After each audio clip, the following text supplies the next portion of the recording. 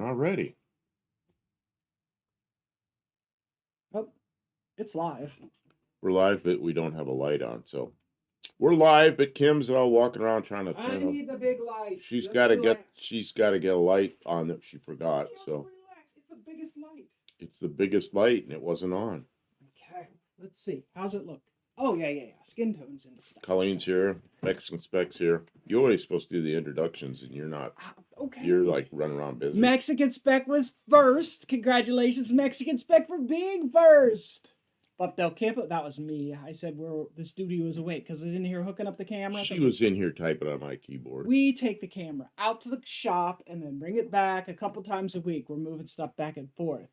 Yeah, Mama M3, Mopar, Mustangs, and minivans. Is that Colleen? Yes. Names are difficult for me, especially on under the. Yeah, Colleen is here. Welcome to the stream. 38 Racing, formerly 38 POS Racing, now 38 Racing. That's the same person. Ray, right? Ray.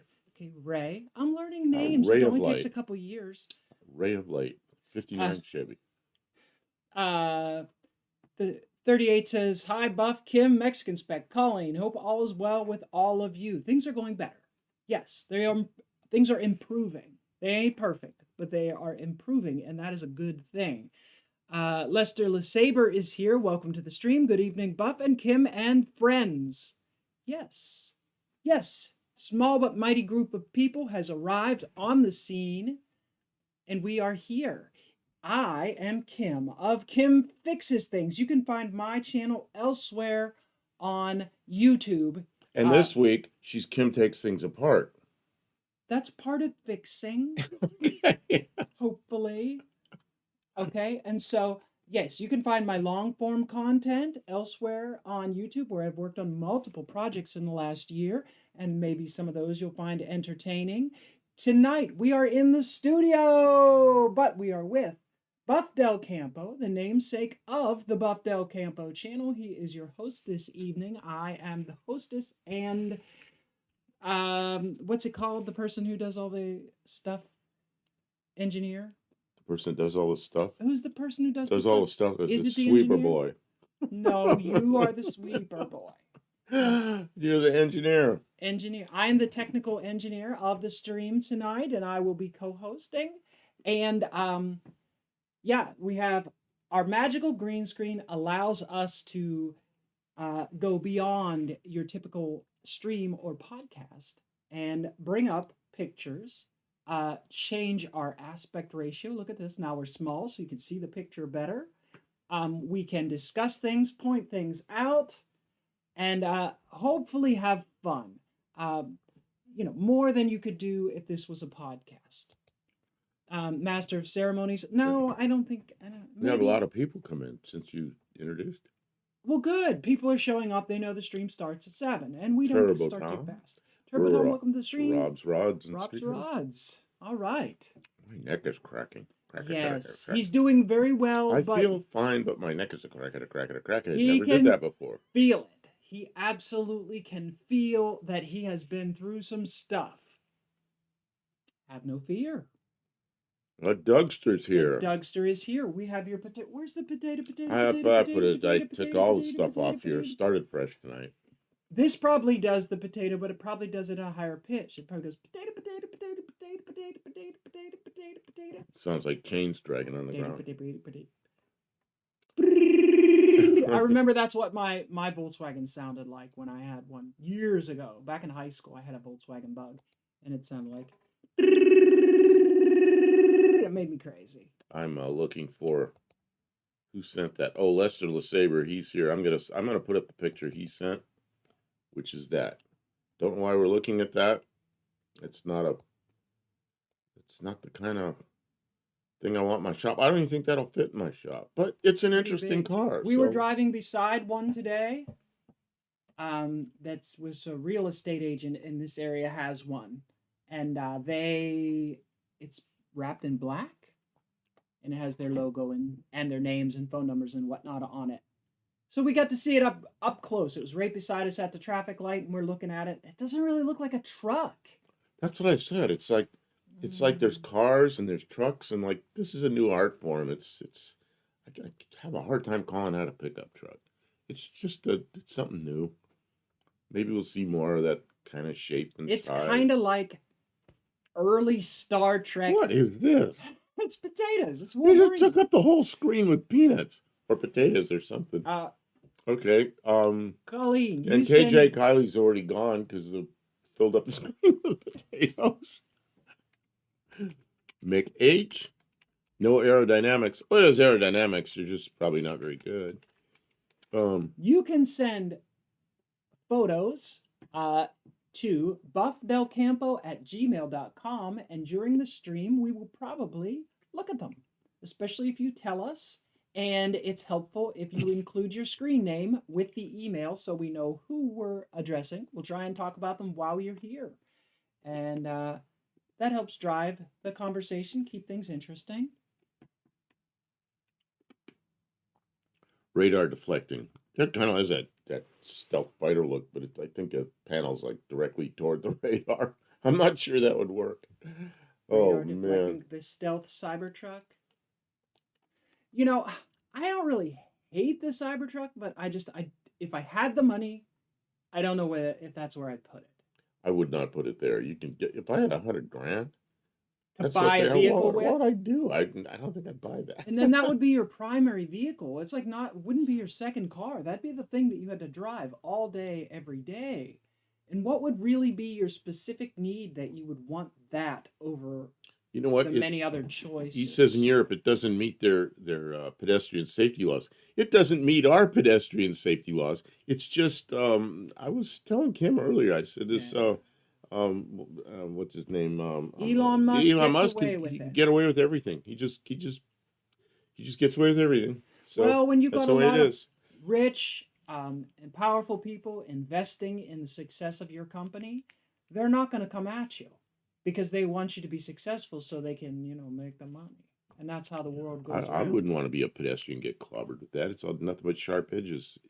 The sheet metal isn't even rolled over nicely. It's just an edge that they didn't deburr. That's just that's what it is. Well, we could spend all day hacking on the Cybertruck, but everybody else is doing it. Like it's just kick them when they're down. Everybody hates. I don't think they're down. Oh, they might be by now. I mean, Yeah, they're doing fine. They had quite a list of owners that had put money down. So Whistling Diesel destroyed a Cybertruck. He made all kind of money destroying that Cybertruck. That's the best thing to do with the Cybertruck is destroy it. You'll get all kind of views.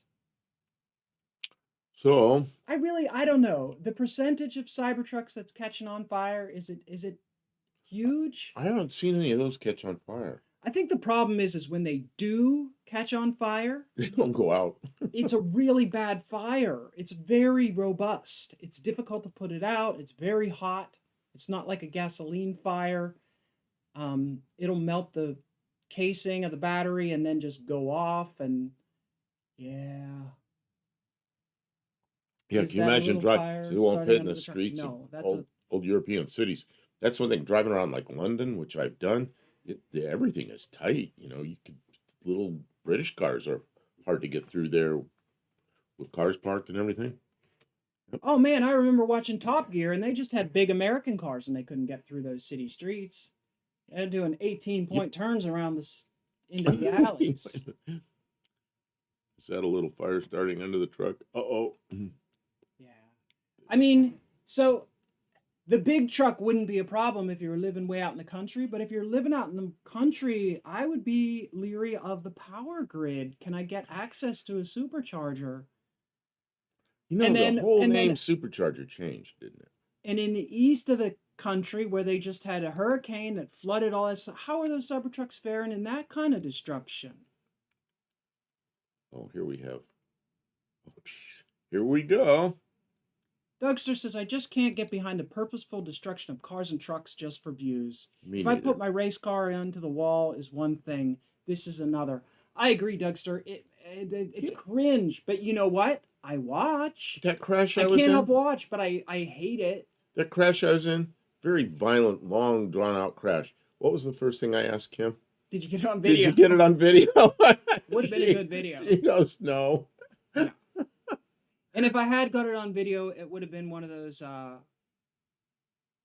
little action cams, and it would have been wide. It would have been like this little bitty frame out of like this huge wide, like panoramic thing, and you So, wouldn't really been able to. You just Colleen- saw what happened, but nothing. Colleen jumped in on this, and she sent us this. What? We care.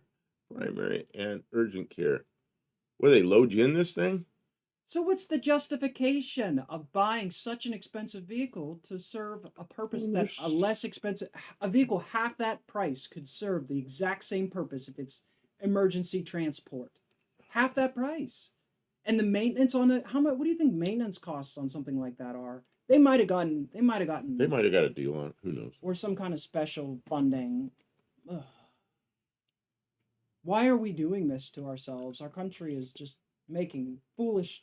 I didn't Foolish see Doug's decisions. comment. Why didn't you see Doug's comment? Where's Doug's comment? What didn't you see?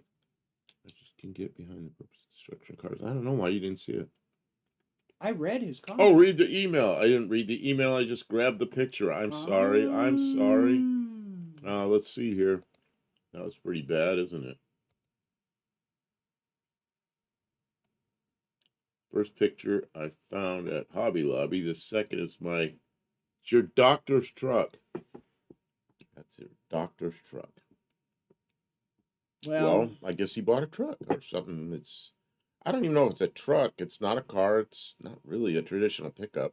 Like I said, it's a new art form, I guess. it's some kind of SUV. It really is. It's one of those like the bed isn't long. Okay, then Colleen also sent us another picture. So I'm going to get off the electric car thing. I guess it's a new way of flaunting wealth. Mexicans. There's Mexicans this. suggest. But Kim's is sitting in front of part of it. But yeah, I'll zoom it a little bit and move it. I can't move it. It won't move that way. That's good. I like it. Yep. You gotta hide them extra parts. They were extra. They were extra. They were bonus parts. Hey, I took the inspection cover, the Oh man. flywheel cover, and the big angle bracket off the transmission. I took all that stuff off at No Name Nationals and then drove it home. It didn't matter. It didn't matter. It was extra parts. Your doctor's truck. Your doctor has an extra 100K to waste. He's charging you too much. Yep. I mean, doctors put in many years of study. They work really hard. They work long hours. They have a large income, and then it's discretionary. They get to decide what to drive. I mean, I'm not going to tell people how to spend their wealth. I don't It's know. on them. I have no idea who this is, but I like the car because it's chopped. Yeah. Oh, I don't know who that is. But Anybody anyway. know who that is, or is it just some woman modeling to look cute in front of the car? She's got her hand over the intake. That is some interesting. Yep, interesting. I saw So- a VW like that with the engine in the front. So Real you want recently. to talk about you started talking about your you took all the stuff apart on the Dart on the Thursday of No Name Nationals while we were there climbing underneath. Oh, you finally changed the shirt. Today she had this green shirt on that I washed it. Oh, it's ruined. Can't get all the grease and I'll show. 'em. comes out of it because she had it on at No Name Nationals and even after I washed it like a bunch of times and soaked it in He soap, soaked it. you can't see it in the green screen, I mean, Kim. It's green. you can see the dirt, but nothing else. Look, you can see the black You spots. see the black? Oh, that's funny. It's a Yeah. green shirt that is full of permanent grease now. Yeah, well, that's Okay, that's so what you get. so you did that at No Name Nationals, and then last night we went up to the shop, and we didn't stream last night, but we got a lot done. Oh yeah. And you said you were going to accomplish something last night, and you did. So tell about it. So yesterday, about 4 o'clock in the afternoon, I went out, started tinkering pulled the Dart into the garage. It was starting to rain. So what did I do? Oh, I drained the radiator and pulled it in the garage, put it up on ramps, got underneath it, started loosening stuff up. By the end of the night, what time was it? About 10 o'clock, 10:30. The motor was on the floor. The whole thing was out. So the engine that was in the Dart is now sitting on the floor. I have not started to disassemble it because today is we had to Burn wheels. we had to go do in-person inquiries about rental cars today, and then go to the grocery store today, which was so that kind of Looks like Hellbrand, but I'm not sure. that took some of our time. If you were perusing shorts before the start of the stream, I threw up a little short of me taking the intake manifold off of the engine with a wobble socket. But the rest of it we did video, so I'm going to try and throw a video together of that. But I'm still working on the like big No Name Nationals video, and that got so big. It is currently almost 2 hours long, and that is no good. I'm going to have to trim it down to at least half of that because nobody wants to see 2 hours of. But it actually is very compelling story. So but yeah. The that Dart that's sitting there is now. Oops, I got the wrong arm up. It's now sitting there like this. Oh yeah, without the engine in it. The front end is amazingly high without the engine in it, and it's in the shop.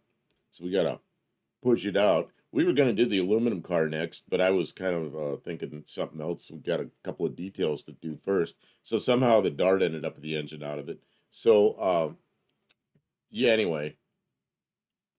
That's not the wheels that are on the car anymore. That's kind of an outdated picture. Yeah, it has different wheels on the It front. has welds on it. Okay, 5-spoke but welds. anyway, that's the car. So it's Mama C or Mama M3 has a fantastic doctor who doesn't take a paycheck. Wow, but drives a Cybertruck. Must have really done well making money. Doug just says in the late 90s, I did some construction on a married couple that were both oral surgeons and had no kids. Their house was 8 bedrooms and a magnificent Mr. Oral Surgeon bought a new Corvette every year. Nice. I mean, we all make choices about what we do with our monies. That's the wheels that are on it now, right? Iceman 2010 says, "Good job, Kim." Thank you. I worked hard. You know, she climbed. I got in there. I was wrenching. She climbed right in the engine compartment. I was handing her tools. I was doing little video clips. So we didn't go live just because we weren't going to spend that much time there. But we decided to actually do some video. So I got her a lot of little clips, and she'll probably put it together, and it'll look like engine out, you know. So it'll be worth something, I guess. But she bought that other slant, and we pulled it apart. We did that on live, didn't we? What did we do? Take apart the other engine. Paying attention. I'm reading the chat. That's my job. So that other engine's the short block's in really good shape.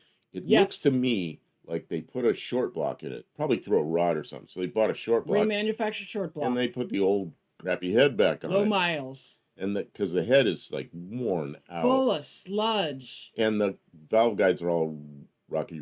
Yeah, rickety. So that cylinder head is bad, and the valves are burned, and the guides are worn. So we're gonna have to find a good head, which might be the one that's off this car or something. Get it together and get the thing back together. And that is why I pulled the engine from the Dart before I had a replacement engine prepared. Because when we pulled the head apart on the replacement engine and found that it really wasn't any good and probably needed some light machine work at best, if not a full remanufacture, I wanted to see if the cylinder head that's on the Dart now, I wanted to see what it looked like. Because whichever is worse, I'm going to send to get machined, and then I'm going to put the engine together with the better one and run it. That makes sense? Because I don't want to wait for the remanufacture. It might take a month. It's hard. I really don't know. We ought to just push it outside. See, my drink of special, right? It's like it's just some kind of generic diet cola I didn't stuff. finish my coffee. So says here, yeah, hi, Miss Hot Rod Guy Garage. Good evening. If I sent some Welcome to the pics stream. I took way back, I was Street Machine. It was Street Machine Nationals 1991. My city about half. Okay, I'm gonna go look right now because I'm like half paying Oh, attention. 35 millimeter pictures. That's cool. They're scanned, I assume. Come on, let's find the stuff. I took Find the the old stuff. Oh barbecue. yes. I took the old gas grill, took it out front in the yard, and pressure washed it out because I caught it on fire last time I used it. So Oh, this is a lot of pictures. it's cleaned up a bit. Oh, we got some pictures. That's There's a cool. lot of It's pictures. fun to look through pictures. Okay, I'm gonna download all these. So we'll have something different to look at shortly.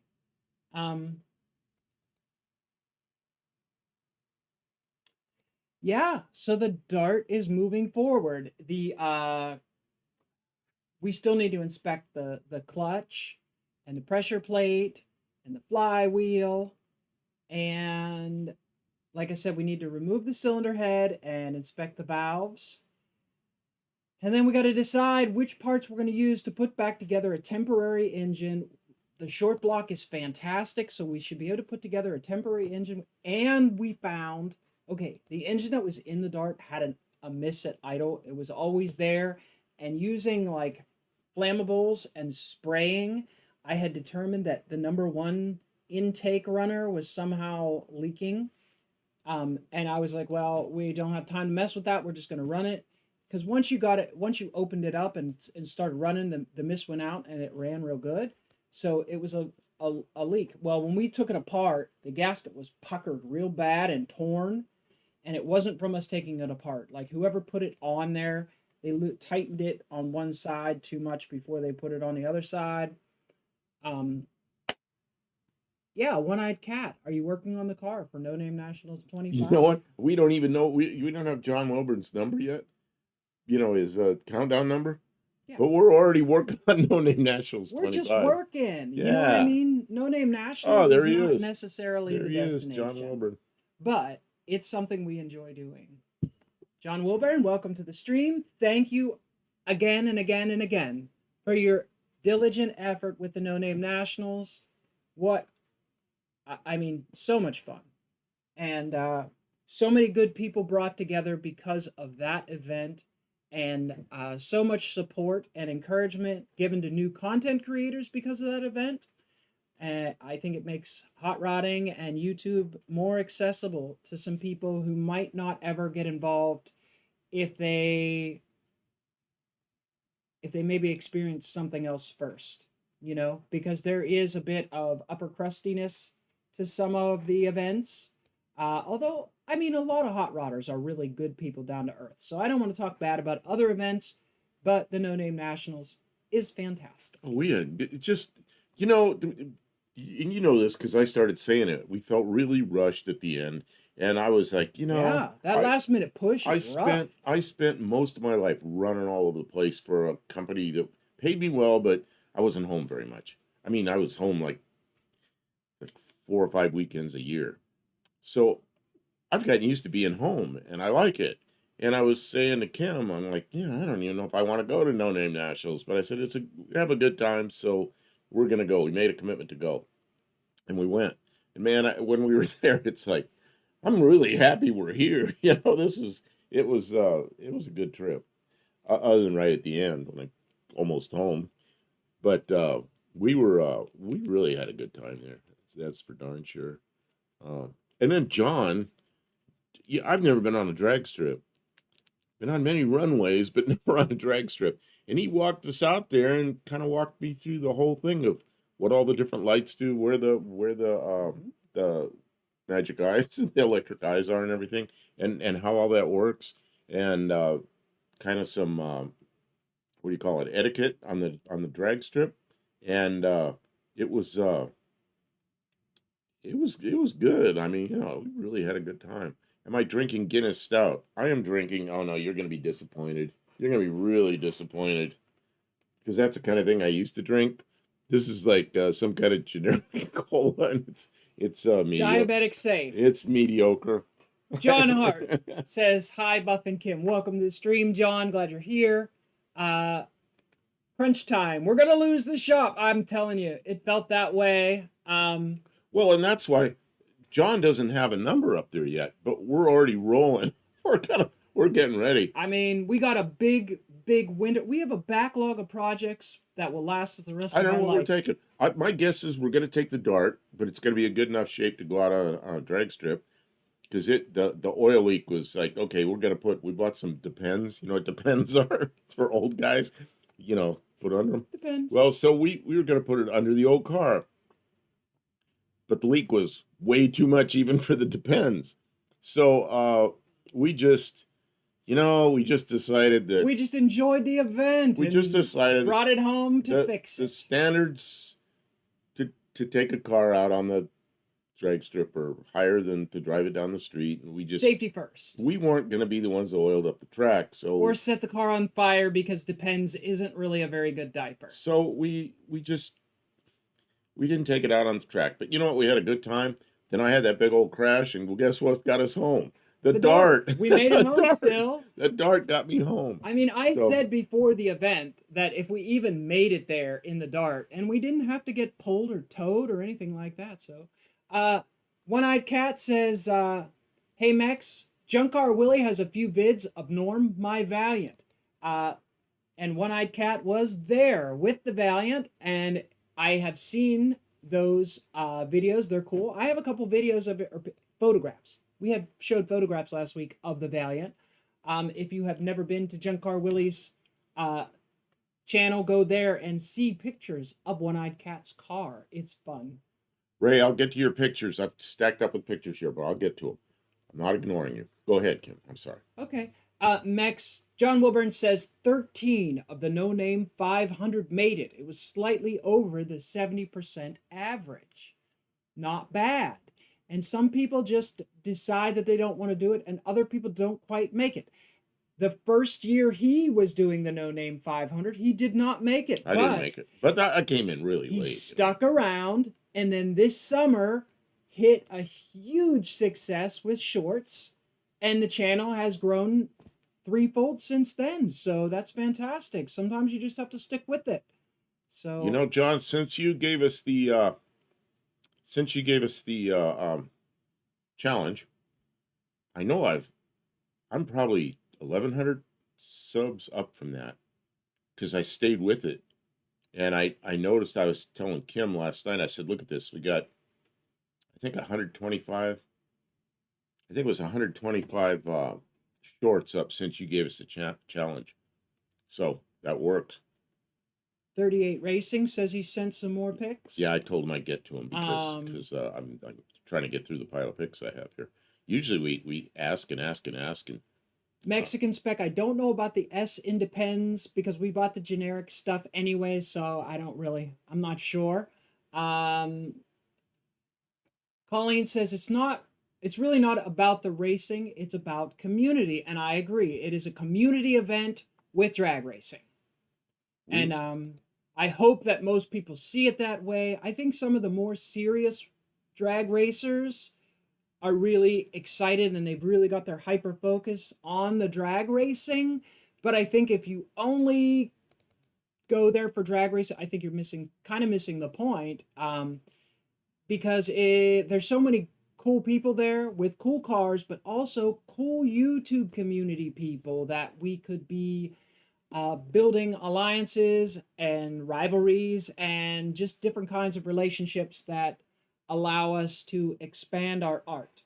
It's always good to know a variety of people. Give yourself some depth for different things in your projects and your content and whatever you're doing. The more people you know, the better.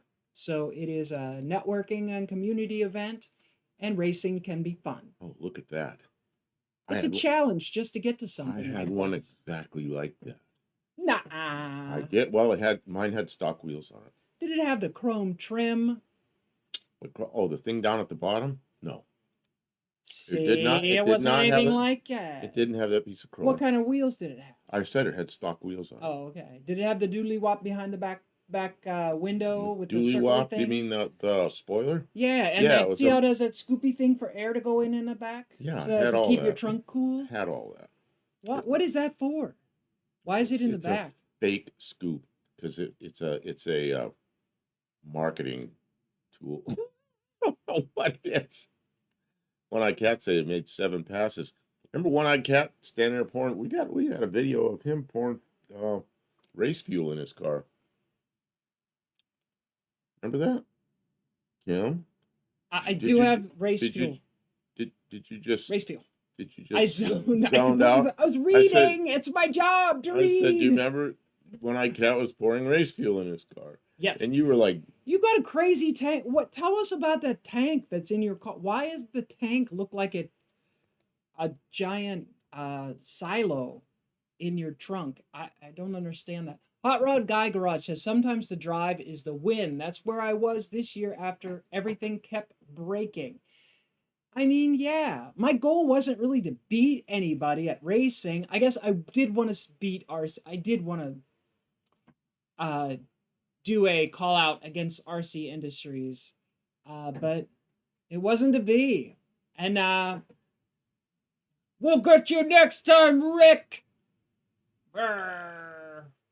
what are you yammering about? Okay, I don't know. I'm gonna download all these. Buff is at 1.61K. Yeah, the channel is growing. It's kind of neat. Where is this? Frizzle Racing said gained that? 100 subs just by showing up. 100 subs is a substantial movement if you're trying to grow a community and a channel. So I remember it's good stuff. 6 months ago, we were going. I'm like, Kim, we got a new sub.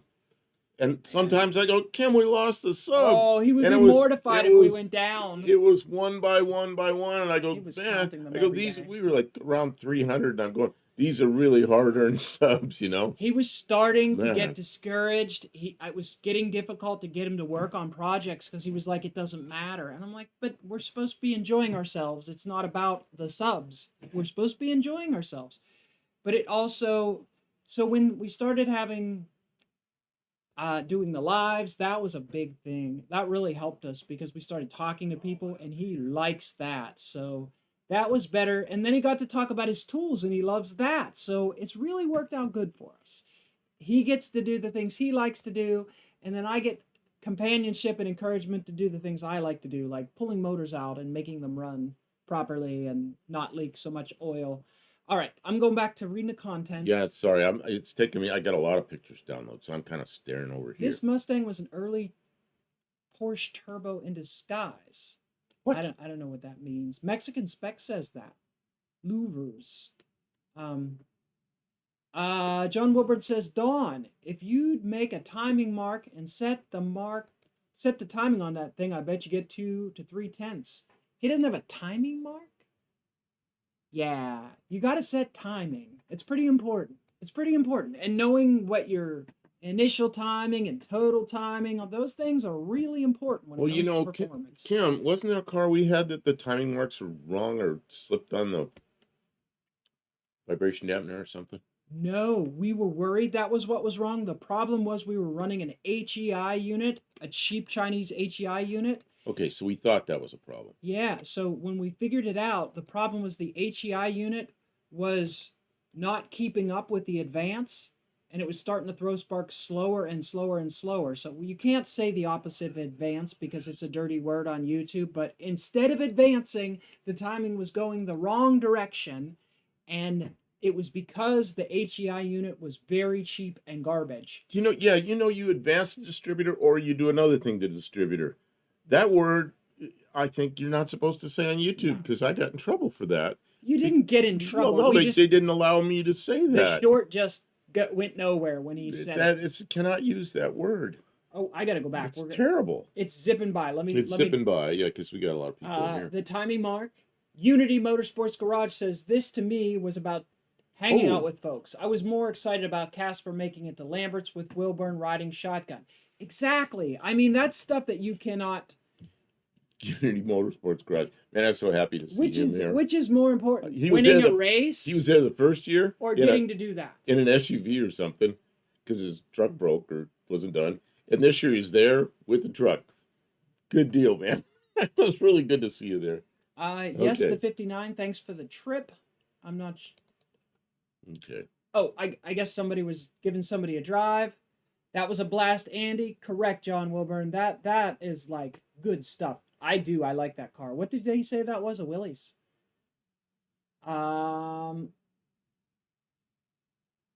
I still consider this year a win. I'm already counting the days. One-eyed cat, absolutely. You were there representing, and the car looked great. You didn't blow anything up. You didn't wreck. You got to hang out with and talk to people. I mean, might take the so many Studebaker. good things. Says I might. John Hart says I might take the Studebaker. I don't know. Everything changed when the Mazda got crashed. Everything changed because my priorities all had to change. Yeah. So the Valiant will probably be. It was just kind of sitting, get to it when I get to it, and now it's going to be. We want to do the aluminum car, but the Valiant's going to be. It's going to be on the short list. So maybe the Valiant will go. Some of the money I don't from know. that car might go to other projects, but it's sort of up in the air, right? Because we don't want to. We just Yep. don't know. Okay. You know, opportunities. Sometimes bad things can be turned into opportunities. It depends on your focus and how you look at things. It's Okay. going to be okay. So we have a Willys Oh, here. those inlets were for a Porsche Turbo. The inlets on the side. You know, this is the first time I heard that. I didn't know that. I had a '69 Mach 1 and I thought those scoops looked cool, but they didn't go anywhere. They were just there. Iceman says the scoops on the Mustang are to scoop money out of the customer's Yeah. pockets. I mean, that's what I said. They're for to sell cars. Mr. JB just got home. Long day. Howdy. Welcome to the stream. You know, relax. Turn the stream on and do your common downing things. Well, advanced. No, it's the opposite of advanced. You're not allowed to say that. You can't say the word that is the opposite of advanced because that's the derogatory. Well, because term the for AI somebody. search thing can't understand the context that we use these words. Right, so that word has more than one meaning, and just because I say the other word doesn't mean. So we're not going to say it in here. Yeah, right. Yeah. Mexican spec, you got it. Anti-advanced, correct. Yeah, Mr. Artard. You can't use that word. Do not. Oh my God, that's funny. Don English is one of my favorite no-name national stories of all time. That's great, John Wilburn. I enjoy him as a person. I think you're getting way behind because we got an arrow. We are way behind. And the 70 way Mustang was behind. about the ugliest of all. Puts a smile on my face, John. Anti-advance. Anti-advance, yeah, Unity that's Motorsports, sorry I'm driving. Unity Motorsports, Never do be- not type while you're driving, please. Man. Oh man, you know those speak into text things. I've tried that. Oh yeah. It doesn't work for me because I'll go like I'll say something, I'll look down, and then I see it's wrong, and I'll go like, oh shit, and then it puts all shit in there, and it just goes downhill from there. So I quit doing that. Colleen is leaving. Thanks for stopping Colleen's in. leaving already. We will have a safe week. That's our goal. KJ Kylie says I had scoops on my duster, except they were rust holes. You know that's valid. It's well, at least the air rat went rod through. rust rat rod air cold air intake. Okay, so somewhere in here, 38 Racing says 41 Willis 4-door, where it sat for 40 years. Well, the first thing I noticed on there was the last time it was registered was 1954, and that's the year I was born, and I'm 70 years old. So that thing's been sitting for a while, but it looks pretty cool. So let's see, we're gonna go move on to the next one that 38 sent us, which is a Dodge. I don't know what year that is. Oh, I like the 2-door. It's got big beefy grill. Who is that from? Who's that picture This is from? 38. Oh, This is is that Ray one that sent- he he- rescued and sold? He sent us a whole bunch of pictures. I like that car. That's I don't know cool. what year that is. My grandfather had a 51 Dodge when I was a kid, and I rode in it. But Would the was a little- Studebaker look little- cool like that if we put it back together? I don't know. We should put the Studebaker back together. One more thing we should do. Get to work. 47 Dodge 2-door. Yeah, my grandfather's was a 51. So yeah, it definitely looked newer than that, but it still had that same kind of look. Yeah, that's a big beefy looking car, isn't it? That grill is like, man, that's Iceman really doesn't like something. the notchback Mustangs. Um, let's see. A I never used to brush. talk to text feature. I know better. Well, yeah, you never know what it's gonna turn what you say into. Ratty muscle cars. You gotta like ratty muscle cars. They're kind of cool. Oh, that's an old. What is that? Is that a car or is that It a says tractor? brush. I think that's a car. Brush. I think that was the name of a car back then. Look at the front suspension. Look at the springs. Oh man, it's got like wagon wheels on it. That was probably cutting edge at the time. Studebaker is definitely something no one else will be driving at the car meet. Well, you know who? What happened there? Why you're doing something with your mouse that's No, I'm making? not. Well, it did something. There, Well, you got don't rid of worry it. about it. There, it covered up what I was. Don't you worry about it. I'm doing with my mouse. Okay, so you know who'll be there with Studebaker next year is Mopar Al, because he's got that Oh, Studebaker he with was that so close. Studebaker with Hemi in Poor it. That guy. it would have made it if it didn't spin a bearing. Um, I mean, that's a pretty big maybe. I mean, we would have raced if we didn't have a blown out rear main seal. there's always It's a the pretty if. big maybe. There's always the if. If and Oh, here maybe. we go. I like that. Just because it's a Vega that's not a Look how Vega. deep it's sunk in the It's ground. a Vega that's not a Vega. What It's a is it? Pontiac Astra, I think. Oh, Uh, it's got a very early 80s, late 70s, early 80s Superbird vibe going on the hood there. Man, I did so many cooling systems for Vegas that people put V8s in. And the guy in the machine shop that did all the head work next door in the machine shop back then in the 70s, he had a Vega looked just about like that, but it was white. And he put a 283 two barrel in it, which just made it just a nice driving car. It was way better than the Vega engine. I did the cooling system on it. It was just a reliable, great car. He drove it every day. 75. Oh, I would have thought it was later than Yeah, 75. it's a Pontiac Astra. Yep. Cool. Pull Pull it it out out of of the the weeds. wheat. Yeah, because that's like rust growing up into Dougster it. says Ray is the king of scrounge in Nebraska and beyond. There it is. Why does it put that up there? What is doing that? Putting what up there? That thing on the top of the chat. Oh, I don't know. Why is it that your mouse Something wrong mal with my mouse? it's clicking. malfunctioning? You see, I was nowhere near it. I don't know why it's clicking things. Oh, it's doing all kinds of stuff. Hmm. Hmm. Let's see here. It's So we have that. eager. It's eager to get in a game. It wants to click some stuff. Oh, I see what we have here. That's a Oh, great nice. picture. Very nice. Oh, 38 I can't POS. zoom in on that, but that's yeah, that's the event. Man, that's pretty cool. 259 Chevys there. Oh, he says now it has a 2.8 V6. The Cologne. Right? Would that be a Cologne? No, that would be a Chevy. No, it's a Chevy. Okay. Well, yeah. it could be a Cologne, but I doubt they would have Nah. done that. Oh. Not every car needs to be a race car. And that's regular 80s 305 and S10. Even use the stock wheels and dog dishes. That's probably a really nice truck. Is plenty of power for an S10. That's But yeah, not everything needs to be a race car. Yeah, like I'm putting a slant 6 back in my Dart for now. I have a V8, I could put it in there, but there's the 4-door version of the 59 Chevy. I don't know what it's about 59s. There's just something about them that's pretty cool,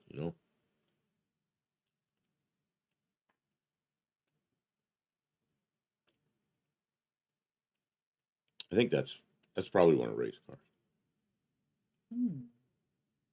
Or maybe he just saw it and liked it because he's got a respect for those cars. What? He's not telling us all the stories of all the cars. See, it's got some rust business, but that's not why I zoomed in. I zoomed in to see what. Yeah, it's Nebraska. Nebraska plate, probably his. Oh, that's Dad's 59. Ah, okay. Nice. Whole family of 59s. Look at the radio antenna in the back. That was the thing back then. Have the antennas, have two of them, have them leaning back. Like all the cars back then did that. I remember that. It was so cool to have radio antennas leaning back. I don't know why, but I was 6 years old then. My eyes were starting to burn. I couldn't figure out why. It's the onions in the crock pot are starting to. You put onions in the crock They're pot? starting to break. Yeah, yep. Okay, I gotta yeah. go stir them. Go do something about I that. gotta stir them. My eyes don't feel it. I have the debate on another tab. There's 72,000 people in the live chat. It's flying by. So yeah, I think the most I've ever been in was there's a guy in Russia that's he's way down in southern Russia, and he and his family do just stuff on nothing political, just about his family. And when his wife had the baby, they'd gone to the hospital, and they had like 36,000 in a chat when she was having a baby, and that was just flying by so fast. That's the craziest one I've ever been in. There's an identical 59 Bel Air that used to run around here. It's JB. Iceman, the Dart would be a nice with those magnums and an overdrive, Kim, out of the Ram. That car started my 59 addiction. That I believe. I had a friend when I was a kid, and his family had a 59 Chevy wagon. I don't remember which one it was, what model. But I remember they cranked the back window down and opened up the tailgate, and I thought that was cool. I think that one had the crank down tailgate. I know they replaced it with a 65 Ford station wagon. Of having those 59s, they're really yeah. We got it from now on. We have to have 59 Chevys at the event.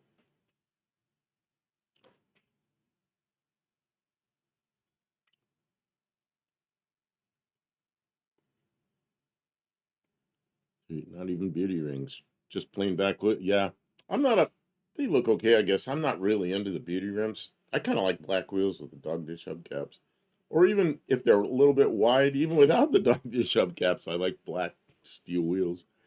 That's just me. A guy that had an Aqua 59 Impala, babied that car. He took it to car show in Santa Barbara, about 90 miles up the freeway. Man, you and I were so close, because Santa Barbara was like 100 miles south of me, and it was like 90 miles north of you. Stalker! What are you yelling about? I don't know. I'm gonna grind some water. Here it goes. Can you hear it? She's obnoxious tonight. We have hard water, so the Keurig has to grind it before it can make coffee. Way back in the show, something kicked up on the freeway and scratched a car. He tore it all apart and painted it completely again. Wow. Yeah, I was in San Luis Obispo way back, many, many, many years ago. And then later I was in further up north. You might know where it was. Trying to think of which, because there were two cities there, Vacaville and Fairfield. Dean Stevenson, Six Finger Joe. Okay, here we got stuff Dean Stevenson sent in. So I'm going to go to Dean's. 38 shiny paint stresses me. This is why we can never have anything nice. I drive in the Jeep. It's got nice paint, real straight, and a freaking deer ran into me. Like, yeah. What the heck? She got broadsided by a now deer. There's a dent. Okay, I don't know why Dean sent this. Hot rod. It's a V8 forklift. Oh, and I see. It's a V8. Okay. I don't know. What V8's in that? Or is it just a sticker?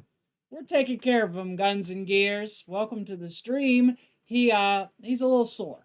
He's a little sore. Yeah, I'm still a little. You know what? When he's sitting around, he complains that he doesn't feel well. When he's laying down, he complains he can't get comfortable. And then when he starts doing stuff, he complains like, "Oh, it never used to hurt like this when I move." So he's a little stiff. What happened to the deer? It got away. It mashed its face up against the side of the Jeep. I'm sure he was regretting his decisions. Well, he left some hair, and then he was gone. But he was uninsured, so I didn't get anything. Yeah, an uninsured deer. They never caught him. Let's see here. Guns and Gears. Got to get ready for bed. Hey, Guns and Gears, I saw that video you put up on the, and I'm sure maybe you saw my comment of your new shop. Pretty good. but he put it in up and downy mode instead of back and forthy mode. But it was a back and forthy video in up and downy mode. So I said I either have to set my monitor on its side or lay on my side. Oh, that cracked my neck. You got to be careful. Oh, that did not feel good. I have to. Yeah, I don't know why he does that. Just to do that. So yeah, Guns and Gears. Looks like you're gonna have a nice shop. It's big. John Wilburn has now committed for a 59, a class for 59. What kind of cars are those? 59 Chevys. Chevy. Okay. The 59 Wow, Chevy. John. Where is this? Where is this? Up at the Here it is. top. I'll make John. a class for them. Well, you know what? If you could get the front end to come up while you're going fast, maybe it'd take off because it's got these big supersonic wings on the back. You need some little canards on the front to get the front end to come up high enough to get angle the tack up and then it'd fly. 59 Chevys just look like they should be flying through the air. Oh, Chevy would smell bad. Dean, you've been here for a while. We didn't know it. I did not know.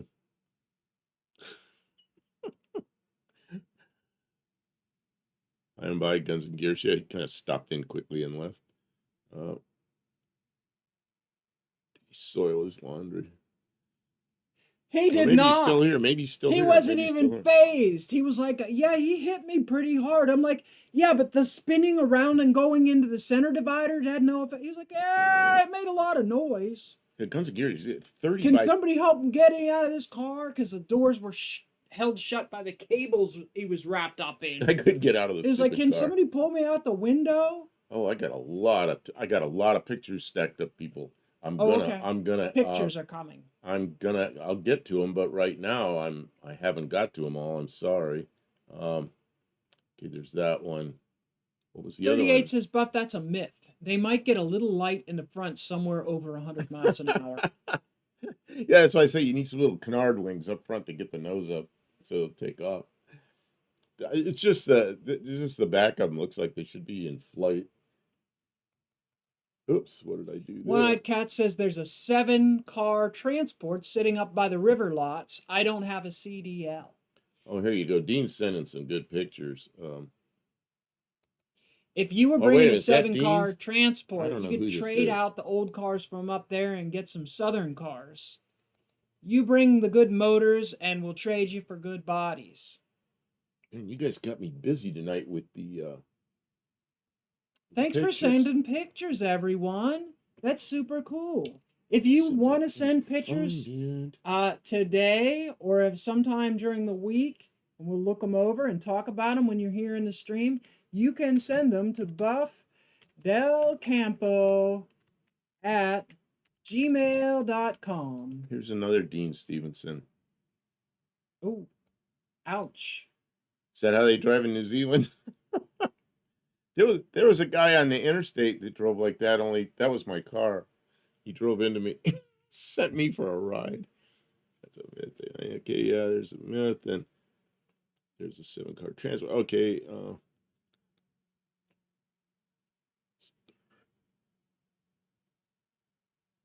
be careful what you ask for, Buff. Yeah, yeah, Dean, I got a lot of pictures here, but I'm working on them. He likes getting pictures. It's just He hates it when his email goes ding, but then when he sees if they're pictures, he's like, "Oh, I got pictures." He loves it. Yeah, it's just that took some talent bending over a bollard. It doesn't look like it was. Move your head a little bit that way. See that gap? Oh, see that gap? It should be full of concrete. It's not really a bollard if it's not full of concrete. So, oh, here's another picture. It's probably one of those removable bollards, and they're not quite so stout. But man, probably was. Oh, there's some good pictures of it here, but I got chrome-plated bollard. That looks like it was a plastic one. You know what? Somebody used chrome spray paint on a PVC pipe. That's not a real bollard. I've never even heard the word bollard. What's Mexican a bollard? Spec says Kiwi is live right now too. I believe he is. I hope his stream is doing well. His audience has some overlap. And if you want to see what Kiwi's talking about, he does a lot of Ford stuff. Check him out. Check him out and come back. Open both streams. It's fine. You know, we're not against Kiwi. Just what Curse you, Kiwi! we were doing Tuesday nights, and we just stayed there, and he popped Yeah. into Tuesday nights. I don't mean, know. he had to pick a night because Dr. Art is on Monday and Tony is on Wednesday and Sunday and Friday. And, you know, it's like you have to just, if you want to do a stream, you just got to pick a night and do we it. got another picture of the same thing. He sent us many pictures of whatever this incident is. It must have been. Dean, did you do this? Yeah, what's the story? Dean, Dean, what are you doing? What'd you drive over this with? I'd say aluminum. Hopefully you got It's to hard move. to chrome Oh no, it's me aluminum. that's in the way. Oh. It's a. The way it's cracked. Well, you could put us on the other side. The way of it's cracked, I Kim, don't believe put it's us on not. the other side of the thing there. I'm so dumb. We're gonna lean instead of using We'll it. be up here. Instead of using the Whee! instead We're of up using here. Look, it's down there. instead of using the technology, we're gonna lean. See, look at the way it's cracked. I think it's plastic. I don't know. I think it's plastic. Dean, I hope you didn't hit that with a motorcycle. Let's see. Rob's Rod Streetcars. It's live right now. Oh, jeez. More people live right now. Rob's Rod and Streetcars is live right now. Well, that's okay. For those of you that like to watch us when nobody else There's is no on. harm in that. When You can watch us later or Rob Okay. later, or you can watch both. Well, if you like to watch us when nobody else is on, It's someone going postal. Yeah. You ain't right in the head if you're ramming in. Oh, I'm sorry. is Sunday or other nights of the week, just impromptu, we come on in the shop at 10 o'clock in the evening Central Time, and I don't think anybody else is on then. We just are in there working. Last night we almost did, but instead we really got some work done. She says, this engine's going to be out of here tonight. And I'm thinking, yeah, it's a 6-cylinder. It's not going to take that long. And it didn't take that long. He helped. She had the engine on the floor. So, okay, Yeah, let's but see. once we got the engine out of there, we were done because that was a lot of work. Yeah, so now we have a mess to clean up. But it's not that bad. Oh man, if you could hit that with a motorcycle like a ramp, Oh, that'd look be at impressive. this. Look at this. Iceman is faithful to Kim and Buff's Tuesday Live. That is Well, the kind thank of you. That's energy cool. we need in 2024. Is loyalty. Loyalty exclusively to us and our stream. Look at that. That you know is what? a beautiful See that? car. See that? What I think is a first gen. Is that a Monte Carlo back there? Or is that a Chevelle? I think it's a Chevelle actually. It would have been a really new car if it was. Yeah, that's Back in the old day. pictures. And then there's this. That's a first gen Charger with a vinyl top. I don't know that I've ever seen another one. Yeah. Hmm. I don't think I'd want a first gen with a vinyl, but That's a nice it's looking okay. top, though. It's okay.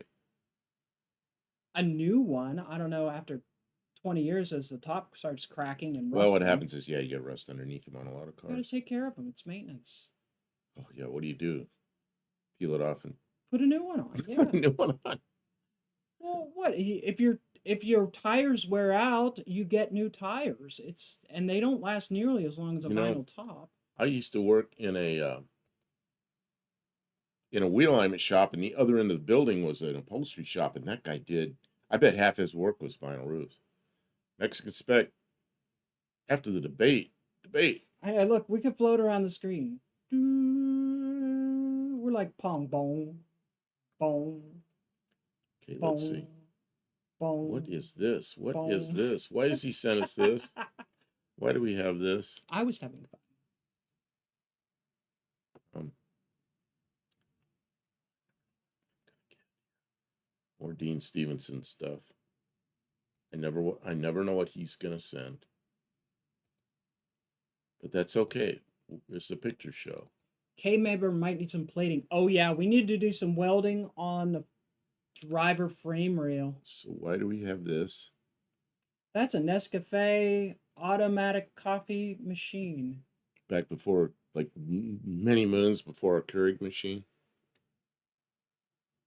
Reminds me of the original Star Trek. Somewhere I've lost every. See, Earl Scheib would put a vinyl top on any car for $88. I didn't know that. I remember Earl Yeah. Scheib standing there in the late '60s, commercials going, I'll paint any car, any color for $29.95. 29. I remember for just 99.95. I think it was $29.95 back in the late '60s. I remember it I well. thought 99.95 was pretty cheap, but I never had a car that was worth putting paint on. Okay, so My Dart needs repair to the driver frame rail. So up north, I've seen frame rails that were bad, and they weren't bad; they were gone. This is needs a patch. Right at the turn, under the driver's left foot, there are some pinholes and softness, but the rest of the frame rail is the coating is not even damaged. So stuff got in there and got caught in there and rotted out a little spot. So I'm gonna have to cut it out and plate and then coat it properly. yes, there's some You work could to lift do. the car by it now. Exactly. It's going to be stronger than it was from the factory. The only problem with frame rails is the metal that they stamped out to make those frame rails was an alloy that was a little more stiff. I don't know what the alloy was, but they tell you if you weld on it, you're going to mess up the temper on that metal. So I am aware that that's a thing, and I have a plan. I have taken some engineering courses in my life. I spent 2 years in engineering school, so I have some concept of structures and load bearing type things, and I think that I can make a patch on a frame rail that will be more than safe. And while the motor is out, sorry, the motor is out, the exhaust, because the exhaust runs right beside that frame rail, and the torsion bar runs right by that frame rail. Well, I ordered torsion bar bushings, lower control arm bushings, today. They'll be here tomorrow or the next day from Amazon. So I'm going to put new torsion bar bushings in, and while the torsion bar is out and the engine is out, I'm going to pick the car up, cut out that chunk, and put a patch there. So it's become a major, major production with the engine out. Stuff that as like I knew that problem was there, but it was like, well, I can't get to it while the engine's in the car anyways. And when I put new torsion bar bushings in there, I'll do it. It's like, well, now that the engine's out, it's really easy to get the car up in the air and work on the torsion bars because you can just reach right in and move. It's just like, might as well do it all. So we're going to try and get it done in a couple of weeks so that we can get back The to all aluminum the other car. projects. Yeah, Yeah. we got your Iceman says the rust bug got that van. You know what? Oh, that is You some know rust. what? Yeah. From now on, we got to get just some what do you call it stuff? Now I can't think of the thing I think is funny.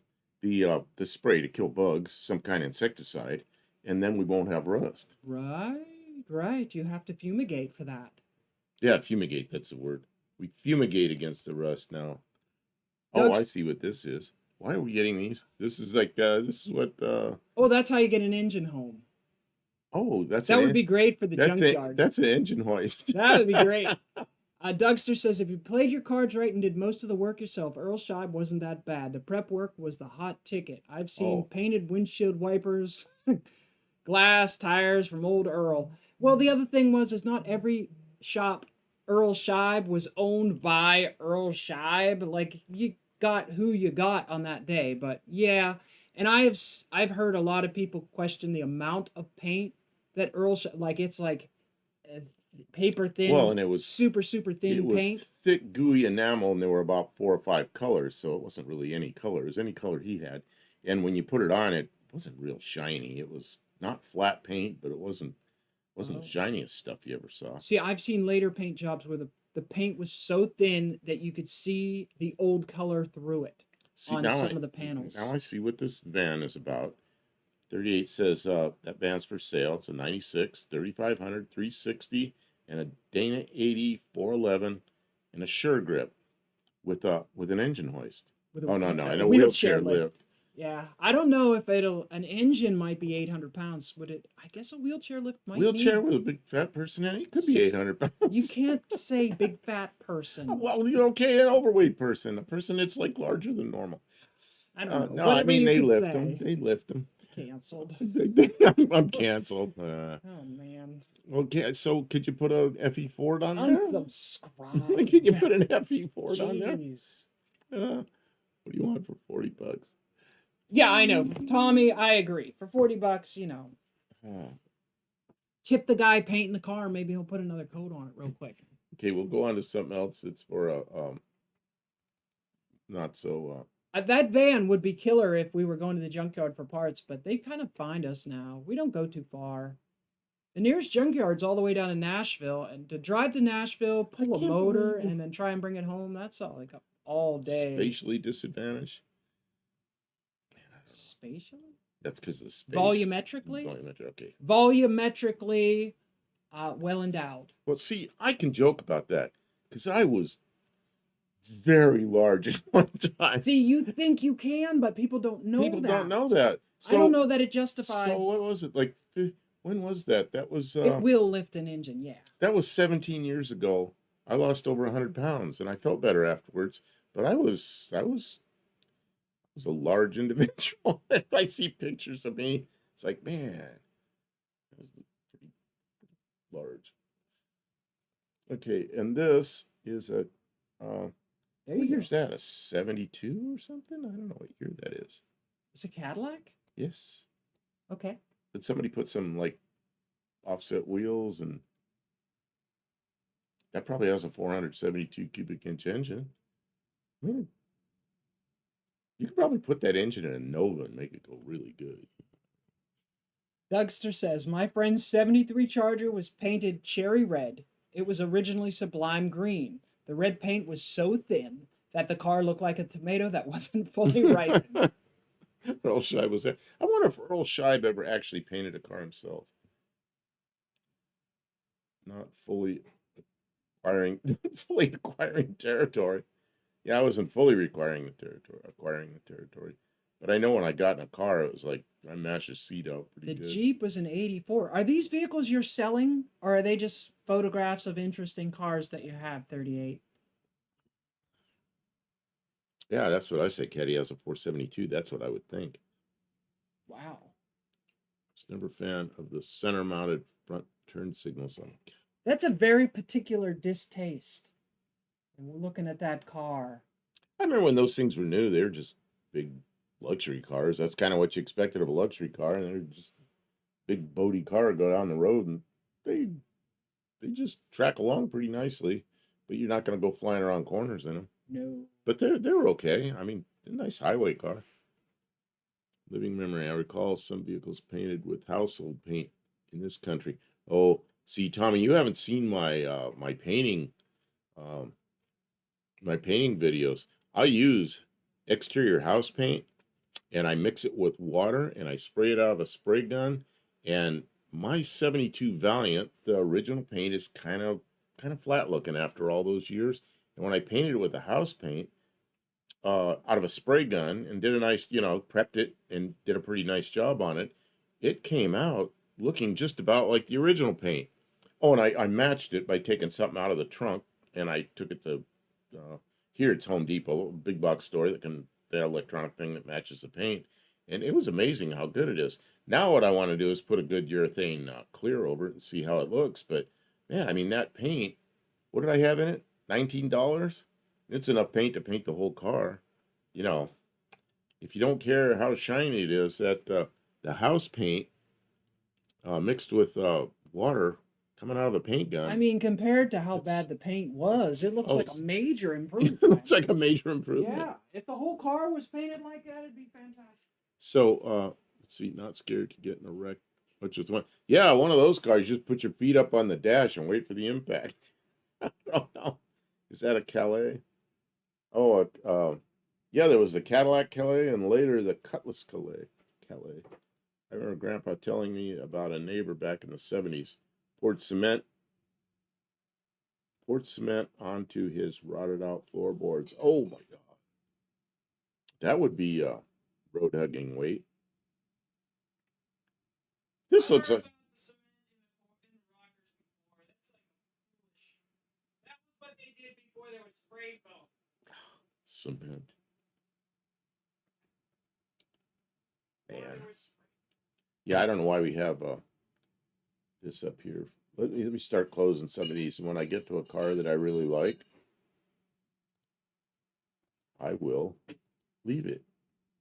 That's kind of interesting. I think we'll leave that one for a couple minutes. Kim left. I think she's in there stirring up some kind of a drink or something. Kim, you left, and now we're at a big lull. I'll be right back. Everybody quit talking because you Oh, left. good. Good. I was hoping they would shut up. Oh, geez. I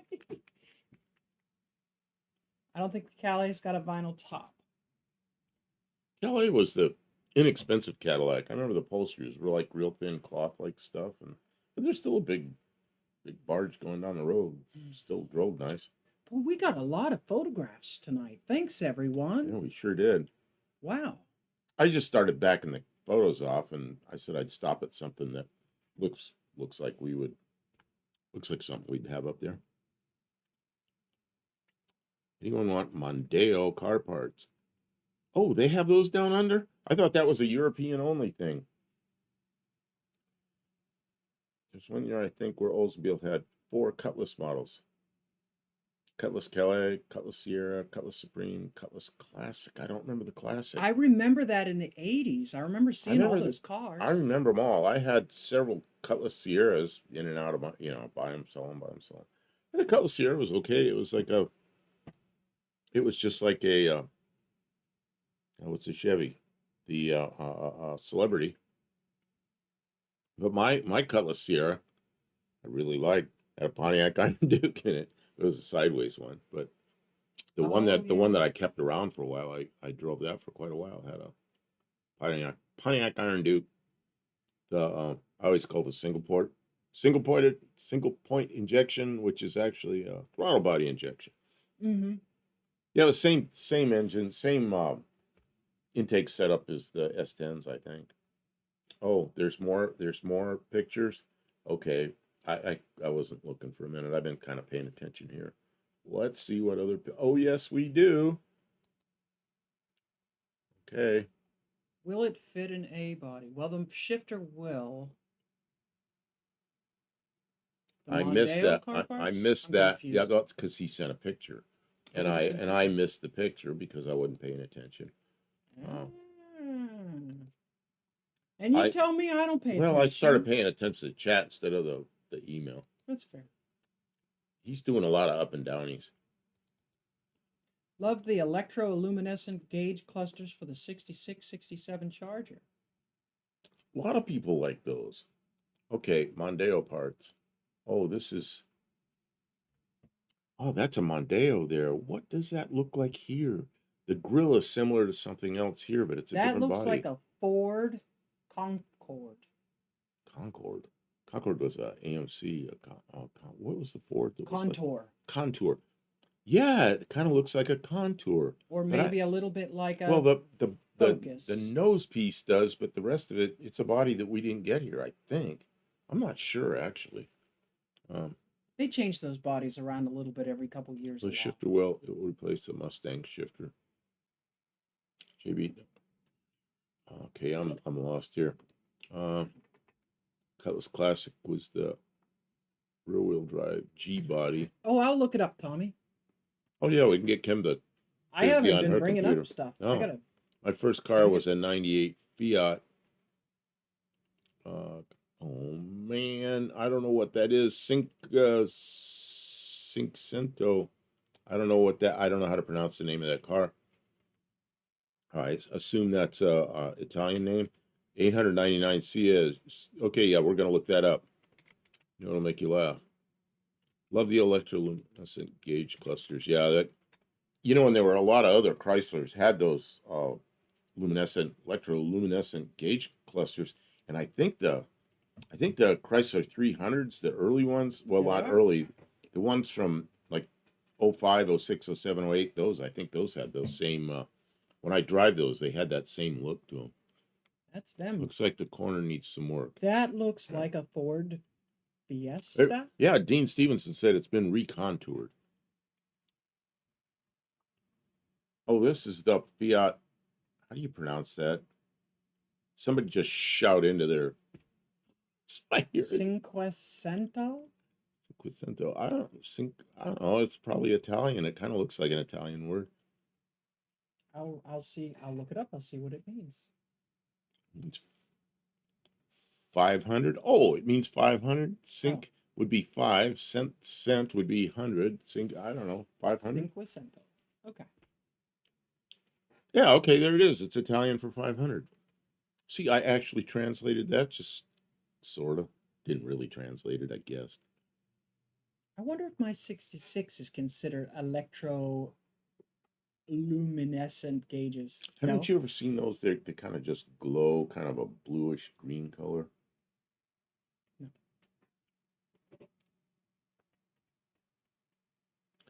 There was something I was working I have on. gauges, but they don't do anything useful. Except the fuel gauge works now. We tested a lot of things driving that Dart around. We know the fuel gauge works now. The fuel system works. The electronics all work. The lights work. Well, The it's kind of nice. transmission worked. We ended up, because the wreck, we ended up staying there way late in the hospital and everything. So by the time we were coming home, The it was wipers dark. worked. It was dark. So we had windshield wipers working, all the lights worked. I felt fine going down the highway at night in that thing because everything was working, except the speedometer. And then I had my phone GPS telling Kim how fast she was going. And considering the fact But that that was it. all the rubber in it is like old and beat and looking real bad, it still goes down the road pretty straight. It's not bad. It's not nearly as bad as the Valiant was when we first got the Valiant. Whoa. Oh, Valiant was that thing's whooped. the worst handling car I've ever driven. It must was have that Valiant. 300,000 miles on it or something. That Because went everywhere except where you pointed the steering it was wheel. bad. Bad. See, Tommy Hanlon says, yeah, I had a red one. I always wanted to paint a Starsky and Hutch stripe on it to the left. Oh, yeah, I always talk about my old friend Jack when we were, like in our late teens. He had a Duster, which was an almost new car then. And I joke around. I say, we're Sparsley and Hatch. And he thought that was hilarious because he was going to school to be a cop, so Oops, sorry. Sparsley and Hatch. And he'd go, I'm Hatch. And I go, no, I'm Hatch. You're Sparsley. He'd go, no, you're Sparsley. And we'd have this stupid argument. And then he'd jump over his hood, go across and get in his car. We'd drive off. And we did that shtick for a while. And people laughed at us. I don't think they were laughing with us. I think they were laughing at us. Oh, man.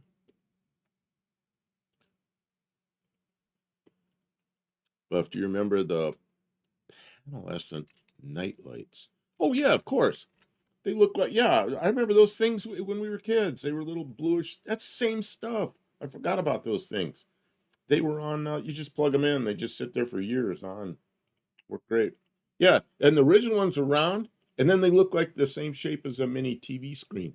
Yeah, 62 Chrysler Fishbowl Dash, which my friend Carl, who's now gone, but Carl was a Mopar guy, but he's also a Corvette guy. And he always laughed because he said the C4s that were the second part of the C4, he always said they looked like they had the Chrysler Fishbowl Dash. Look up like a 91 Corvette Dash. And if you can do them both at the same time, and then you can compare them. Oh, I don't know if I can. Just open up another tab or something. Well, don't erase what you have. Well, 19 what? Try 91 Corvette instrument panel, something like that. You're just lucky your Volkswagens haven't been pulled back. Which brings me to Buff Mail 5. Okay. Yeah, see that? Oh, it's out of the car. That's not fair. Why don't they show it in the car? There's one in the car. Is that it in Where? the car? In the middle? That's a 95. That's earlier. That's not even a 95. Oh. Yeah, like that. See that one right there above our heads? It's just, it was that same thing. And Carl used to laugh. We both hated that dash and the Corvettes. And we said it looked like the old Chrysler bubble thing. Okay, so now I've got to go to, I'm not paying attention to my email again. Let's see. Oh, yes, there's a whole lot more here. I'm not paying attention to my email. I need you paying attention. Okay, so Dean Stevenson has one. And somebody else sent something. Oh, JB sent something. Oh yeah, here's one of Tommy, his the dashes. 1.1 cc, 1100 cc. Our little Spitfire's 1100 cc ish, I think maybe it's 12. 12, I think it's but you 12. know, I think it's 12. I think I it's like mean, 1198 or something. for a little city driving, it's a Econo box. It might be fun. I don't know about collectible. Collectible? Okay, Really? Dean. There's some people like Geo Metro, and they're What a a tiny, Dean. tiny, tiny car Dean's too. really into the up and downies. But Oh, that's there's all right. Volkswagens on sticks. What? Zoom out. Can't you see it? I don't know what he's doing He's here. trying to find it. Look up on poles. Oh, it's over there. Is it on sticks or is it stuck in the wires? Oh, it's on a stick. Yeah, it's stuck in the wires, dear. Stuck in a, I got stuck in the wires. Got in an Just not accident up. on the I'm highway. glad I It's been wasn't up up that there for high. years. Glad I wasn't up that high. Okay, so then this one, which I accidentally downloaded twice, this is the 66 Charger that has that luminescent stuff in the back. Mm. Now the Chrysler 300s like 05, 06, 07, those that whole thing, it was like it was lit up, and the fonts were dark, I think, and the background was lit up with that stuff. Yeah, that was kind of cool. I remember that real well. So Iceman's taken off. Thank you for being here, Iceman. We enjoyed your time. Oh, 1.1 cc. Yeah, that I would knew be you really meant small. something like liter. I forgot what the word was, though. I was going to say CM3, and that doesn't make any sense. Liters. This is how Kiwis bark beetles.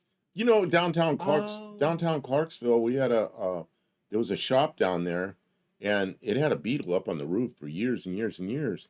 And one day they were building a second story on it, and took the Volkswagen Beetle down. So that was his sign, but I don't know what happened to that car. It was a decent looking car. It was up on top. There's also where's the one around here that has the Corvette up in the air? Oh, that's in Maryland. There's a C4 Corvette up in the, or C5 Corvette. Did we go past it on the way up there? I think we did. I think it's in Maryland. What's this? Bi-internal combustion engines. If Yeah, one didn't there's know better, they'd think it was a much later cluster. Yeah. Yeah, it's ahead of its time. yeah. Actually, I kind of like those. Yeah, if I saw that in a new car, I wouldn't be mad about it. Yeah, I remember 66 Chargers when they came out, and the 66s were they were late. All the 66s came out in like end of September, somewhere around there, like they always do. The new cars come out end of September. And then, so I was 11 years old. I had a friend next door. I've told the story. We go downtown, it was a small town, and we go to all the dealers and look at everything. And then somewhere around December, the Charger came out, and we were down there at the Dodge dealer just going crazy. That was like the coolest thing we'd ever seen. Big, fastback, just that was the thing, man. I remember those real well. Centimeter cube make total sense when you think about it. See, in American units, you can't convert from cubic anything into the volumetric measurements because there's no direct thing. Well, that's one of the great advantages of the metric system. But my metric words don't come out as automatic because we do measure a lot of stuff in metric stuff here. Well, engines here now. I mean, when I see a newer car and it says 3.3 liter, okay, I get it. But then when I see something like a slant 6 Chrysler and they list it in the catalog as what? 3.7 liter. 3.7 liter. It's like, no, it's a 225. So it was never called a 3.7 until what, the last year or so in catalogs. You know, it's like, come on, pull your head out of your ass. It's a 225. You know. Yeah, because they had to convert. So they just rebadged it as a 3.7 liter. But nowhere on that car does it say 3.7. So if somebody that's not familiar with the conversion, they can't order parts, you know. I mean, I guess it's just very difficult to reimagine everything in a different system of measurements. At some point, they had to start jamming it down people's throats for It's our actually, own good. I don't think it's radium. There's these panels you could buy that were just, they had a couple little wires coming off and they hardly used any power. And when you put power to them, the whole thing just glows that bluish color. I was working on a project for a while, then ended up, it just didn't go anywhere. One of these R&D things. And people have walked into propellers on airplanes before, and it'll kill somebody instantly. It's a real bad thing. So people that work around running airplanes, like pulling wheel chocks and all this, there's all these safety briefings and everything. And when somebody walks into one, it's usually at night, and it's happened. So what I wanted to do was put those electroluminescent strips on a propeller, and then you don't want to have to run wires to the propeller. But if you put some magnets and coils in the hub of the propeller, as soon as the propeller is turning, those things would light up, and they don't draw much power at all. So I was working on this thing with a propeller, but then the guy that owned the company didn't want to go anywhere with that project, so we didn't go anywhere with the project. But I would hope somebody listen to this. Hey, there's a really good $1 million thing. idea. There's I a don't thing. think there was anything that was luminescent without electricity. This is electrically luminescent, Yeah, the- right? There's the- just lights behind it The ones through in something blue, the right? ones in World War II Well, yeah. glowed, and the women These back don't glow. then that were I understand what happened with radium. they licked the brushes to make a nice point so they could do the clocks and all the Ooh. dials. And a lot of those people had a lot of radium in Terrible their system. cancer. Had a lot of radium in their It's system. bad. But they didn't have any electricity to them. They just glowed. Used to have a nightlight that worked like luminescence. Was Yeah, this yeah, actually- those night lights were everywhere, but and that's exactly what they were. Those electroluminescent. I remember those. You don't. No, I do. They were little square panels. Some of them look like a little TV set, and Yeah. the ones before that were round. I had a round one for years and years and years in my Well, now the bedroom. new LEDs are yellow and round. We have a couple like that. Okay, I think these electroluminescent ones are like those night Are they lights. really? Yeah, they are. This is like the night lights. Yeah, same thing as the night lights. Is it really? Sure. Yeah, and Oh, you put a little power to them, and they glow like that. I'll be darned. And there was a guy Careful, you when will I was be. in Keep talking Ohio. like that. There was a guy there that was a like 8-degree karate guy that had a dojo there, and he sold electroluminescent stuff. And he's the one that got me interested in it when I was going to do the propellers. I was going to buy the stuff from him, but he sold these things.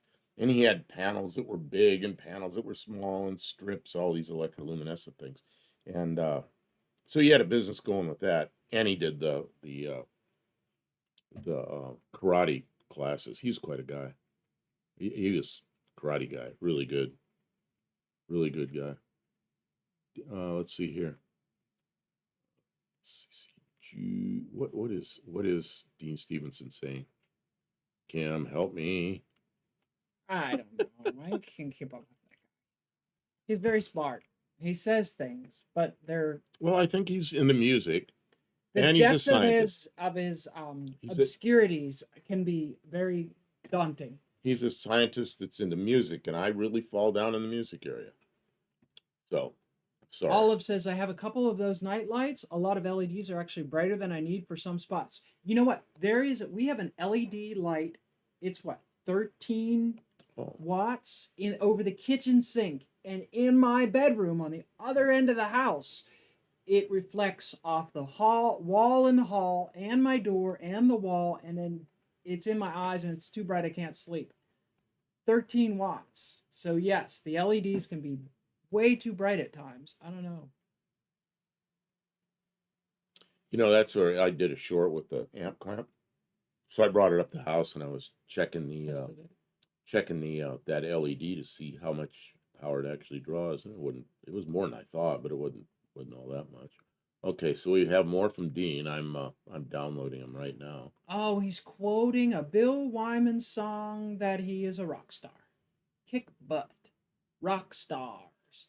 Tommy, try not to think about it, because right now there's all kinds of horrible, horrible toxic chemicals that we're being exposed to, and we know nothing about till a generation from now and they tell us about the stories of all the things that we were exposed to that everybody thought were perfectly normal and safe, but we're not.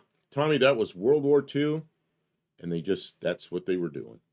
And there's things that now, 30, 40, 50 years from now, they'll look back and go, you idiots were doing that? And it'll be something we're doing every day here. Like they let people touch that with their bare hands. They sold that on the shelves of stores. You didn't even have to be 18 to buy that. It'll all Okay. come out. So Dean sometime. Stevenson sent us more. More pictures of Volkswagens up on poles. I mean, I guess it's a cool landmark. You know, it kind of looks like one of those old lifts, except you'd have to have one tall mechanic. Yep. I wonder what the wind load on that Volkswagen is. And Up there in the air like that, I'll bet you that pole is taking some stress. look, there's two of them here. There's two yellow Volkswagens.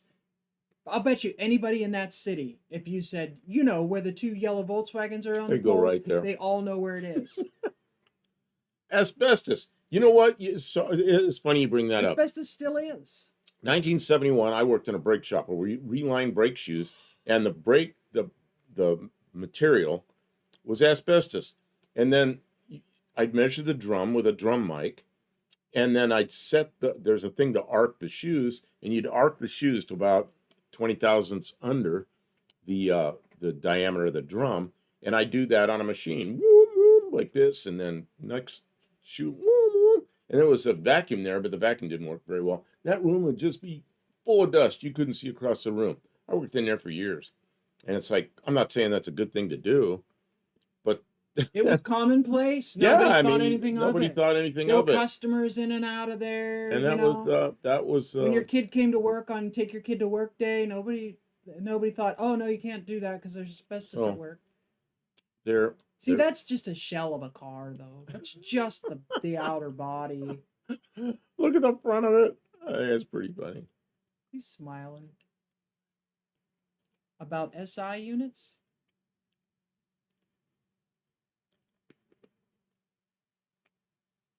I mean, it's kind of aerodynamic. So asbestos, you know, we learned about that later, but at the time, nobody even thought about it, you know.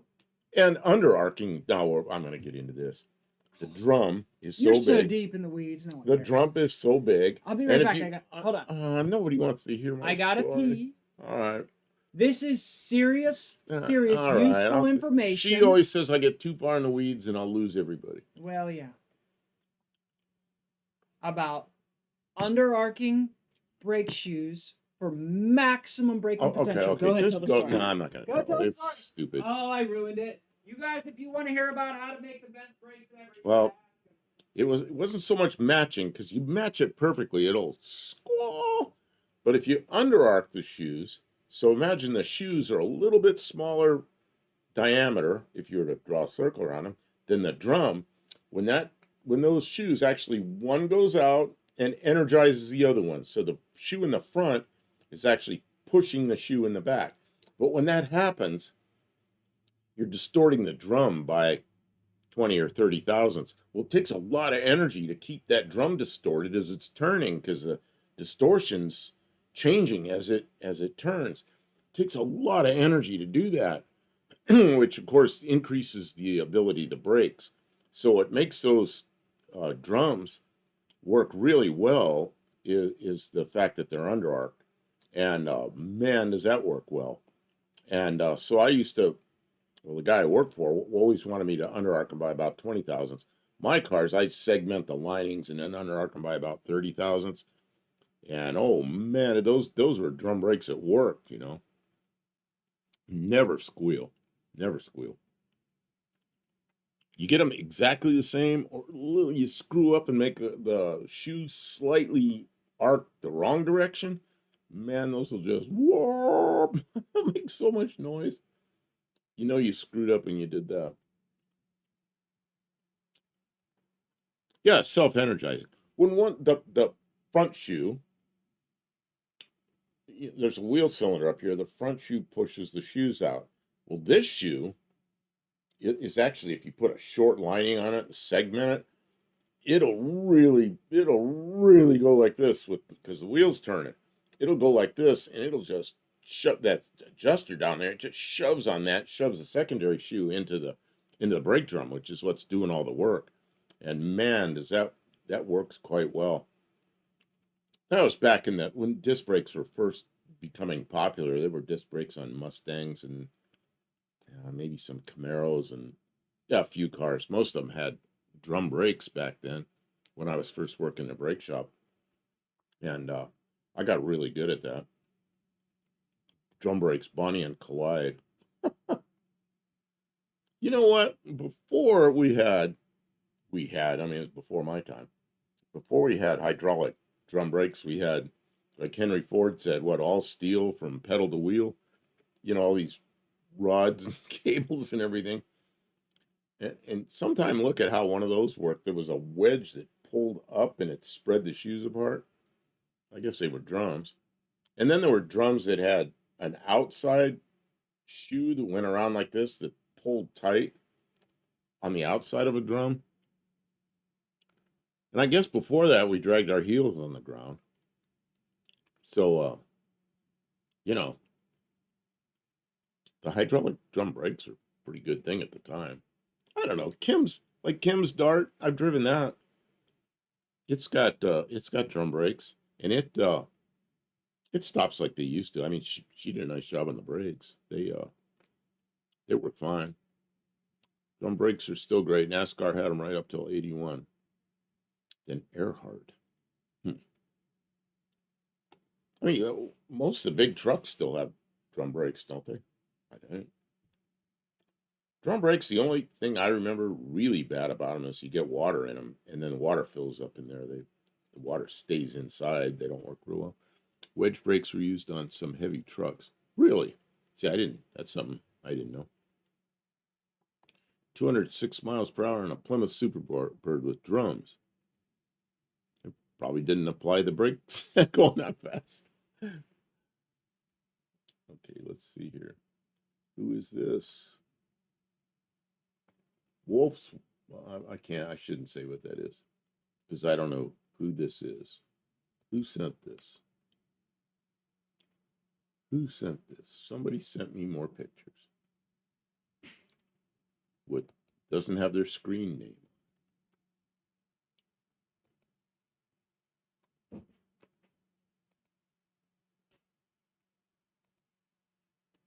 I'm looking through my stuff here. What is it? Oh, here we go. That is one of those night lights. Somebody zoomed in on one. That's one of those luminescent night lights. Oh, it's Tim. Okay, Tim. Yeah. I remember these really well. Except I had the earlier model that was round, and then they came out with one that looks like the shape of a TV set. And I think you sent me another one here that's further away. Oh, yeah. And those things, as soon as your eyes adjusted, it was like it was a dark room, but you could see. You could see enough you didn't trip over anything. And then here's what it really looked like when it was, man, I remember these things. I remember these things so well.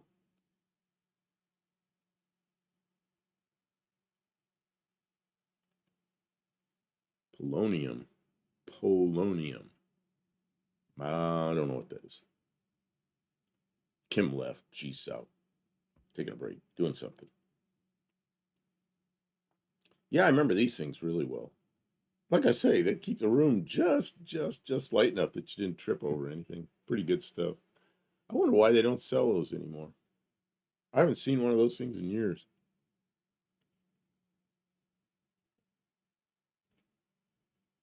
Here you go, Kim. Oh, there they are. Yeah. And then Yeah. Tim sent them. I remember. And then those. Tim also sent. Oops. I saw that picture before. I erased one. That one, that's the nighttime picture of it. Yeah. Oh, he sent real pictures of it. Yeah, he did. I still have a few from the 60s. Do you remember the round ones? Yeah. Man, I just saw one of those on Marketplace, the thing to arc the shoes with. Except now they're not asbestos, but I saw them I saw the machine on, and Yeah, it you wanted wasn't to really buy it. expensive. Yeah, I wanted to buy it. What happened? You took your contacts out? Yeah, my eyes are bothering me. We're more than an hour and a half in. I You're in, figured yeah, I should the onions were I getting to should you, be huh? comfortable. Oh, that's what it was the onions. I probably had some on my Uh, fingers. onions and Whatever got it in was, it onions and irritated. contacts. Yep. Yep. Cooked for us. That's good. What'd you make? Onions. You made us Remember we onions? bought chicken. I got Oh, chicken. you made chicken and you put the onions in it. I got a knot in my hair. Big nasty one. Yeah, Yeah, what? that sounds good. Okay, good. We bought a lot of chicken, It was 78 cents a pound. and it was like the last day chicken, where they mark it It way wasn't down. last day. And It it was was yeah, but two it days or had a 3 days away, and it was still it frozen. had a manager's special thing out. It was They $2 and must have had a surplus of what was surplus. it, like $2.70 or something for all this chicken. It's Yeah. like, man, I snapped that right up. We're not gonna leave that in the store. We could have bought more, but I didn't want to overwhelm myself. Okay, I don't know. I guess we'll leave that picture up there. That's sort of interesting. We'll zoom in on it some. Yeah, you have to have tall people to work on that thing. Look at how small that windshield is. That's an older one. Yeah, and it's got the oval window in the back. Expanded rock fiber. Boom. There's one position I get in, my neck starts to bother me. What the heck? It's still something isn't quite right. That was a when the crash happened, I felt fine. I got out. I said I'm 100%. I was walking around. By the time a lot of people talked me into taking a ride in the ambulance, so I got to the hospital, and then it was like starting to bother me, and it's over a week, and it's still something isn't quite right. I don't know. I think I'm just they did a CT scan. They said nothing's broken, but something isn't right. What'd you bring? Nothing. Nothing. Jeez, Nothing.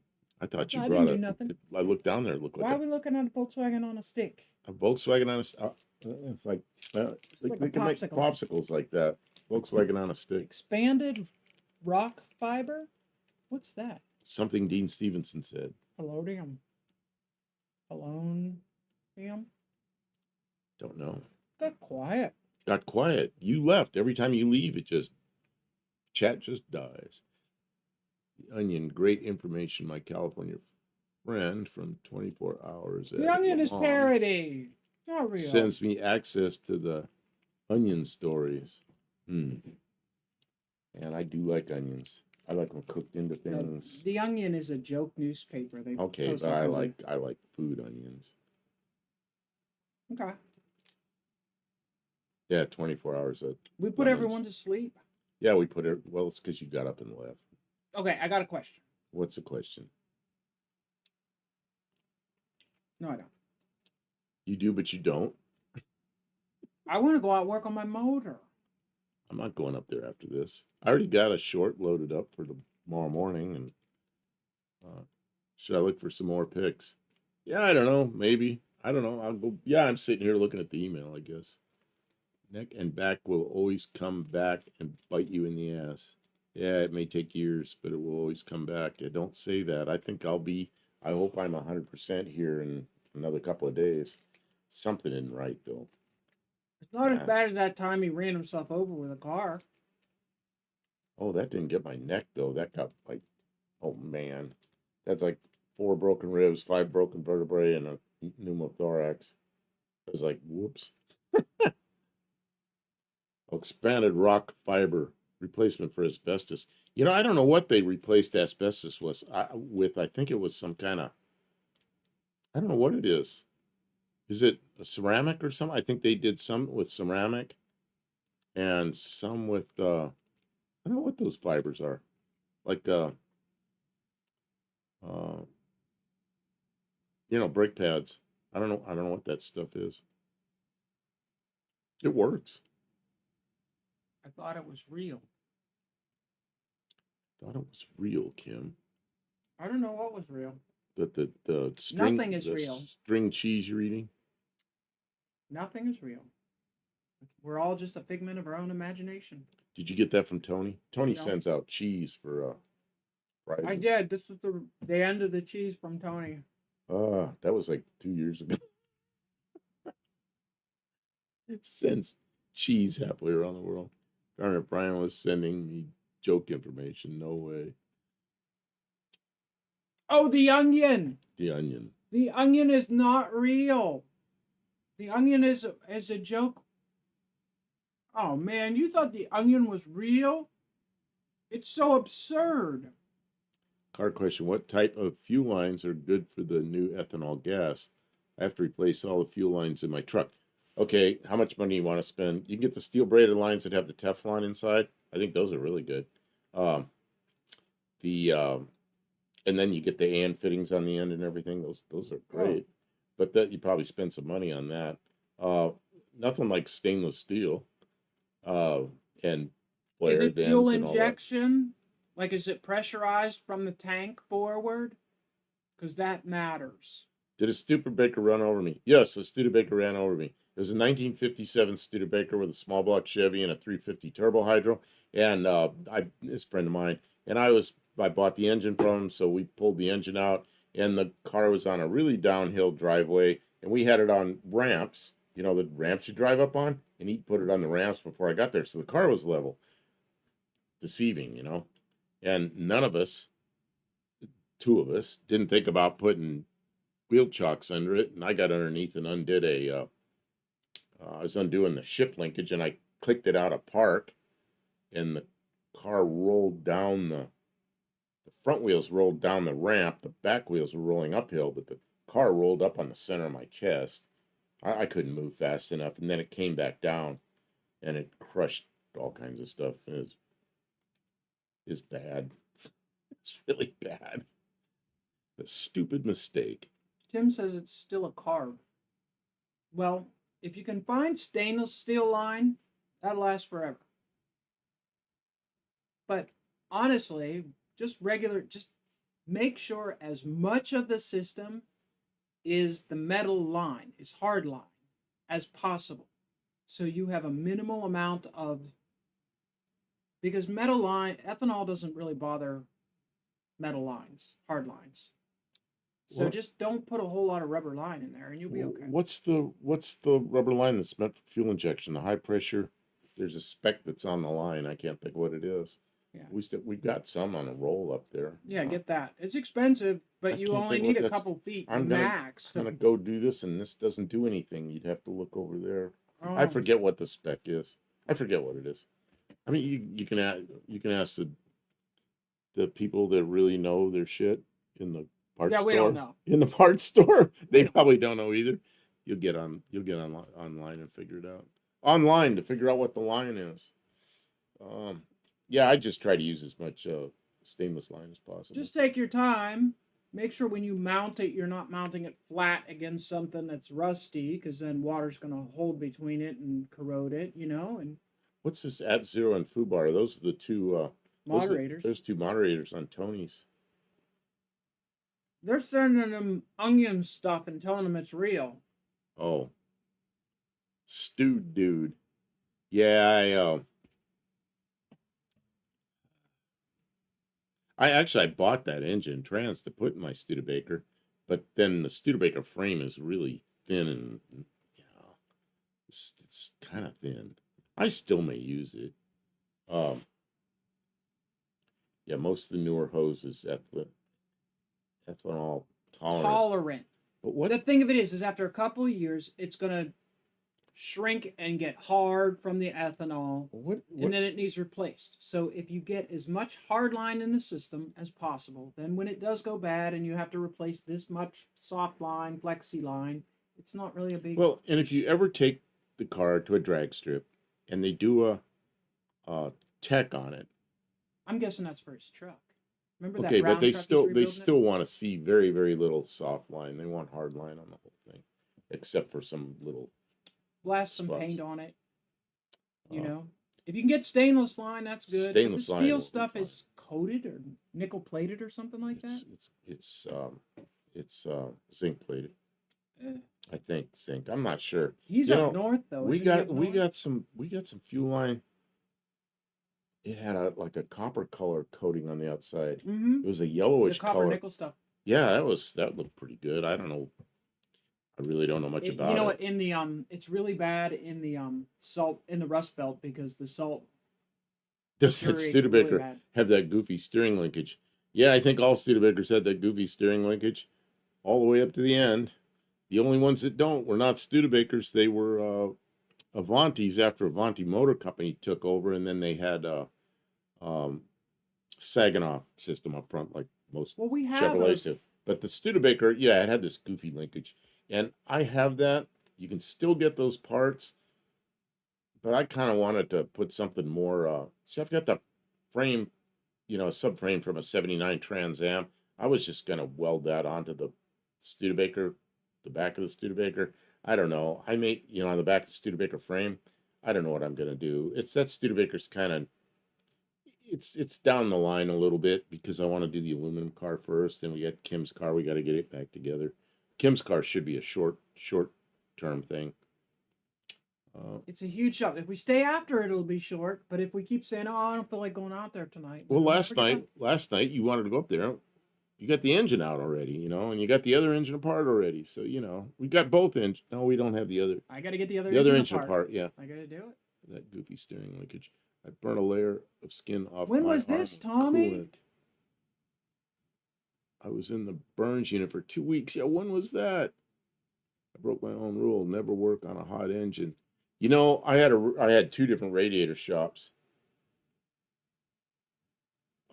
and I burned myself more than once, and I knew better. One way of draining a radiator that's hot, you just shouldn't. I used to put big rags and everything, and then I'd loosen the cap and try to, let pressure out, or open the petcock. But then you make a mistake or something breaks, man, you get coolant all over you.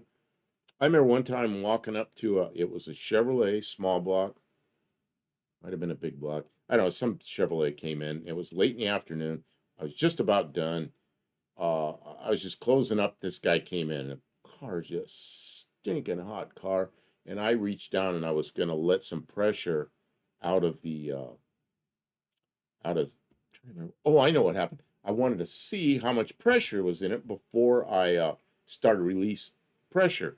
And I reached over and I just grabbed the upper hose and squeezed it a little bit to see how much, you can see how much pressure's in by squeezing the hose.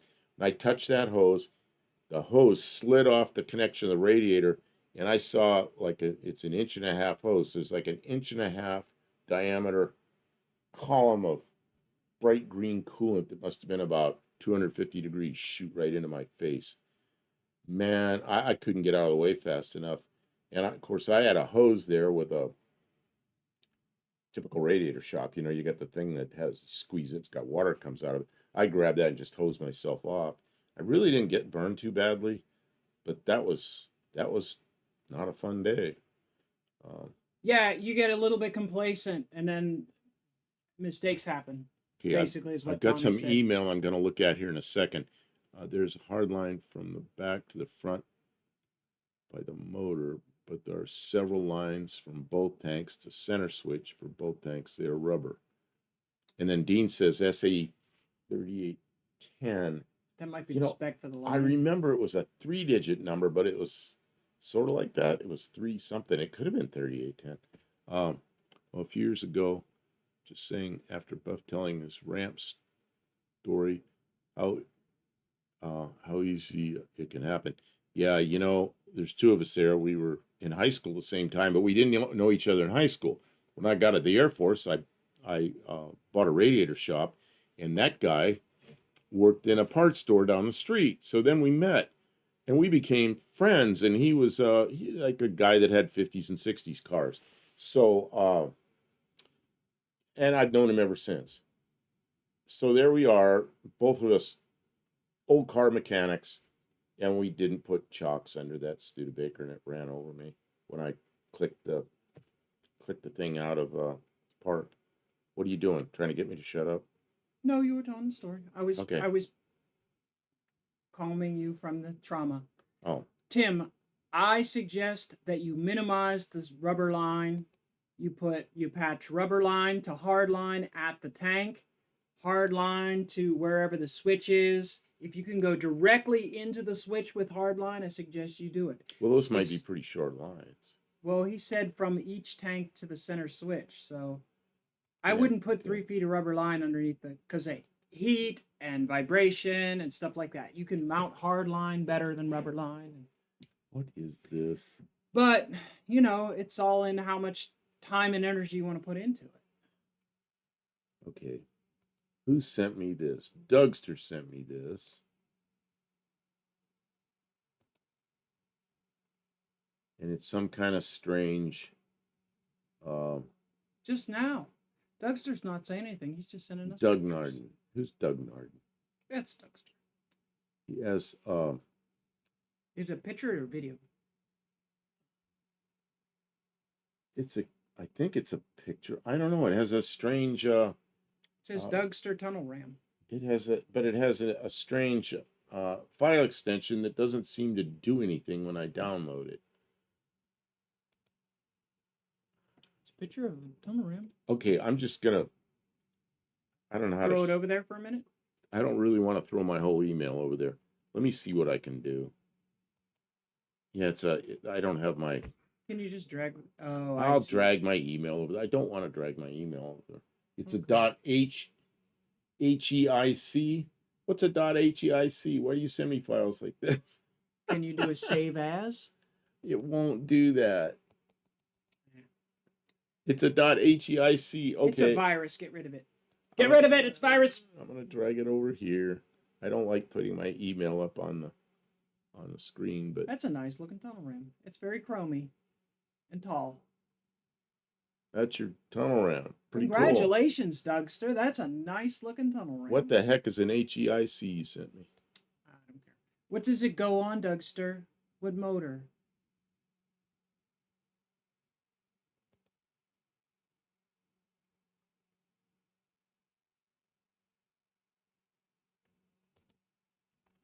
Oh, just Mopar Joe traded me his 440 tunnel ram for my 383 Mopar. Okay, Nice. let's see. Tommy says the thermostat had failed, so the coolant was super hot. Yeah, that'll do it. Almost the same thing as Buff. Hose came off. Rad while I was underneath the car. Oh, yeah. Can't get much worse than that. So I couldn't escape. Usually the hoses are stuck on. Yeah, the hose just blew off and shot right in my face. See what had happened was up at one end of this big long building, there was me, there was a crank grinding shop, there was a machine shop, and then there was a wheel alignment shop down at the other end. And it was a Friday afternoon, and the guy in the wheel alignment shop had beer and stuff for everybody, and it was like I was already starting to walk down to his shop, and this car pulled into my shop. So I turned around, walked back up there, and I grabbed that hose to feel how hard it was. Pow, man. And it just, I was lucky though. I didn't get burned badly at all. It was hot, but I got on it right away with cold water. Of course, then the customer's upset. What did you do to my car? And I think it was the same thing. I think thermostat was stuck. So it was sitting there at, more pressure than it's supposed to have.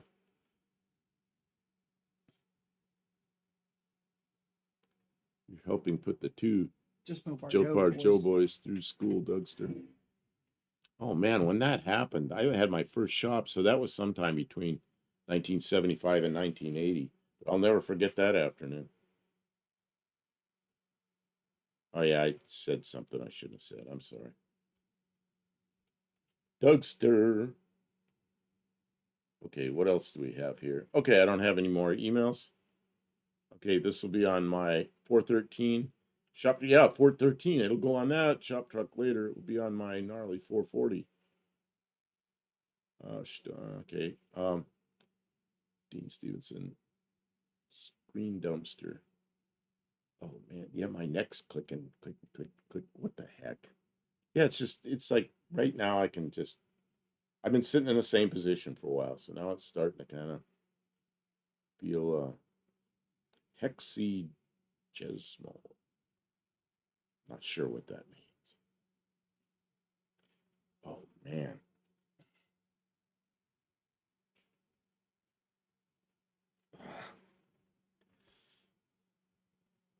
You know, Sorry, that my throat was really bothering me. that ride in that car when I got hit Yeah. was really something, But I sat there the whole time and never once did I feel like I was being hurt.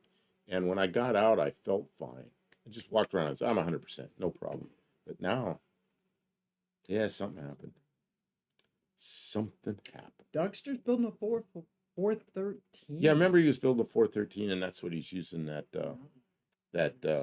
tunnel ramp for. 413 is a raise block, an RB, so that'll go on there. Cool. So how's our chicken doing? It's cooking. It's gonna take a while. Okay, it's a crock pot. Yeah. Lot Burns, hey, how you doing? Because 1 and 1. No, it's 1 and 1 and 1. There's another 1. It's 3. There's another 1. 1 and 1 is 3. Let's see what a difference. 725 thousandths of an inch it makes. Yeah, 725 thousandths, which is sure it isn't 750 thousandths. Is it only 725? RB versus B. For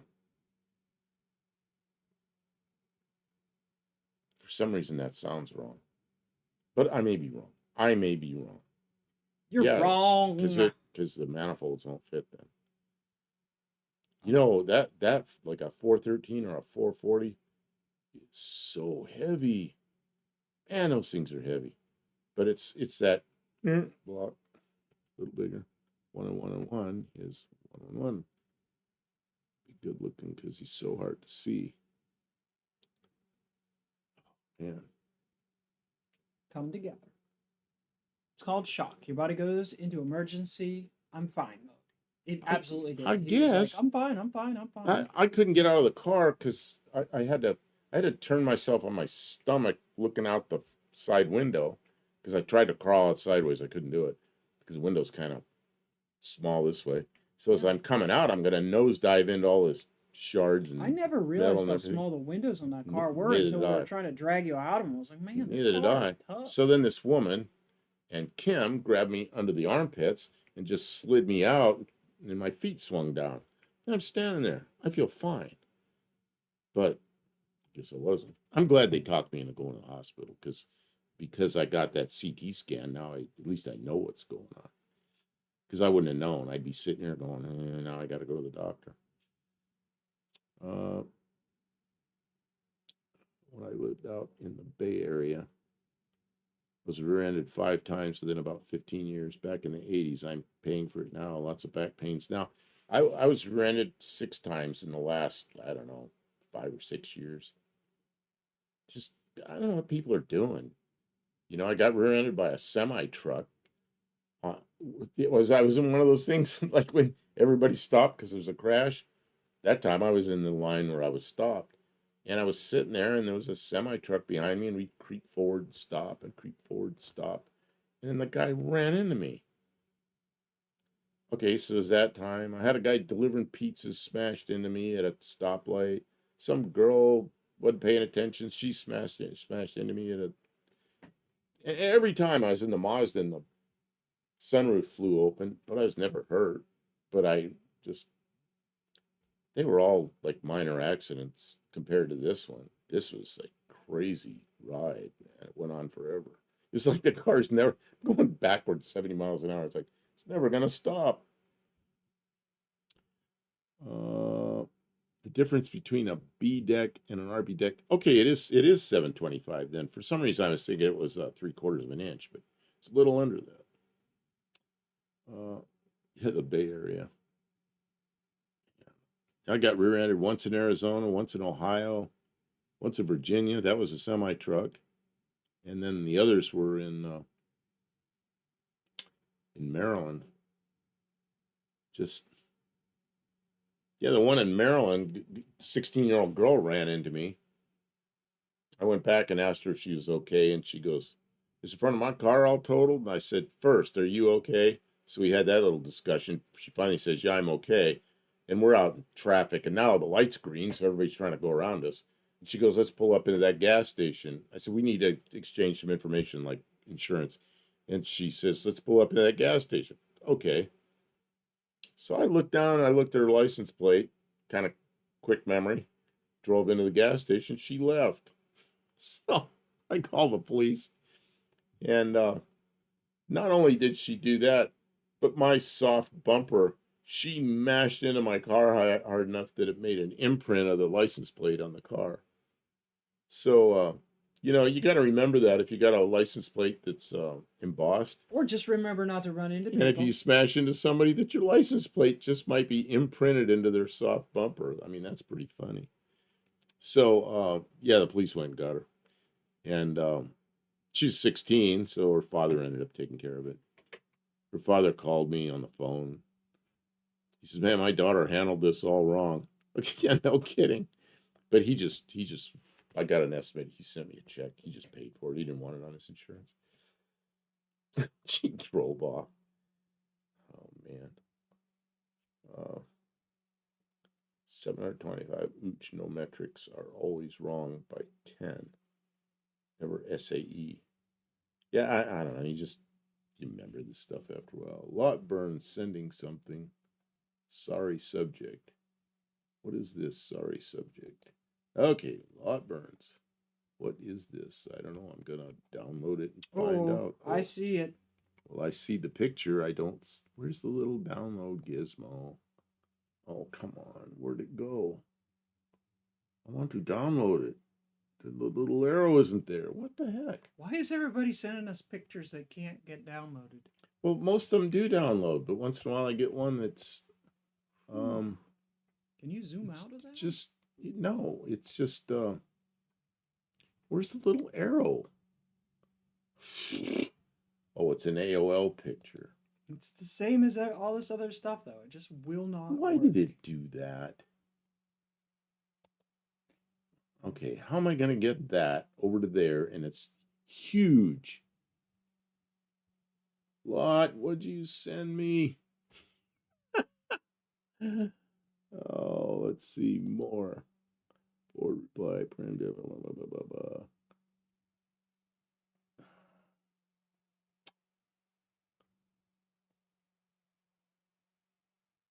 I'll try print. Maybe it'll send it somewhere else. Dean Stevenson, I don't want a CT scan. My wife believes my brain isn't physically connected to my body. What if the CT scans proves it's true? Your wife is right. I'm sure you wouldn't want anyone to know that she's always right. Buff, I just sent you a dirty picture. Right. It's not Yeah, I'm that trying dirty. to get it downloaded. It's a frightening picture. Having some. Did anybody see the pumpkins that they're supposed to be scary for adults? And there's one that's like a check engine light. The other one's like an oil pressure light. They're like dashboard lights. They're supposed to frighten adults on pumpkins. I might have that picture here. I do have the picture here. There you go. It just took me a minute to figure it out. There Okay. you go. So what are we looking at here, Kim? It looks like a Well, it's over here in this one, broken maybe. piston. No, the piston's busted. Look right in the center. You could see the ring because the top of the piston. Oh, right here. I see it right there. I forget what that's called when that happens. A broken piston. Okay. Crown. I don't know. Yeah, the crown of the piston's cracked off because. Yeah, but what about the other? What about the other one that's full of coolant there, or whatever it is? Well, that just happens when you pull the hair. When you pull the hair out, it just very good. Feels full. But of doesn't coolant. that happen when your ring gap is not wide enough for the rapid heating? When you like put nitrous on a motor or something like that. When the ring gap closes up where there's no more room for it, the ring goes like this and pops the top off the piston. I mean, that could have happened. I don't know. Top land of the ring. Okay. Yep. That's what 38 says. Yep, I see it. That does happen when. Oh, and the block is cracked. Oh no. Well, Where's the crack in the block? I'm trying to figure out what's going on here. What is that? Right. I can't can't see my cursor. Can you see my cursor? Yeah. It goes off. As soon as I do that, it just pops off the screen. There it is right there. Is that what that is? Or what this is here? I I'm not can't sure tell. it's really. Lot Burns, is it, or maybe it's no, that I doesn't don't look know like what a I'm. crack I on the don't know what. block. I don't know what I'm looking at. Which quadrant of the picture is the crack on the block? Does anybody see it? I don't see it underneath you. There, I'll move you just in case it's underneath you. Move me. Move me somewhere. There. I'll move you where everybody wants you to see. Yeah, no, I'm not even in it. You're the only one in it. No, it's your fault if they can't see anything. Um,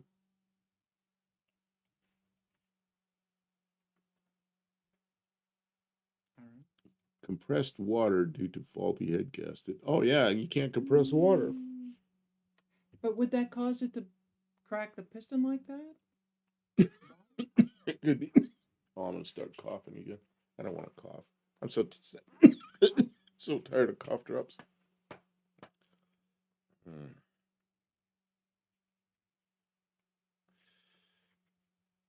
Yeah, Expensive. Catastrophic. all these things that can happen. Yeah. Man, That's why I like the cars that I'm working on. I don't really want to make them super high performance. the crack. Oh, the crack is further down the cylinder. Okay, that I makes see. sense. So we Yeah, we can't can't really see see it. it. Yeah, yeah. The taking stuff apart. You know, we just came home from No Name Nationals in her Dart, and it got us home. It was leaking oil, but so what? You know, it got us home. Great ride. You know, worked all the way. So what she do? Take the engine out. All the Yesterday she way took out. the engine out, so now it's a dead Dart. I can get that video and shit. We could look at the raw Hmm. video if you want to watch the raw video. I just bit myself. Ouch.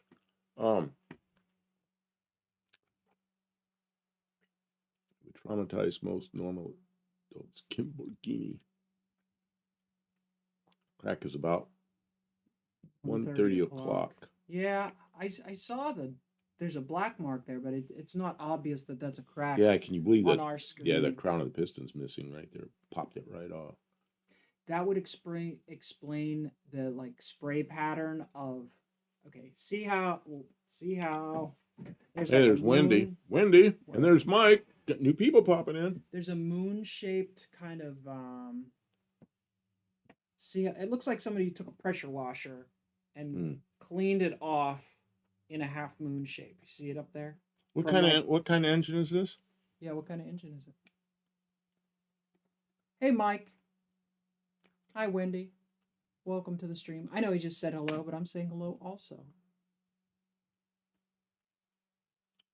Tucker says I had a 440 Arctic Cat 2-cylinder snowmobile engine that drank water at 7,000 RPM, and the wrist pins were the new highest point piston. It was amazing to look at. Hey, the wrist pins were the new highest point. Yeah, a 440. Is that a I'm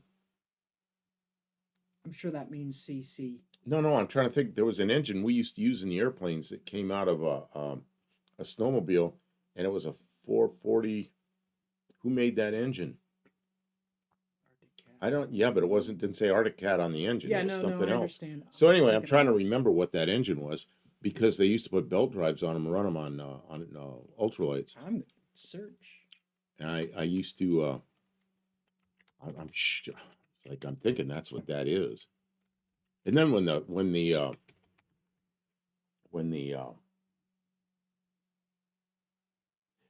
road taxes came out with all their aircraft engines, there are no more 440s. I mean, nobody ran them anymore.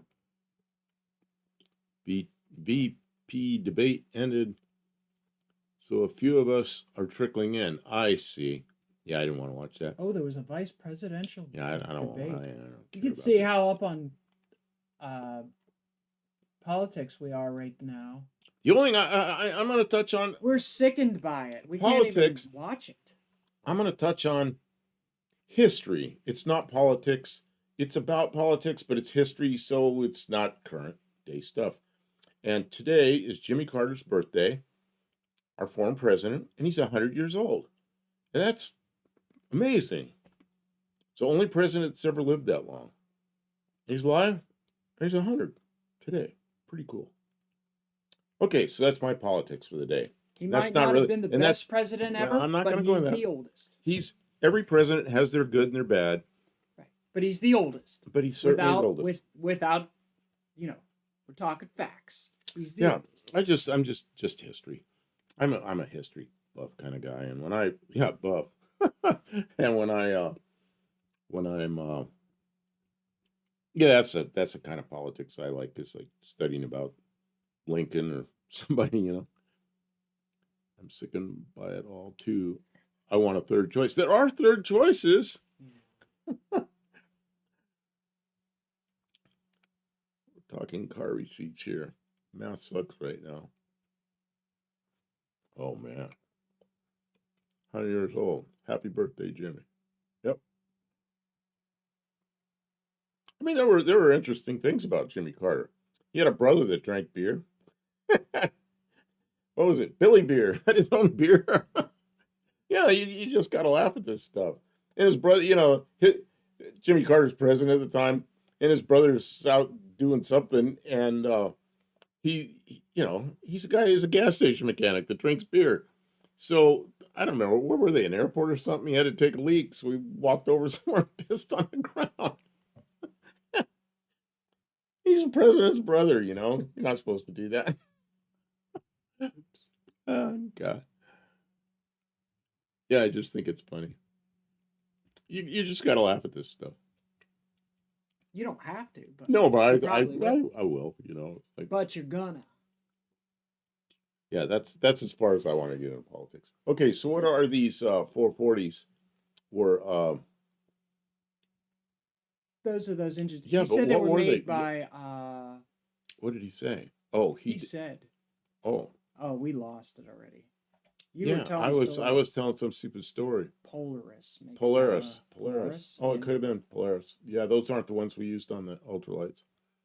It was a 440 something. I gave Cope a full Billy beer can first time I met him. Nice. Wow. Did he open it or did he save it? Yeah. I never drank any Billy beer. It was like a big joke then. And but it was real.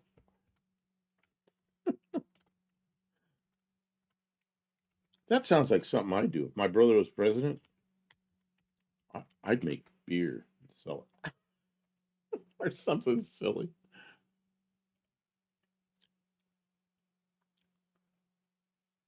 Yeah, there you go.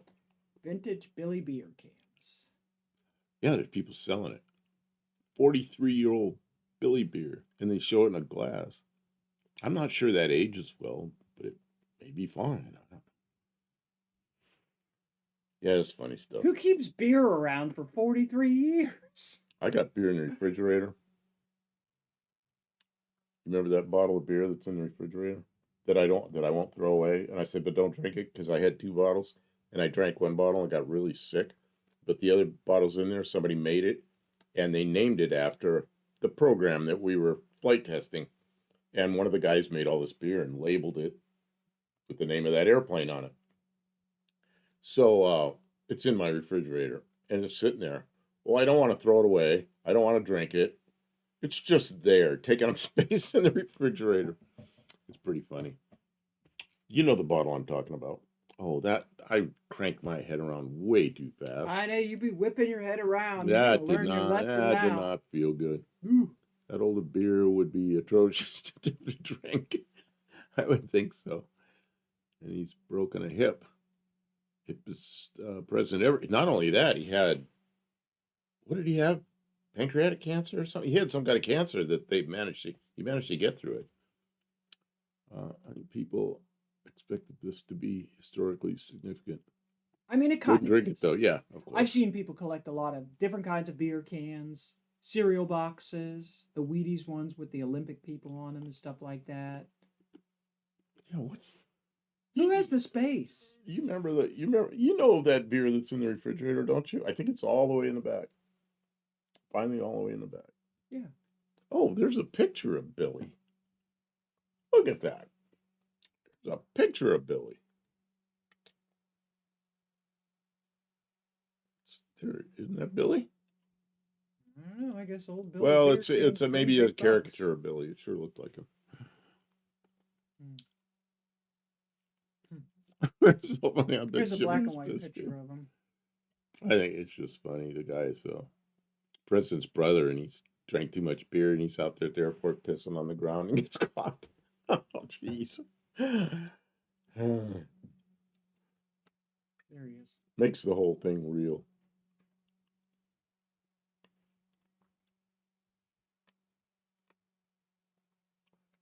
Every once in a while, I hear stories by a Secret Service agent or something talks about something that happened like 30 or 40 years ago, and it's something that's hilarious. I love stories like that.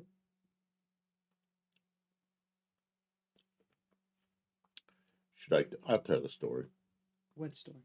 When Nixon was president, he had a place out in California. It's called they called it the Western White House. And he was out there, and something happened, they had a power failure. So the Secret Service agents are in there, and they don't see him, and they're looking around, and the lights are out. And one of the Secret Service agents yelling at the other one, he goes, "Where's the effing president?"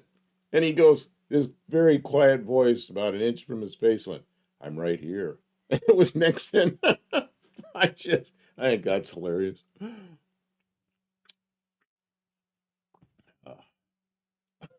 You just can't make this stuff up. Let's see here. When we were cleaning up the farm after my grandmother's passing in 12, I found my grandpa's last six-pack of Miller still in the Passed in 93. Still in a stringer. I think that kind of stuff it stays because like what are you gonna do? Throw it away? It just stays there, kind of lingers. My buddy ran the blue Billy Beer Ford Fairmont 3.3 two-door 1979. This Lemons thing, I mean, that's pretty interesting stuff, I guess, but I just haven't ever really gotten into it. I watched a little of it. It is, I guess. I watched them burn up a lot of Crown Victoria cars, and hate to see those get all burned up, but I guess what else are you going to do with them? I wouldn't mind. I like that body style. I've driven them, and they drive nice, and they handle okay for a big car. It's one of the cars I've been looking for to replace my Mazda, is the Mercury version of that, Grand Marquis. They're not expensive. Old guys have them. They don't put a lot of miles on them. And yeah, I've been kind of looking for something, and it'd be okay. Old man's car. Here I am, an old man. But it would be just a reliable car. And Kim has some back problems, and we go on a long trip. It'd be nice if she could lean the seat back a little bit, just and rest, And if we're in a 72 Valiant, that's not going to be comfortable. It's going to be like a 72 Valiant, Mike N says, I just learned that there was some sort of falling out between UTG and Kiwi. This saddens me. I'm not exactly sure what happened, but I always thought those two were entertaining together. Yes, they are. And they both really Kiwi entertaining characters. And Kiwi doesn't know what happened. UTG, I don't know. Kiwi runs a business and does YouTube. And Tony's business is YouTube. And Tony does what's best for Tony, and Kiwi does what's best for Kiwi. And it turned into odds over a customer car of Kiwi's. Kiwi was not happy with how Tony handled it. And it was the customer that got really upset. So yeah. And so Kiwi took his customer's side, and Tony didn't want to be told how to run his YouTube. And so they're both a little bit upset with each other. Honestly, I think I don't think they're that upset with each other. Yeah. I think right now it's just they're not doing stuff together. But yeah. I don't think it's all as bad. It wasn't anything super huge. Honestly, I don't think it's all that bad. It's just like it was enough that they just went their separate ways for a while. See the Bully Beer. It's not Billy Beer. Fairmont was the ultimate PI 55. What's PI 55? Take at the 24 Hours of Lemons. Yeah. Again, Tony released a video that Kiwi didn't want him to. I wasn't going to go any deeper into it, but it was, customer got upset over something. And Tony's explanation of what happened doesn't exactly line up with how someone from Kiwi's perspective would see it. Kiwi was looking at it from the perspective of, hey, look, I have a customer here and they have so and Tony was looking at it as like, hey, this is great YouTube content. And so there was definitely a collision of uh, goals and expectations. They'll work it Yeah, out. and They'll work it out. Dean Stevenson's right. I like Kiwi. He's a very entertaining guy. Smart. I've never Does met him. a lot with I've those. never met him. Yeah, in never met him. Just the whole group down there, people that are in that area, which is Murfreesboro, which is Tony and Kiwi and Dr. Art. Doctor, we know Dr. everybody. Art's great. He We has know us everybody down there except Kiwi. And one day I'm gonna walk in a Kiwi shop and just shake his hand. Try not to take too much of his time. I don't know if Kiwi even knows us.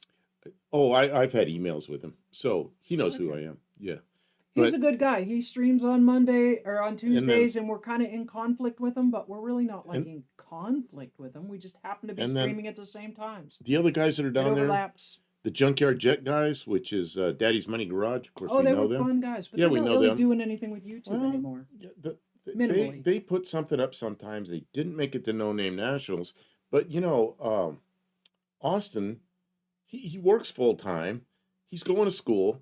He's Be a lawyer, to which be is a pretty lawyer. intensive stuff. He's a busy guy, and he just got married. So then he's got a YouTube channel too. Yeah, he's a busy young man. But we met him. He's a nice guy. He's a super nice guy. Search Billy Beer Fairmont. Kiwi is so laid back and very knowledgeable. He's Kiwi's definitely a Ford unibody guy that knows how all that stuff goes We were a together. bit intimidated when we found out that he was going to be streaming at the same time as us. We were worried all you guys would just leave and go watch him. don't have any confidence in ourselves. But if they sit there with two laptops and they could both. We're doing the Mopar thing, but not because we're Mopar people. Just that's what we have right now. I mean, I'm kind of a Mopar people. But I mean, I'm like I've done a lot of different everything. kinds of stuff. Every Yeah, car you there have. is. Every You car have, there is. I yeah. like them all. We're Look car people. We're not really brand see specific. that Billy Beer Fairmont up there in the upper right hand corner on the screen, Oh, which is covered okay. up by something. Well, I can move it though. I had one of those. My Fairmont was one of those. It's a Futura. And that Fairmont that I had was kind of fast was one of those. Only it was, it looked better than that. That one's obviously a race car. It's race car kind of stuff, but no windows and things. But mine was a streetable car. Same exact thing. Put M car seats in it. Put M car seats in it. Oh, don't whip your head like that. That's exactly it. I have similar sources, Buff and Kim. I'm not sure what. I think he means of information. Not sure. I'd like to find. I've been looking for one of those Futura Fairmonts. Really? But the only one, yeah. I mean, I'd buy one of those in a second. But all of my find are rust bucket junk, or they're drag cars that are not streetable. What year is that car? Well, mine was a '79, so they were late '70s. Yeah, they were late '70s, early '80s, and it's a Futura, which had that top, and the top is lower by, I don't know, an inch and a half or something than the box top ones that Mexican Spec always has for sale. I asked Mexican Spec about one of these, and he goes, they didn't have those in Mexico. Okay, because I was going to say he finds clean stuff, and if he found a clean one of those, I'd be interested in it. But what's nice about those? Like mine had a 2.3 liter Pinto engine in it, and I drove it like that for a while, 4-speed on the floor, knock, knock, knock, knock, knock, knock, knock, like most of them. And when I pulled it out, one of the piston skirts had fallen down in the pan, so the piston was in there doing this. Drove it like that many, many, many miles with that knock, knock, knock, knock. But then I put the 302 and a C4 in it, built C4, built a 302, put it in there, and then I started breaking rear ends. So I fixed that. And that was a fun car. Man, I like that car. But you know what happened to it? Former girlfriend, you got to split up your stuff. She got the Fairmont. I got the Shaft. She got the gold mine and I got the You shaft. know, actually, when we split up, it wasn't real bad, but I did lose the car. Ugh. It had a roll bar in it, had the big wide seat belts Why with all would the she want points. that? She just wanted it because she know you like it. She drove it. All She drove right. it quite a bit. So yeah, she got it. And that's when I had that Honda that had looked like a bag of walnuts. The Honda was Oh old. yeah. That's the car I got. Buddy, Carafano, welcome to the stream. Had a Mercury I was Zephyr. I was gonna say I know that. Where did I miss that? Oh, there he is, Buddy Carafano. I had a Mercury Zephyr. Yeah, which is the same body as that. Or a lot of them. They were all different bodies, but that one, they had Zephyrs that were like that. Had a little different grill on the front and different taillights, but other than that, same thing. And you know what's really cool about those is you take that cruddy instrument cluster they have that has two big dials. It's got like a, I don't know what it is, like a clock and and a speedometer that goes to 85. You take that thing out, and I used to get the, a Mustang instrument panel fit right in there that has all the gauges and everything plugs in. You got to get different sending units for the engine.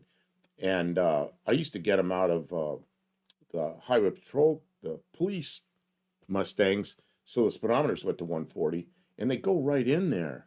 And it just makes such a nice instrument cluster for that car. And so all my Fairmonts always put those panels in them. Let's see, what am I missing here? Entertainment versus. Well, that's another car I looked at you don't know about, Kim. I saw Ralph Nader's name. I found a really nice 64 Corvair, but I know better. Oh yeah. Because it might be a real good running car, but even if everything's good and it's right and everything, it's still a project. You're still gonna need to chase parts and everything. Let's see. Yeah, I don't know if you want a Miss 64 One-Eyed Cat, Corvair as a daily driver. No, probably not. Probably not. Because Look cool though. they're You get such cool nice points. cars, but even if everything's perfect, little stuff's gonna break, little stuff's gonna happen, and then you're gonna be chasing parts. And nobody's gonna work Like on the that but Dart. me. Man. It's Yeah, just but darts, you got this whole group of people online that are into oh, there's lots of people like mopars. Corvairs too, but you know what? That Dart had a lot of delayed maintenance. They drove it into the ground and then they parked it for a lot of years, and now all the stuff that made them want to park it, I gotta fix if I want to use it again. Oh, but I like Georgia Satellite. Dean Stevenson. Dean Stevenson's from way down under in New Zealand. Yeah, Why are they yelling Jerry Reed? I don't know. This is a worldwide channel here. Worldwide stream. We have people from Ireland and India and Australia and New Zealand and Mexico and Canada and United States. We've had people from South Africa, anything like that? No, there's somebody South else. America? Anybody from South America? You know what seems We to me need to somebody speak more languages. somebody came in from South America one time, but not a regular every week kind of person. Yeah, Clark's Corvair for parts. Yeah, of course. But Clark's Corvair has been around for what, 50 years.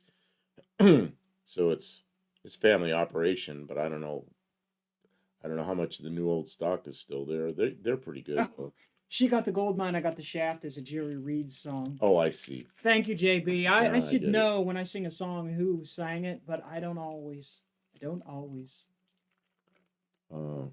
JB's little shop. And thank you, Mike. JB's little shop's here. Oh, JB's little shop. I'm JB, sorry. meet JB. He's another person who's in the chat, and the Where? first time I Oh, saw JB JB, I and was like, "Is JB. that JB or is that JB?" So we have two people in the chat with J's and B's in their name. Welcome, JB's Little Shop. Loved seeing the trash truck. I love your license plate on the front. What's this? Amusing. What's this? He's got like a Hello Kitty looking license plate on the front of that trash truck. And by trash truck, that is a quick little supercharger on that truck. I am impressed with that little supercharger. Just drop a V6 in the Corvair, easy peasy. Just a weekend. Hey, you know what I'd want to do? See, I did a Corvair one time. I helped a guy with it, and then I did the cooling system on it. And we took a 425 Oldsmobile and the whole trying to think what it is, Tornado drivetrain and set it in there. And then we made one short half shaft on one side, had Corvair on one end and Olds on the other end. And the other one was a longer half shaft, and it was same thing. And man, that was a fun car. But he never got the interior finished on it, so the engine was right behind you, it was noisy. But it was a 60, I think it was a 66 two-door, which is a different body. Kim, you might look up 66. And that thing was that Also was quite a Corvair? car. JB's little shop. Send a pic. Has one. I think there is in those pictures that I gave you last week to put up. I think there's a picture of that license man, plate I in got there near the end. So many pictures. It was a Let me different see. folder though, from the Oh. No Name Nationals. No. Oh, Kim, I have no idea. I got hundreds of pictures. Yeah, but it was a whole folder. Did you just copy the folder into your folder, or did you copy the folder to? When did you give it to me? When I was like on my computer? I didn't download everything onto this. I think we're gonna have to get it next week because I didn't get everything onto my portable hard drive. Remember, I came in here kind of late, kind of messed up. Let's see Kim, here. did you see the she truck I had made for him? I don't know what you mean.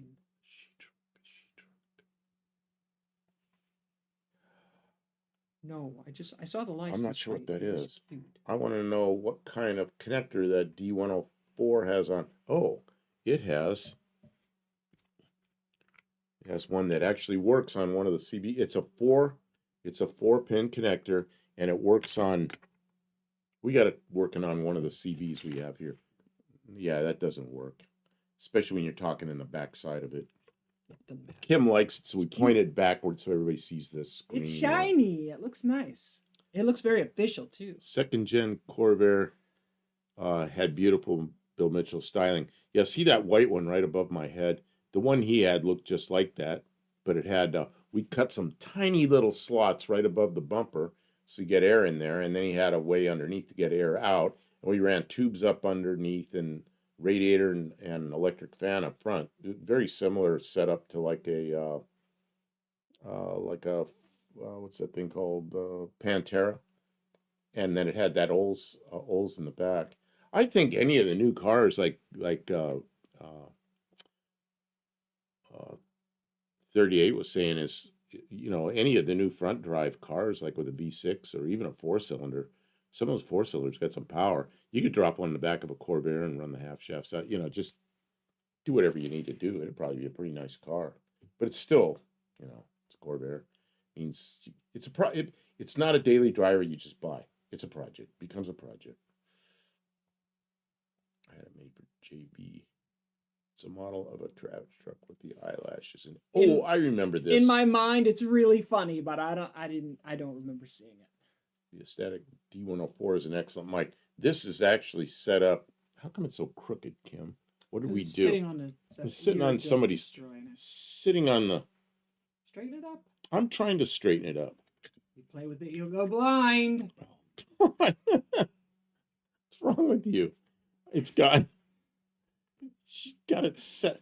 We're trying to make it straight. We got it set on these. If you keep touching it, it's not going to get straight. These schisms. All right. See, now you. Yeah, we got it straight now. So anyway, it is set up to work on a CB radio, and then one day we'll have an antenna set up and work it. Yeah. The cooling system is very much like a Data Masa Pantera.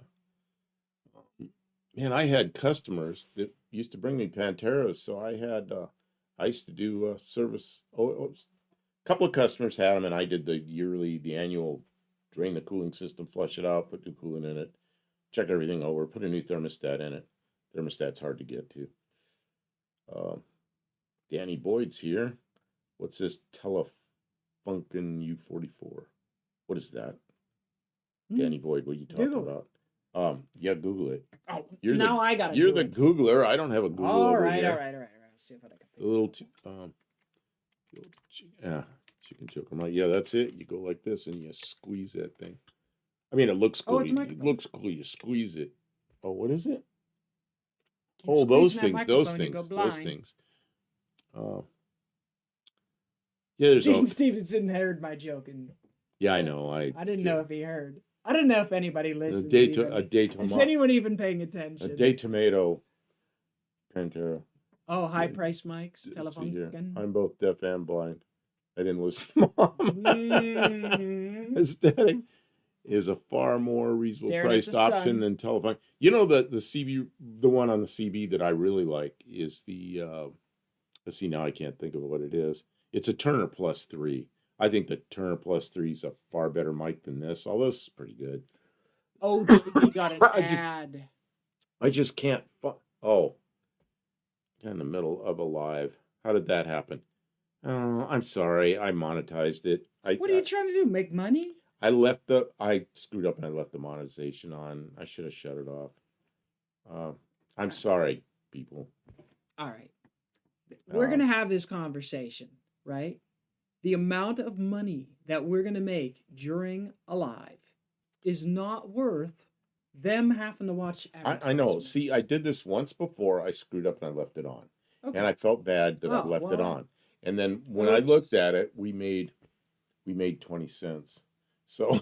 it's not worth doing that For to a people. quarter, we're going to So turn off so the this advertisement. is what I do.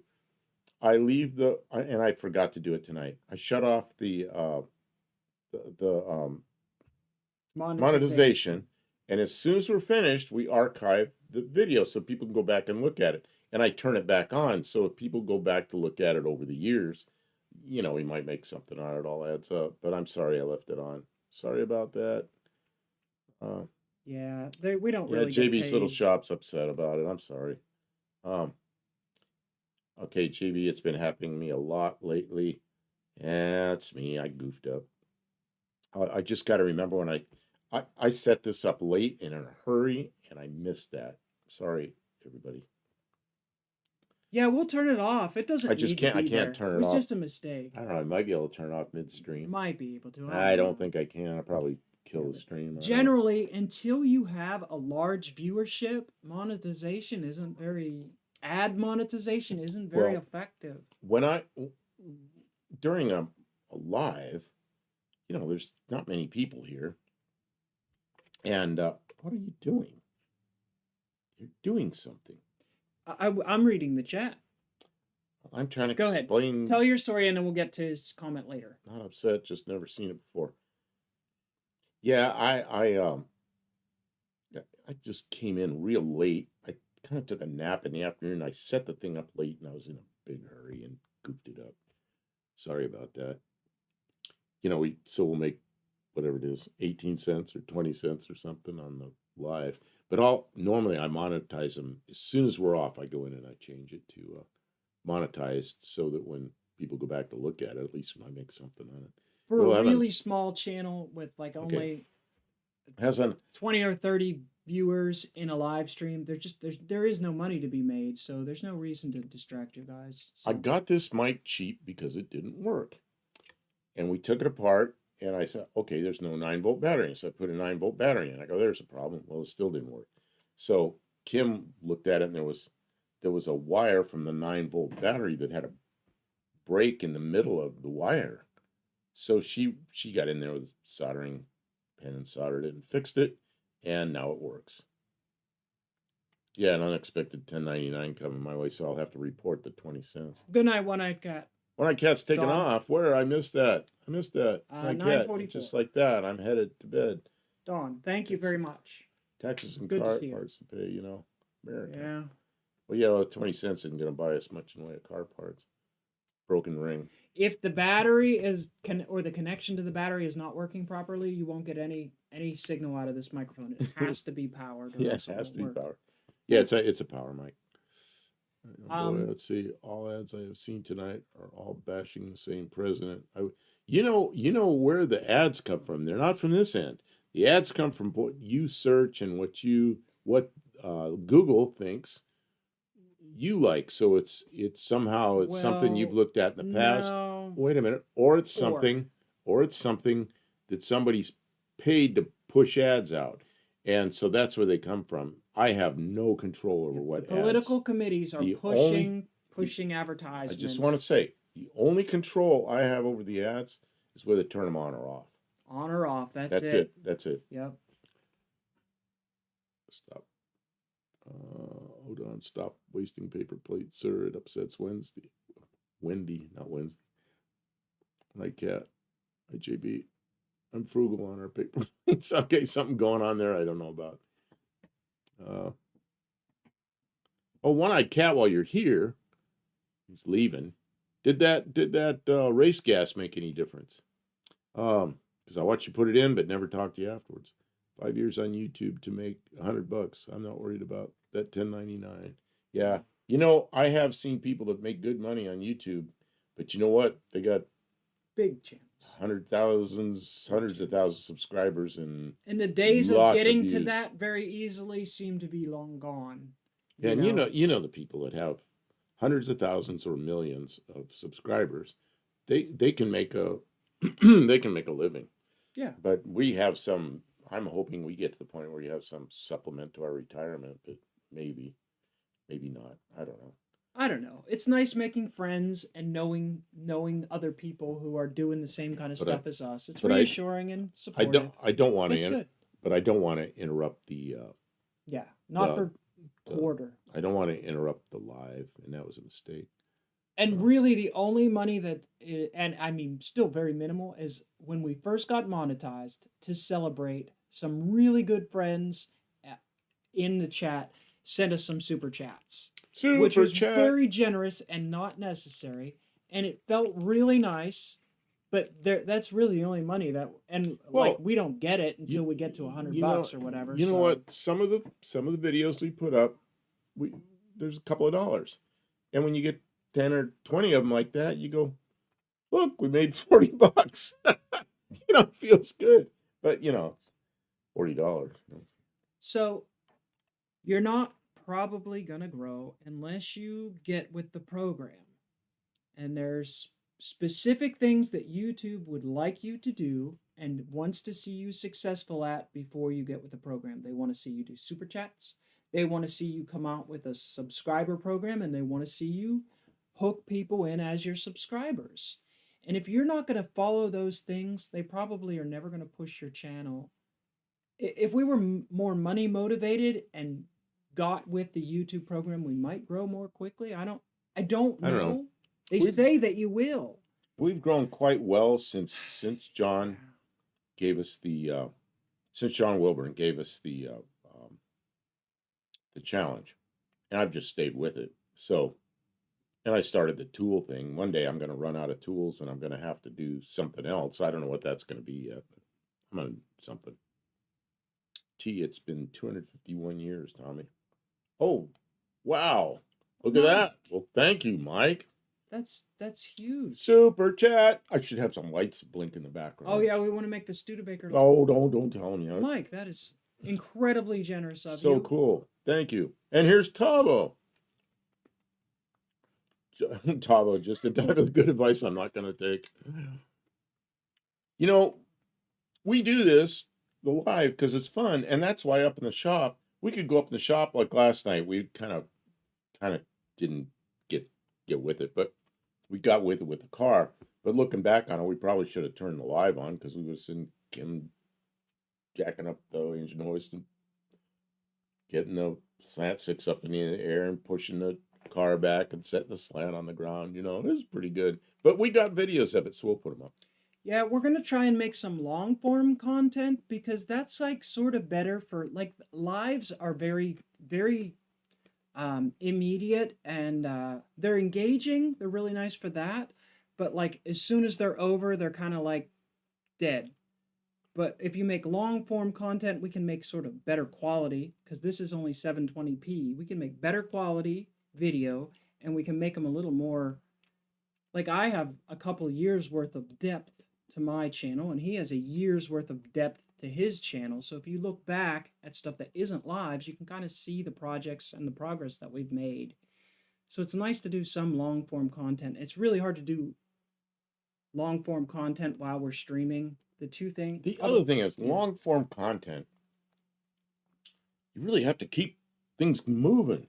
And so it takes some editing time, because there's a lot of staring at stuff and or taking a ratchet and going like this with the ratchet for 5 minutes while you're unscrewing a big long bolt. Nobody's going to stay and watch that. So you got to go real fast, or you go, or just quick little overview. Yeah, we just took these 6 bolts out of the bell housing, and you show like beginning of it, and then they're out. So there's some editing, or there's some work to put a video together, and then you end up with what, a 3 or 4 or 5 minute video. I think that might be the limit of people's Yeah. Wow. how View long they time is way down. how long they want to watch it. There's a chart. If those of you that have channels, you see the chart goes like this, and you see that's the view time, and the view time, like the video People's might be like attention 5 minutes. falls off. Might be 5 minutes. You see, like after 30 seconds, it's going like this. And then there's the diehard people that want to watch the whole thing. And it might be like 20% of the people watch. 20% of the viewers will watch the whole video. But We don't mind going off in the weeds. We don't start in the weeds, but a little later in the stream, we're fine with going in the weeds because that's what Oh. it's about. okay. You guys JB may have asked- covered this. Yeah, yeah. But That's how are you all right. people Tell after JB road what rage? happened. Wasn't an accident. It was an on purpose. That guy ran into it. That guy rammed me. The car is totaled and then some. Gone. I went and looked at it, got all my stuff out of it. But I've been in contact with the insurance company, his insurance company. They have been great. They're taking care of everything. They made me an offer on the car, which it's reasonable. I think I'll probably take it. And they also, on the offer with the car, something I never thought about, they'll pay the license fee that I lost and the tax it takes to buy a car in the state of Tennessee. Never thought about. They added that on there. I said, oh, okay. It's pretty That's okay. comprehensive. And then- the and then- offer that they're making. So And then, of course, the medical part of it. That Well, I'm not. I'm the not, insurance is responsible. Period. I'm not signing off on that because something's going on.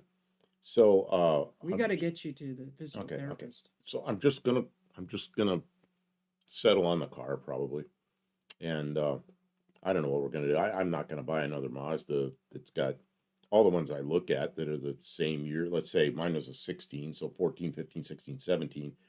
They all have. Mine had 127,000 miles on it, which I thought was high.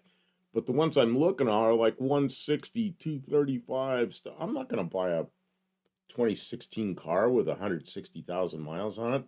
Unknown uh service record or anything. That's crazy. An electronic car, you know that's going to be trouble. So I may buy something else that's a driver, and I'll probably put a set of tires on the Valiant and bring the Valiant up to the point where it's good enough to be a daily driver. That would be better content if But- we daily drove our but cars. Most of it, I'm going to set the money aside until I figure out what I'm going to do. Just doesn't make sense to buy one of the same thing. My Mazda, geez, I put like the best oil in it, which was, of course, this is my opinion, is 100% synthetic, and the only place I know to get 100% synthetic is AMSOIL Signature Series, and then I used their oil filters, and I did oil samples between oil changes, so I knew what was going on. I knew how the additive package was. I knew if the oil was contaminated at all with fuel. Of course, it was a direct injection engine, so there was almost never, no contaminant with fuel. So I was paying attention to all that stuff. Well, you go buy another car that's got 160,000 miles on it. No one does that. It's like, geez, nobody does that. So I'm not getting the same thing. I'm on first name basis with my chiropractor. I'll probably my guess is I'll end up sending physical therapy because something's not right here. And yeah, I don't know. I'm going to have to go to somebody. Don't know exactly what I'm going to do yet. I can't say here. I don't know what I'm going to do. Mike says I would sit there and watch you unbolt an oil pan in real time. Then again, I used to eat paint chips as a kid and live under high voltage power lines. Mike, I got good news for you. We recorded me unbolting the oil pan, and we will have that video out for you in a couple of days to watch. We'll put his name on there. Watch this. Yeah. This video is for Mike. And JB says, I used to do 30-minute videos. Nobody hung around to watch the whole thing, so I stay around 15 minutes. I You think a know, 15-minute video, my opinion is, man, you got to have some good stuff for that's 15 it. minutes. It depends on. I won't make long videos for the sake, and I am brutal. I will chop anything that is just fluff Yeah. out of a video. Tavo says, look for a good used neon. You know what the best used neon is?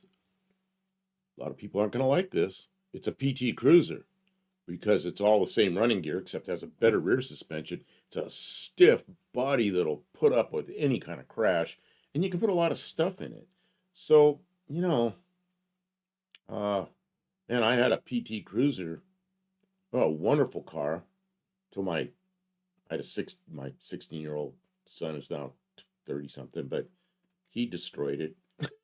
He wrecked it something fierce. Hit about a 67 Chevy pickup, almost head on. And both vehicles were totaled. I felt really bad for the guy with the Chevy pickup because it was a pretty nice truck. Yeah, nice old truck. Oh yeah, and it was like a 60s. It was 60. I think it was a 68 or 9. I think it had the big window in the back. And he was a nice guy. He just kind of, like, yeah, shit happens. And I was like, oh man. I was saying to my son, could you get something newer? And it was his fault. He stopped at he didn't stop at a stop sign. He rolled through a stop sign making a left turn, and it's a place where there's almost never traffic. So as he rolled through the turn, Chevy pickup coming. Well, it's a manual transmission. He goes, well, I tried to put it in reverse and it wouldn't go in. Well, that's because you're moving forward, And so they hit about like this. Pretty good. And the guy in the truck was, it's old Chevy pickup, no anti-lock brakes. So you can see the skid marks about 20 feet long where he tried to stop. Bam, Dougster, we see PT Cruisers but not neons, like on Facebook Marketplace and in the secondary market, pretty frequently here in Tennessee. They're still around.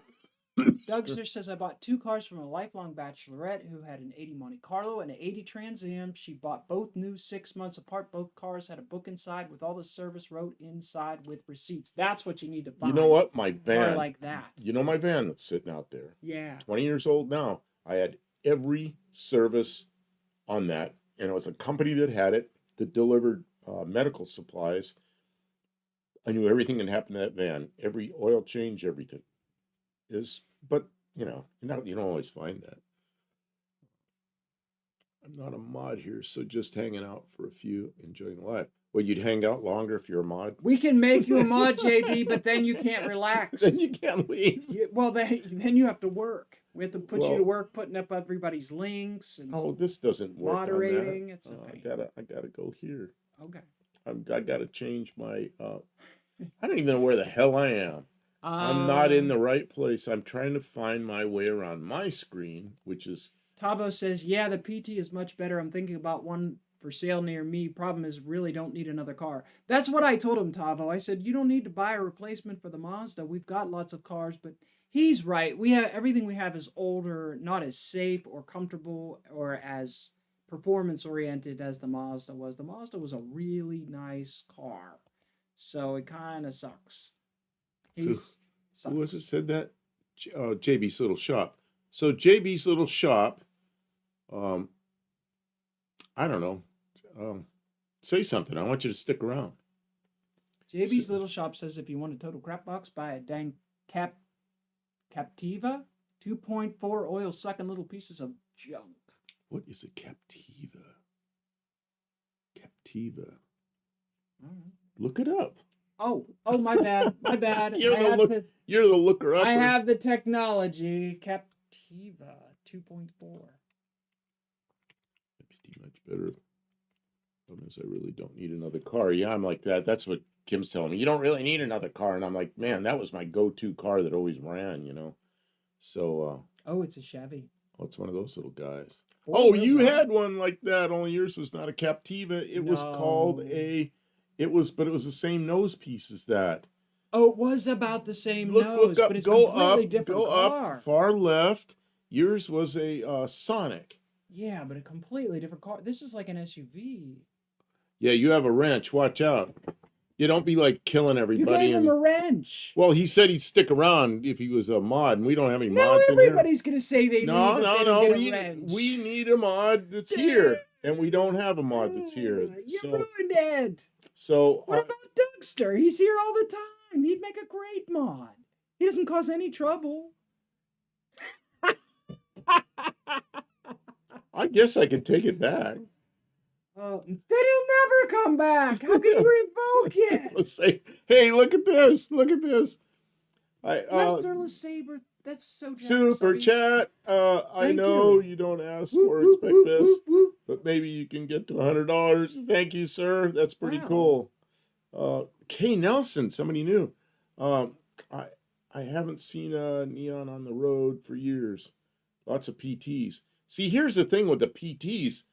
Man, the young people don't like them. Like my brother's kids, yeah, a PT Cruiser, that's the worst car ever made. But they're like, you know, they were teenage girls. Now they're like right out of teenage. So they're like, what do they know about cars? Nothing. They just don't like the way it looks. So it's the worst car ever made.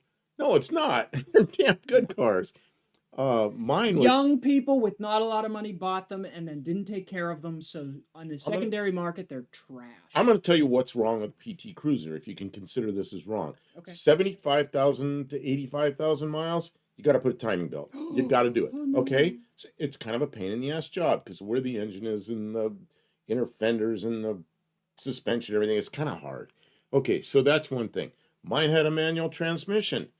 And what happened was pretty soon you push the clutch down and you hold it down like a stop sign, the car would start to creep forward. Well, what happens is the hydraulic clutch, the either the master cylinder or the slave cylinder starts to bypass, so the clutch starts to engage, and you got to pump it a couple of times, and then as time goes on, it's worse.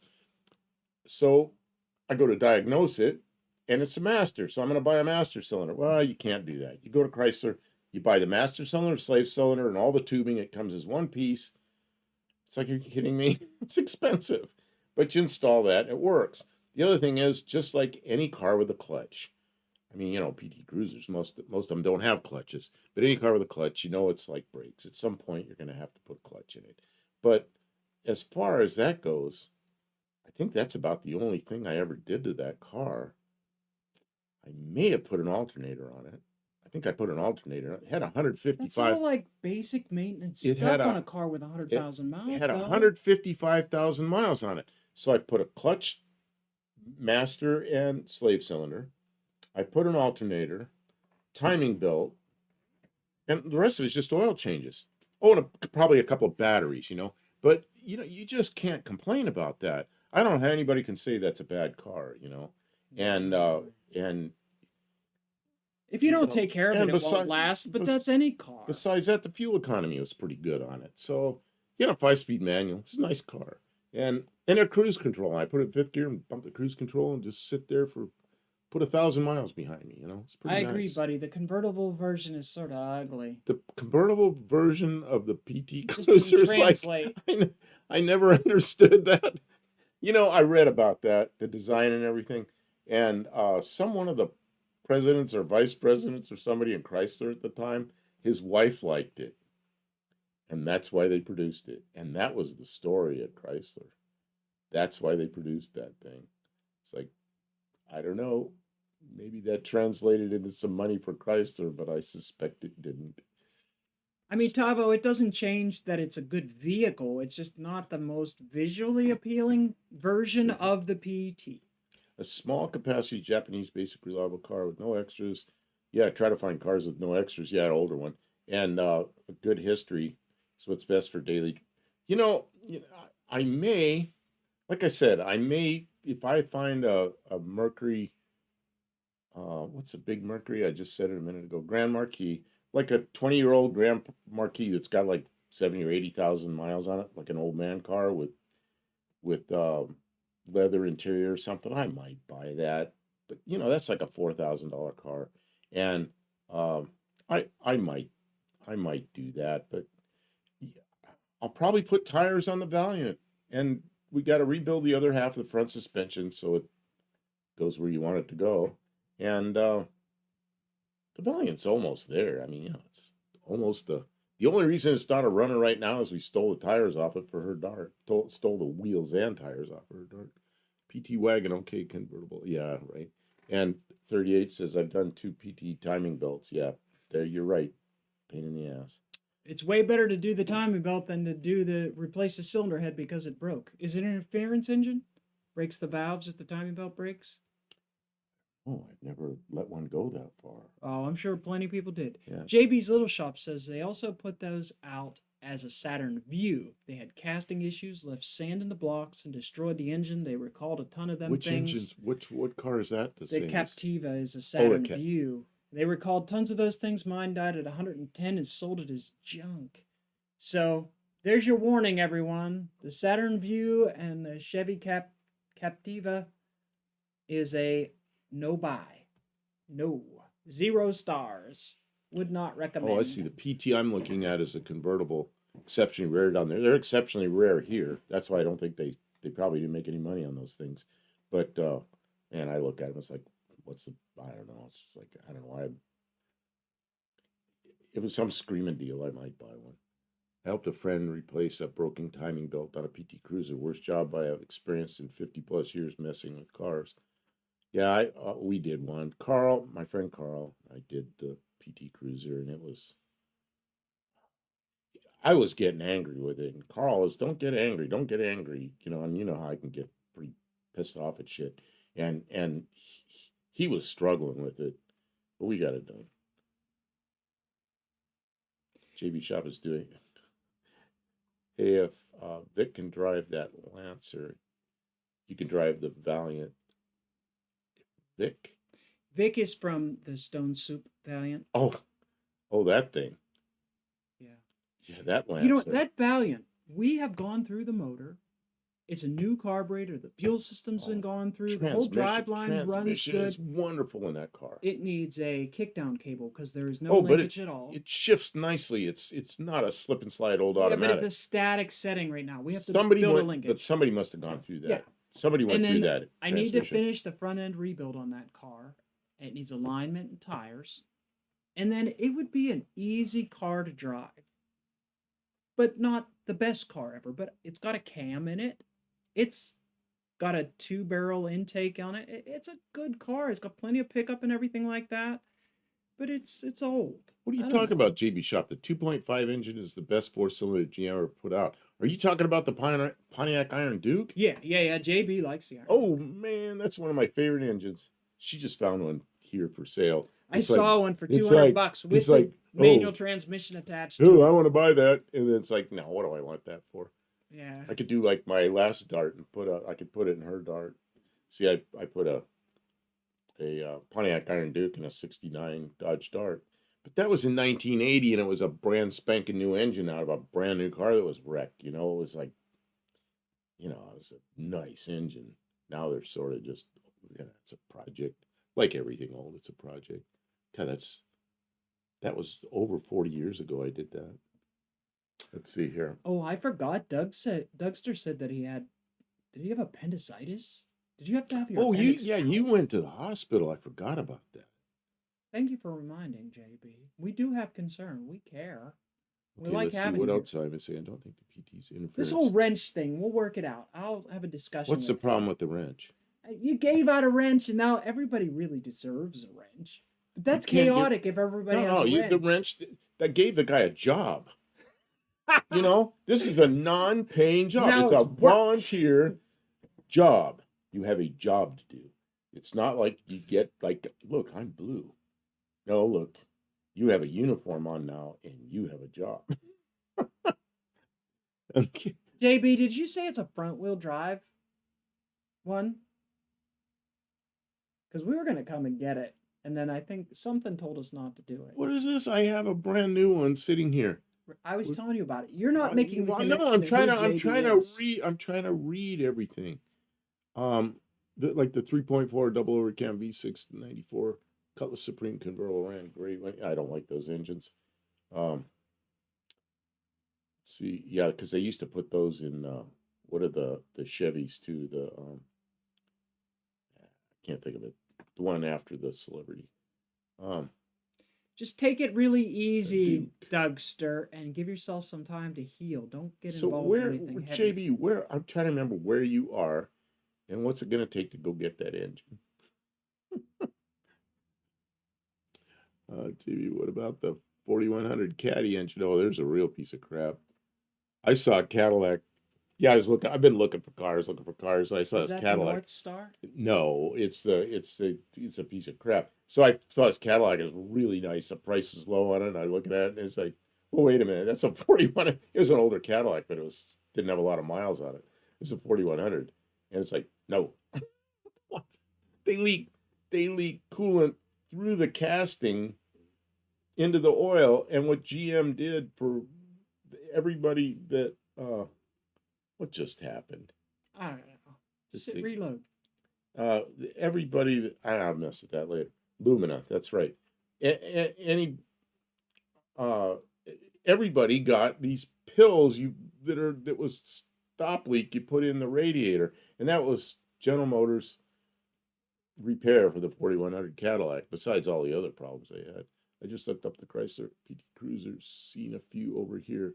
Never seen any now, which might be a bad sign, as they went till 2010. Yeah, when I was in England in '09, there were PT Cruisers around. Actually, there were quite a few of them around, but around London area, and I was working at Farnborough. If anybody knows what Farnborough is in England, bought an 89 GMC with the 2.55 speed. Went to 2 countries and 2 teens learning to drive. Went 550,000 miles without being opened up. Still ran great. The truck rusted out. Yeah, it's just a little 4-cylinder pushrod engine that was good stuff, I think. JB says you can change some stuff around and it will fit in a rear wheel drive. What's The that? bell housing is Wait a minute, the wait a minute. same, What will fit in a rear drive? about 2/3 of the way up. The Oh, 2.5 Iron there's Duke. 2 different 2.5s. There's one that has the Chevy small block bolt pattern that was the rear drive, which is what mine was. And that's what was in the, I think that's what the engine that was in the S10s. Mine came out of a little Pontiac, what was the one that, I don't know, some little Pontiac rear drive car. And then there was the sideways engine that had the small bell housing that was hooked up to the front wheel drive transmission. Okay.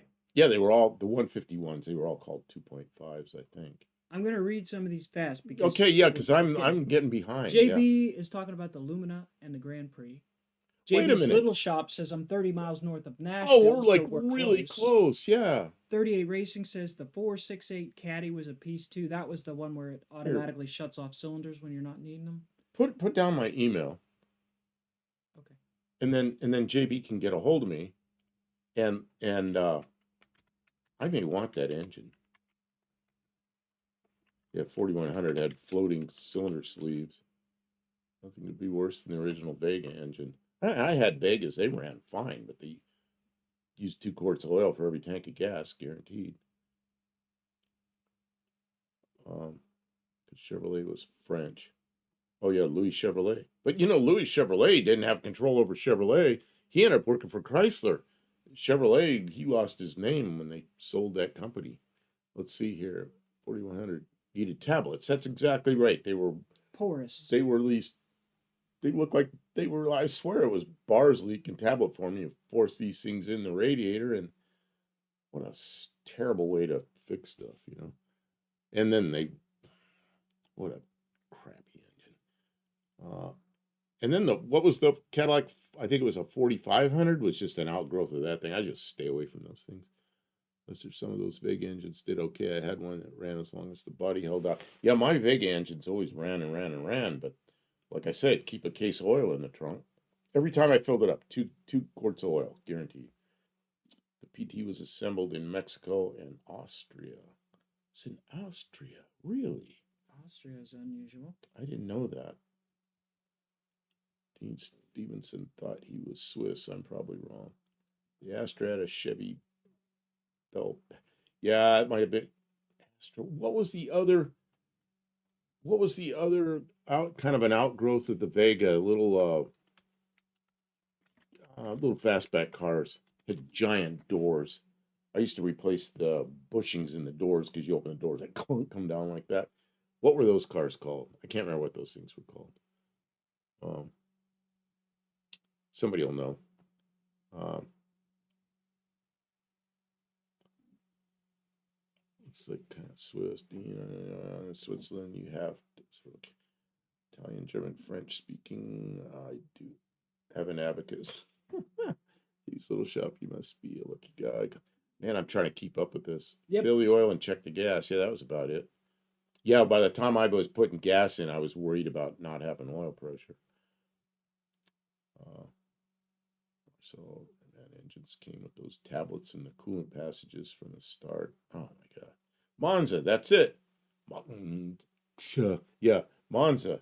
What was the Pontiac version of the Monza? Was a something else, looked just like a Monza, but had like kind of a Pontiac nose on it. That's what my Iron Duke came from, was one of those. Had Is that 2,200, it?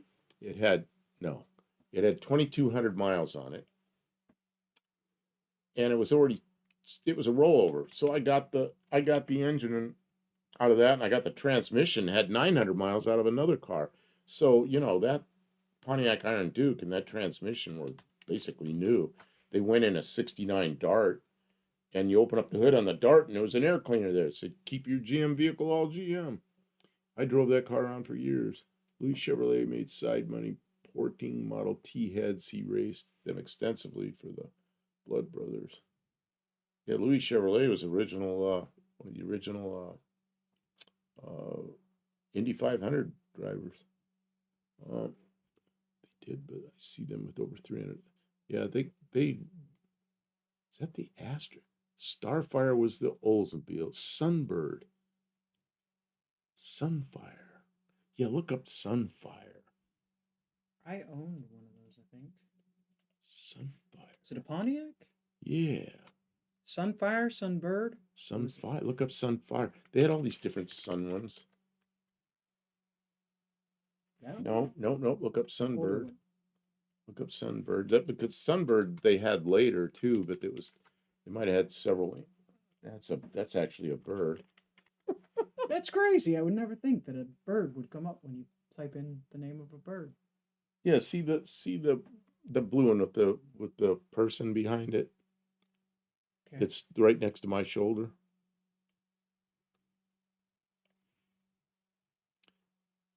That's what it came out of. It was a Pontiac Iron Duke, came out of one of those.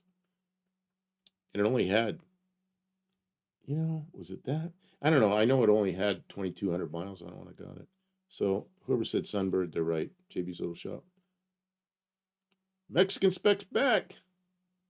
Mexican Spec, we had to rent someone else. You were Wait. gone too long. Yeah, gone too long. We had to get another mod. But that's all right. We have two of you in here now. My H. There's H car each. It's down under people, all these different letter cars. H, L, M, G, B, C, D cars. I don't know what they all are. Sunfire came out in 99. Yeah, okay, it wasn't a Sunfire, it was a Sunbird. Love the Monzas. It's basically a Vega, yeah, but it was a different body. I remember the Monzas and that whole series of cars. The doors were like this long, and they were heavy, and they had little plastic bushings on the hinges. And a lot of those cars, you open the door and they go clunk, they fall down about 3/4 of an inch, and then they were hard to close. And I remember doing a lot of putting those bushings in a lot of those doors back in the, God, it was early 80s already. I was putting bushings in those. They weren't very old. Very small. Yeah, I always wanted one of those, but at the time, typical of me, I didn't have a lot of money, so I had I just customers had them. See that red 92 Sunbird there, Kim? It says Kelly Blue Book under it. That one, I had one exactly like that. Man, I like that car. Oh, yeah. I had it for a while and sold it. Mexican Spec asks, have I been demoted? No. When someone hires another person to help you do your job, that's like kind of a promotion. A demotion, well, let's see, what would demoted be? Oh, when we gave you the wrench, that was the demotion. Well, he missed. JB has also been demoted. He also missed the whole discussion. I said, Yeah. Kim says, well, now everybody's going to want a wrench. I said, like it's something like, look at me, I'm blue. No, it's a job. I said, he's employed. JB's employed in a job that pays nothing. It's a service. So, yeah. So thank you for being there, Mexican Spec and JB. Yeah, these I other love people those just J get to kick sunbirds, back and enjoy the especially stream. They don't have to do anything. They have no responsibility. they love to crack heads and eat head gaskets. Oh yeah. Some of these cars were from that era where they started using a lot of aluminum cylinder heads, and the radiators were plastic and aluminum. And so the radiator would crack, the coolant would drain, and the aluminum cylinder heads had no tolerance to that overheating that came with that, and it would just destroy them. They would warp or crack or whatever. Mexican Spec, I'm paid what I'm worth. Mexican Spec, you're the only one in here I've spent any money to. And I've sent it more than once. And he sent me good products. Mexican Spec's got a nice little business going. I mean, an honest guy that sends out what he said he's going to send, and gives you tracking info, and everything's on the up and up. Don't worry, we might still demote Dougster later. Well, Dougster, He's recovering from surgery. Let's just give him give him a week. chance to recover, and then we'll see. I was gonna say Dougster is the one in here that probably is the other person probably should get it. Anybody that goes all the way to No Name Nationals to bring me a potato. Next year, if you go to No Name Nationals, you bring me a potato, maybe I'll make you a mod. Don't do that. Mostly old parts. This is Ron Ward. He is the voice of the No Name Nationals. Thank you, Ron, for announcing through that whole event. Oh, mostly old. He just came in. Welcome to the stream. Or well, yeah, he was up there a little bit ways, but thank you so much for that because. Well, I have a question for him. See, he did something that was supposed to be funny, and it was funny. It was funny, but I took a video of what was his name, Wags, going down the drag strip in his Vega, and then you said 505, 133 miles an hour. And I clicked my camera off. And then you laughed and you told what the real time was. He put it up as a short. I thought it was pretty funny, so I put it up as a short. So it's sitting there with this guy making this great run, and it says 505, 133 miles an hour. I was wondering if you'd seen that short. Nobody has said anything about it. Nobody has called me on it that was a bogus time. And I just left it there because I thought it was funny. But I don't know what he really turned because I didn't hear it. Because by the time you said what it really was, I was already busy with my camera. Ron, you're a lot of fun. And let me tell you, as streamers doing this streaming thing, trying to remember everybody as individuals who they are and everybody's names and what cars they drive and all those kinds of things in a right now relevant way is hard work. So you have my respect for being able to go through and do killer commentary while you're announcing the drag. I don't know how you do it. It's amazing. Yeah, thank you. Did you see Dr. Go's short on his potato? Oh, I didn't see that. Dr. Go, I've been trying to watch him a lot because he and his wife, also Kim, really came to our rescue after the crash, and it was and they really helped out. I didn't know what he was going to do. I said to Kim, why'd you have him turn around, come back to the hospital? What's he going to do? Well, he ended up really helping us. I mean, they really helped us. We couldn't go any further because Kim had grabbed some of the stuff out of my car, put it in her Dart, and then the back end was sitting so low the tires were scraping. She wouldn't have been able to drive me home. So we transferred a bunch of stuff in the back of Dr. Go's car, and then and they were going to Clarksville anyway. Is it Cordoba? Yeah, it's Cordoba LS. So, and that was, he took Pretty me for a car. ride in that. That was a nice car. So, we uh we all came to Clarksville. Then I got in a Jeep and went over and took all the stuff of mine out of his car. And I mean, he did a lot more than that. I mean, he really helped us out. So, good guy, really good guy. Um, yeah, really good guy.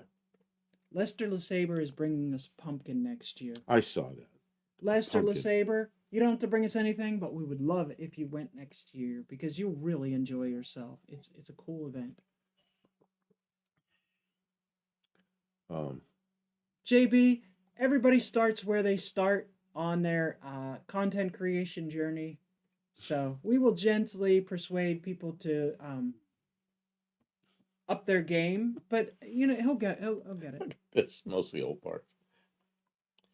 Uh, you know, so I don't think he said anything Hummus. though about what time Wags actually turned. What that You run think was. after a whole weekend of announced times he remembers Well, what that run really was? because he Joked about it. he He might joked remember. about it, and I thought he might. I'm sure he remembers joking about it. It was pretty funny. And what's really funny is I shut the camera off and I put it up. It's like I don't know if I should have done that, but what the heck? Mexican I like Spec funny is stuff. asking about our opinion on his new voiceover, and I would When be did that? lying if I said I watched any of the new voiceover videos. You know what? I've been watching all his Instagram stuff because I'm looking for a car, but he seems to be really into the SUVs because those are popular cars for him. And then the one car I asked him about, he says they don't have in Mexico, which was the little Futura coupes with the lowered top, and so and the Mustangs. What do you call them? The Fox Body Mustangs, but they got bubble thing in the back that I don't really like. I don't know. I'm looking at his cars though, and I'm not in a hurry. I don't need a car tomorrow. You know, it's just they're gonna pay me for the car, so I might buy something. The one car that I really wanted Mexican Spec has is so expensive that I can't do it. It's the one we call the Matador, and they call it a Rambler. I forget what they called it. Wag has that car for sale? You're kidding. It's too expensive to run. Oh man. I was Jim, really surprised. Jeff Yoder, how did the dart do? You want to go over it again? Yeah, we'll go over it again in a minute. Let me Okay. finish JB my response to Wag has that car for sale. That car ran fantastic times. That is a great car. He was just learning how to launch that car and drive that car, and it held up. I don't think he had any mechanical problems. And when somebody else builds a car and you try and race it, that's when you find all the problems. He traded that other car he had for it. It seems like somebody built a really fantastic drag car. So if somebody's looking for one, get in touch with that guy from Wags. Wags, I talked to him before he ran the car, and he goes, "This is my first time in a car like this. This is first time to do this. I'm the first, you know." And he went out there and boom, turned a okay time, but I don't think he was all the way in it. He was just learning to drive it. And he said, "Man, that thing went straight. It was perfect." Then he started running it, and it was fast, and it went straight, and he did well with it. I can't believe he wants to get rid of it. Oh man. Okay, Kim. Let's see. Let me go quickly down here. 35104 LTD, all this kind of stuff. Kim, quickly go over the because a lot of. Oh, how did the dart do? Yeah, Jeff Yoder's asking. We had a very minimal issues headed out there. We had nothing we couldn't resolve along the road. Added a little oil when we got there. We realized that we were. I'm going to interrupt you for a second. There's a backstory on the Vega ET and I know, Speed. I saw that. Okay, go ahead. He's really curious. He I wants want to know. What it was. But when we got there, we realized it was leaking oil, and I took the inspection cover off the clutch and realized the rear mainstay was just puking oil, and it wasn't just coming out the bottom; it was coming out all the sides and going all under the underside of the car, and it just wasn't suitable to run on the track. So we just enjoyed the weekend without running the car. We didn't even tech the car. We didn't want them to have to even make a call on it. It was just bad. But a couple of quarts of oil and we drove home. And the Dart ran fantastic. It loved 70 miles an hour, and it, in the passing lane you could go 85 and it wasn't even straining. So, but the motor's out. It's in the garage now with the motor out, and we're trying to figure out what combination of parts to put back together, because it was blowing a little bit of, it had a lot of blow by, and we have a different bottom end that seems really good. So there's a lot going on with it. There is a full video on my computer. It's 2 hours worth of video that I have to compress down into maybe 20 minutes. And so hopefully I'll have that out in a couple more days. And yeah, we're working on it, so there'll even be more video after that. Thank you for asking. Well, Jeb, and if you probably missed all this, on the way home, some guy in the interstate rammed me, and purposely rammed me, and I went for a spin around backwards 70 miles an hour, just horrible crash, destroyed the Mazda. But I was basically, I'm okay. All was taken off. Take care. Good night. Thanks for coming. Thanks for coming by and seeing us. So we ended up the after I got out of the hospital, which is the same day, was it 4 hours later? The we came home in the Dart. Dart did fine. Yeah, Kim, what do you think it was? Mexican Spec wants to know if it was revving high. What do you think it was turning? Like 3,200, 3,300, something like that, going down the road. 3,200 maybe. I don't know. Yeah, I was riding it at 70 miles an hour, it was a pretty 70 miles per hour. It was in a pretty sweet spot and with just lots and lots of top end to go. And I'm sure, like, an overdrive would bring down the RPMs for better gas mileage, but it didn't get terrible mileage. I mean, for as much as we drove it, it wasn't a lot of gas. It wasn't. It wasn't economical, but it was fine. And yeah, no, that those gearing and those tires, they were fine. I probably 321s would have been a better ratio than 345s that are in there, but like it's not that big a difference. It goes down the road really well. Really well. You could pass in it. You can merge on the freeway real nice. So I'm really happy with everything except for the puking oil at the remain seal. And we're probably going to put in a better short block, so it should be even stronger. that engine Build she back better. bought, that engine Kim bought, the short block is 40 over. It still has hone marks in it. It's just there's like a half thousandths taper in it, which could have been in there to begin with. It's it's a really nice short block. The head on it's a piece of crap. So what we're gonna do is probably have a head, either find another head, or we've got a couple of heads. Get one done in a machine shop so we have good guides and everything, and put it together and put it on that engine and put it in the Dart, and that'll be like a 0 time engine. It's it's pretty nice. Mostly old parts. That entire was a that was a gag on. I'm trying to look at mine because you got it rolled down. I can't see. The entire deal was a gag on Barkley. Up Uh, here, I'm going to read it. Most of the old part says Barkley mentioned he was interested in buying the car if it ran in the sixes, and Barkley was standing right next to me when I blurted out the 5 second, 130 mile per hour numbers. So it was the whole thing was a okay, gag on okay, Barkley. okay.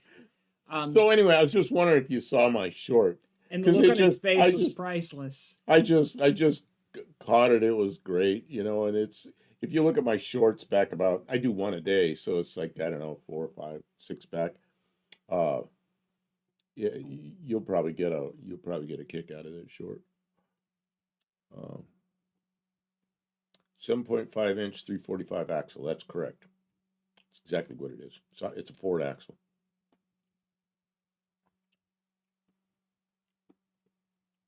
Yeah, the 345 going down the road doesn't seem that bad. We don't have a tachometer on it, but we It's workable, probably yeah. could. Yeah.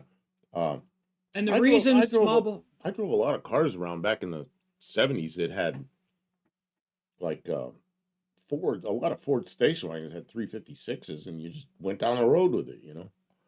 Anyway, go ahead.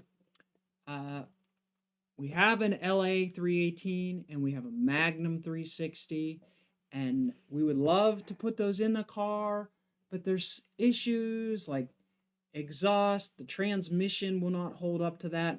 I don't have the right torque converter to mate the Magnum to a 727, and the linkages are different, and the steering column's different, and the K member is different. Like, oh, and they have truck pans instead of car pans, and I don't have the manifolds, and I have truck headers, not car headers.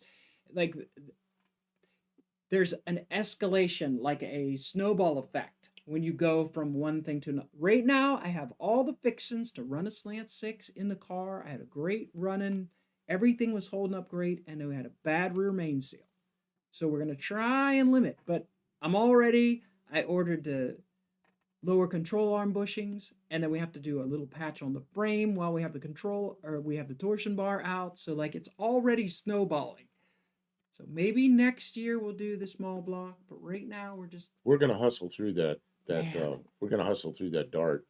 just Just think of because. all the great content we're But gonna get out of it. but the only thing we have is like we have to get the job done.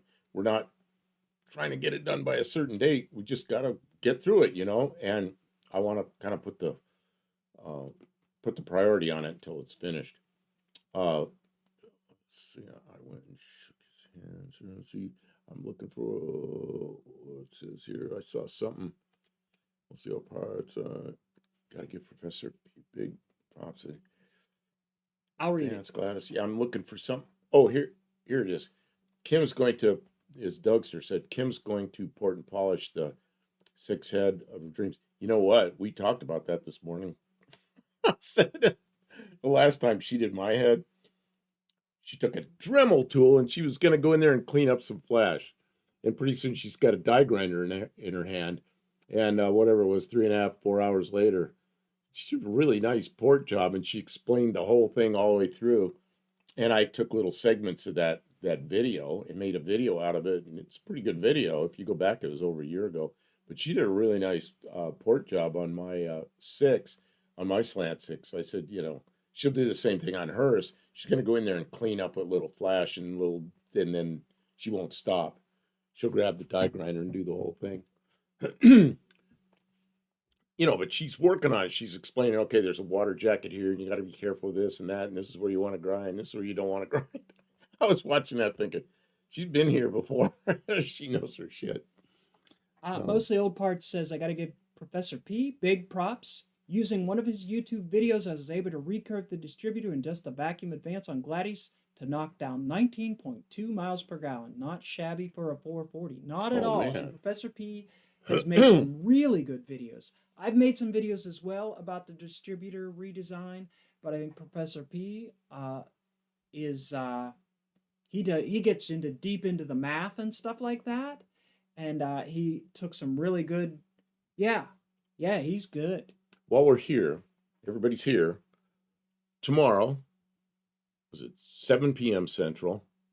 On the AHRA channel is Professor P and Dallas Brown, and they do 2 hours of tech talk, and that is if you're into working on stuff or just interested in it, that is a worthwhile live stream. And we never stream over the top of them because I gotta watch it. And so anyway, I was gonna give them a plug here for that. Oh, and Professor P also donated a Super 6 intake manifold to our camp. So I can put a Super 6 on it. Although I have a really good running 1-barrel carburetor right now, but his Super 6 is an upgrade, so I probably will do that. So I'm very thankful for his generosity in regards to sending those parts my way. He said you could have them as long as you did something cool with them. Yeah, so we'll do something cool with them. Yeah. Yeah. John Carwillie says the kids are some of the best behaved. I saw that video. It's obviously bribery. John Carwillie, he's another guy to watch. You know what? Next weekend is the land speed record stuff in Arkansas. We were going to go to that. We were going to take the Mazda down there. Well, now I don't know. After that crash, my priorities had to change a little bit, and I don't think we're gonna go. We'll probably go to the one in the spring. I really don't want to miss it, but oh, there's a lot going on right now, and I think we're just gonna probably wait till springtime to go to the land speed record uh, runs in Arkansas. I think Giancarlo is a hoot to talk to. Oh yeah, Yeah, he's good. Good. He was super friendly for with us this year again, and we hope to be able to work with him. I don't know if we can go to the land speed record thing, but if we do, I know we'll have a good time, and we'd like to be supportive of him. He is like their official documenter person or what is this? I expect not to derail, but I have been without water in my house for 2 full days now. What crap. the heck, I'm sorry to hear that, Mexican spec. man? That's got to be miserable. Hey, Lars may have it. Do you know when it's coming back? Okay, sorry. Go ahead. Oh, I don't know. I'm just looking at everything. What are we looking for video of? Shot this weekend, mostly parts. Talking about just an FYI, Holly makes a 350 CFM carburetor that utilizes the same bolt pattern as the Carter BBD. You know what I did on my Valiant? There's an adapter, Yeah. and the holes, the carburetor holes where the fuel flows through, where the butterflies are just about the same size, but it's got two bolt patterns on it. And a lot of people don't like these carburetors, but I do. The Ford 2100 2 barrels and the 4 barrels that are similar, what are they, 4100? I really like those. So I've got a 2100 Ford, or Autolite, and that thing runs so well. So I don't know. Kim may not do that to her. She may do what you say. Um, she's got a bunch. Yeah, she's got a bunch of carburetors, and she's real meticulous kind of rebuilder kind of person. Dallas brand, not all the cattle simulators are Dodge. Frankly, the water company busted up the cement in front of the house, and then a little further out, so they broke it. Last year, what was it? Like 6 months ago, they did the same thing up the street from us. The water company broke the main. We didn't have any water, but it only lasted for what, like 10 or 12 hours. Yeah, or they're something. on top of it. And they were, oh yeah, I went up the street and they got a big crew up there, big hole dug, and they're fixing it. Thanks, JB. Good night. Send him an email about that Iron Duke. Yeah. At least so we can communicate. And if you're serious about that Iron Duke, I don't know, maybe if you want to junk it, you can junk it my way, or maybe I don't know. We'll see what we want to do. But yeah, thanks for stopping by, and thanks for taking a new job. Have a good night. It's okay. You have the best cervezas. See, Mexican Spec doesn't drink beer, but man, they have good beer from Mexico. I know that. See, I think I had my life's allotment of beer, so I'm kind of, diabetics can't be drinking a lot of beer. Check on the chicken. Kim's in there checking on the chicken. I bought 60 liters of water, so I could use the toilet. Good idea. Bud just rebuilt his Motorcraft 2100 today for a 71 F250 362 barrel. Kimborghini is having a Boston tea party. She better not be. Don't be throwing any tea overboard. They sent 5 guys out and they took turns digging and all that. It's hot here, so they all pitched in to get it done. Oh, so is it done?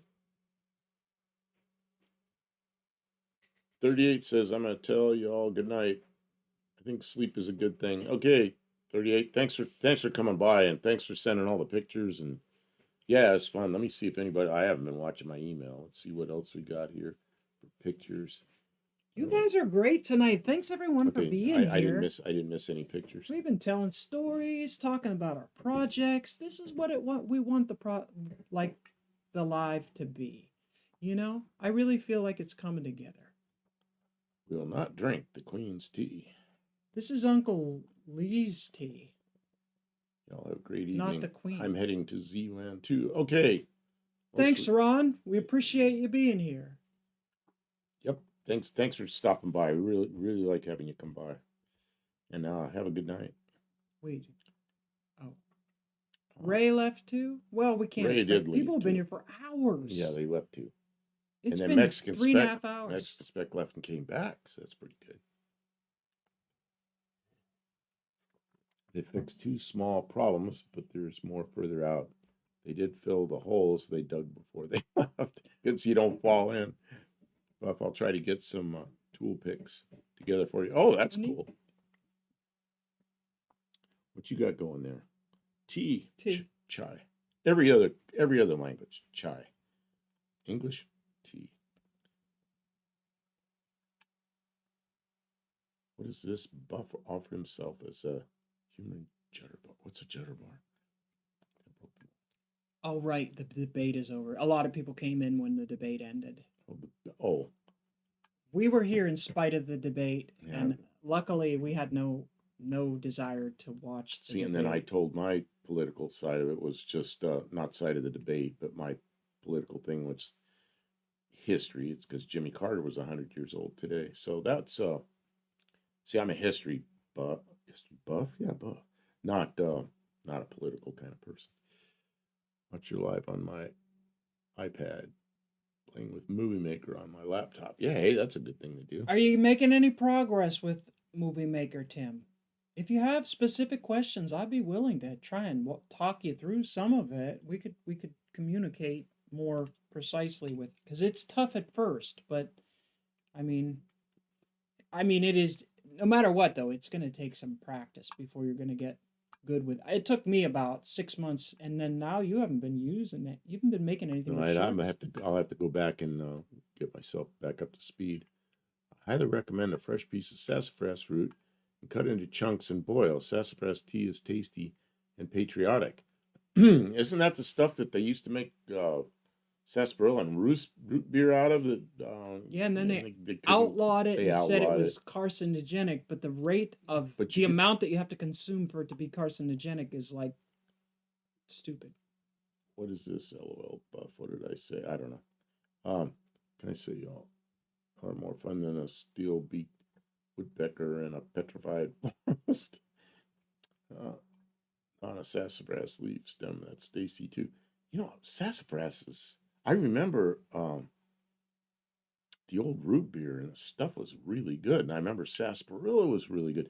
When I was a little kid, we went to Disneyland, and that was one of the things you could get was sarsaparilla.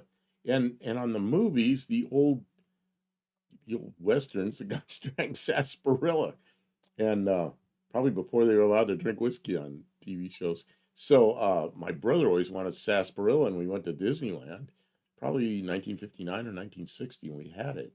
And it was shortly after that, I think it was 1960, they made it illegal in the U.S. to use it in root beer anymore.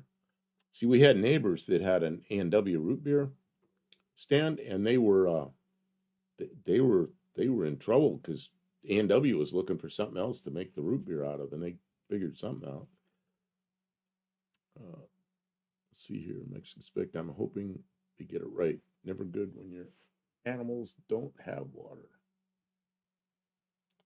So I bought 6 10-liter bottles of water for them.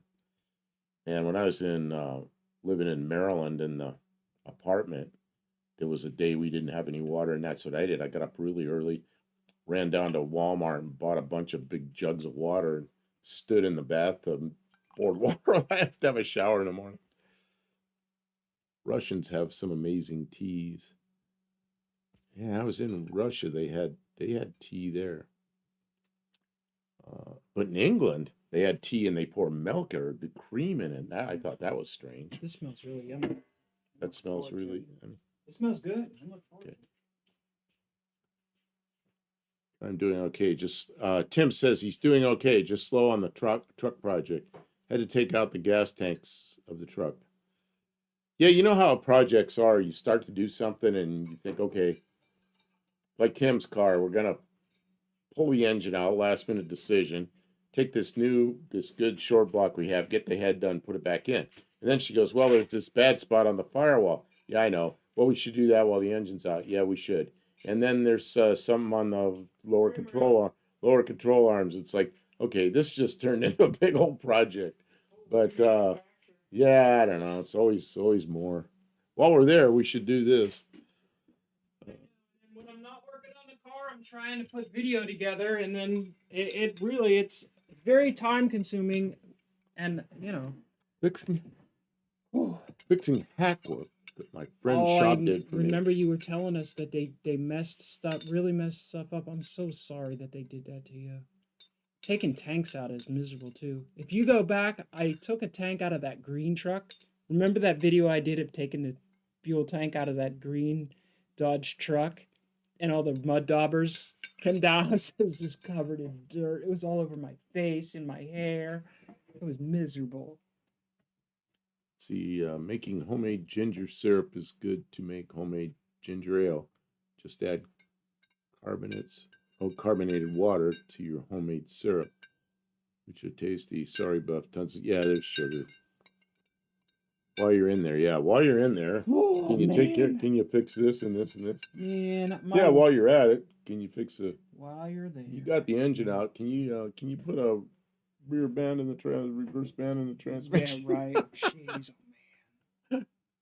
Yeah, I know how that is. Our list is a mile long. We got more projects than the two of us will finish in our lifetimes, so we're gonna have to make See, decisions. I'm motivated right now because we got to get your dart out of there, so we can start doing the aluminum car, because that was the plan when we got back from No Name Nationals, but we got sidetracked a little bit. We appreciate all your encouragement though, because I think we would just And of course, we have to answer to our audience. If we don't have things to talk about, like if we're not doing anything and we don't have nothing new to talk about, you guys are gonna be like, well, what the hell are you guys doing? Sitting around all day doing nothing. What's going on back here? If I got is that burned, or is there some kind of something itches like hell? Right there? Yeah.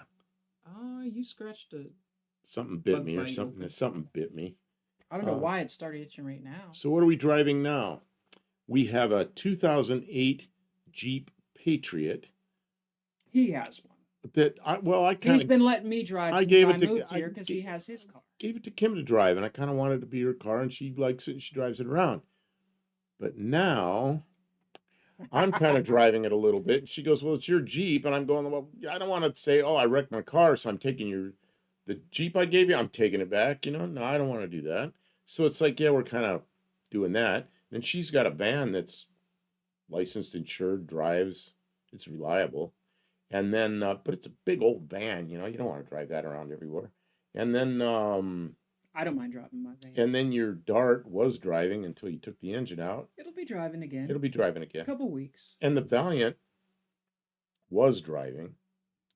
You could drive the Valiant right Well, now. yeah, but it's got little tiny 13-inch tires on it. That's true. It needs tires, and it needs the kick down, Yeah. and it needs the front end finished, because the front end, one side of the front end is rebuilt, the other side is So garbage. the Valiant's almost there. And then Dean Stevenson, while you're in there, put this narrowed crossfire independent rear suspension. Yeah. Yeah. Dean has been around long enough. Yes, He knows that. He knows how many is while you're in there as there are. That got kicked back to after No Name Nationals, because I knew we'd never finish that in time. That narrowed rear end sitting there. The ticks are the flies after the sunburn, trying to taste some special meds. Yeah, they wanted me to take muscle relaxers, all this stuff. I didn't take anything from the crash. I joke around, I say, you start taking pain meds and things to make you feel better when you got problems. That's like, the check engine light comes on, you reach underneath with a pair of snips and you cut the wire to the check engine light to fix the problem. You got pain somewhere. It's telling you something. That's like going, hey, dude, something's wrong. I want to know when there's pain or something isn't right. So I'm kind of just living with it. And it's not bad. I mean, I don't have any bad pain. It's just once in a while I notice something and go, oh, something ain't quite right. It should be called the Del Campo, like its brand. River Buff thinks the model name is. Drive a real car, drive a Del Campo. Yeah, we Or he could can go be with, like the most interesting man in the world. He can be like, I don't always drive, but when I well, do, I drive a Del Campo. everybody always names for their cars. I don't know if it's an Eastern US thing or if it's just that I worked on airplanes and we didn't have names for airplanes. We had tail numbers. Or if it's I don't know what it is. But when I was young, I never had names for my cars. So now it seems to be something that's expected. So should I tell them? I'm going to tell them. Go ahead. So I have this Valiant that's running, except for the got to change some bushings and put the right tires on it. But it actually drives the way it is, and it's yellow. And I think the right name for it. See, I heard this song the other day. It's Mellow Yellow, and then we have all these cans from the guy. She bought a truck and it had like 10,000 Mellow Yellow cans in the. I'm not kidding. More Mellow Yellow cans than you can ever imagine thrown in the back of this truck. So I said, that's that car. That's Mellow Yellow. So, see, I have a name for a car now, Mellow Yellow. See, I gotta do that before somebody else calls their car Mellow Yep. Yellow. Now they're gonna have it on the whatchamacallit channel. They'll have a project and name it Mellow Mellow Yellow. Yellow. So it's mine. Uh, our cars have names.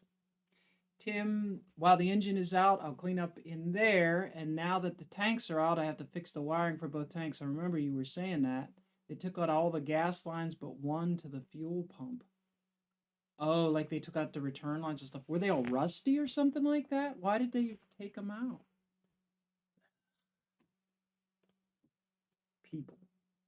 See, and then it's Dean Stevens' letter in Cyrillic.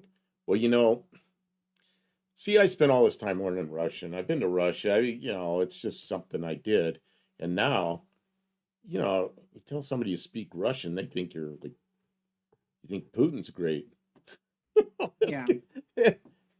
No, I don't want to put anything Cyrillic on anything right now. Let all the dust settle from this mess if it ever settles. Man, I sort of just, do you speak any other languages? Oh, yeah. Dyslexic R. You mean like the backwards R in Cyrillic? It looks like it's a ya. That's a ya. The backwards, that's a vowel. It's a ya. Uh, looks like a backwards R. I only have one car with a name.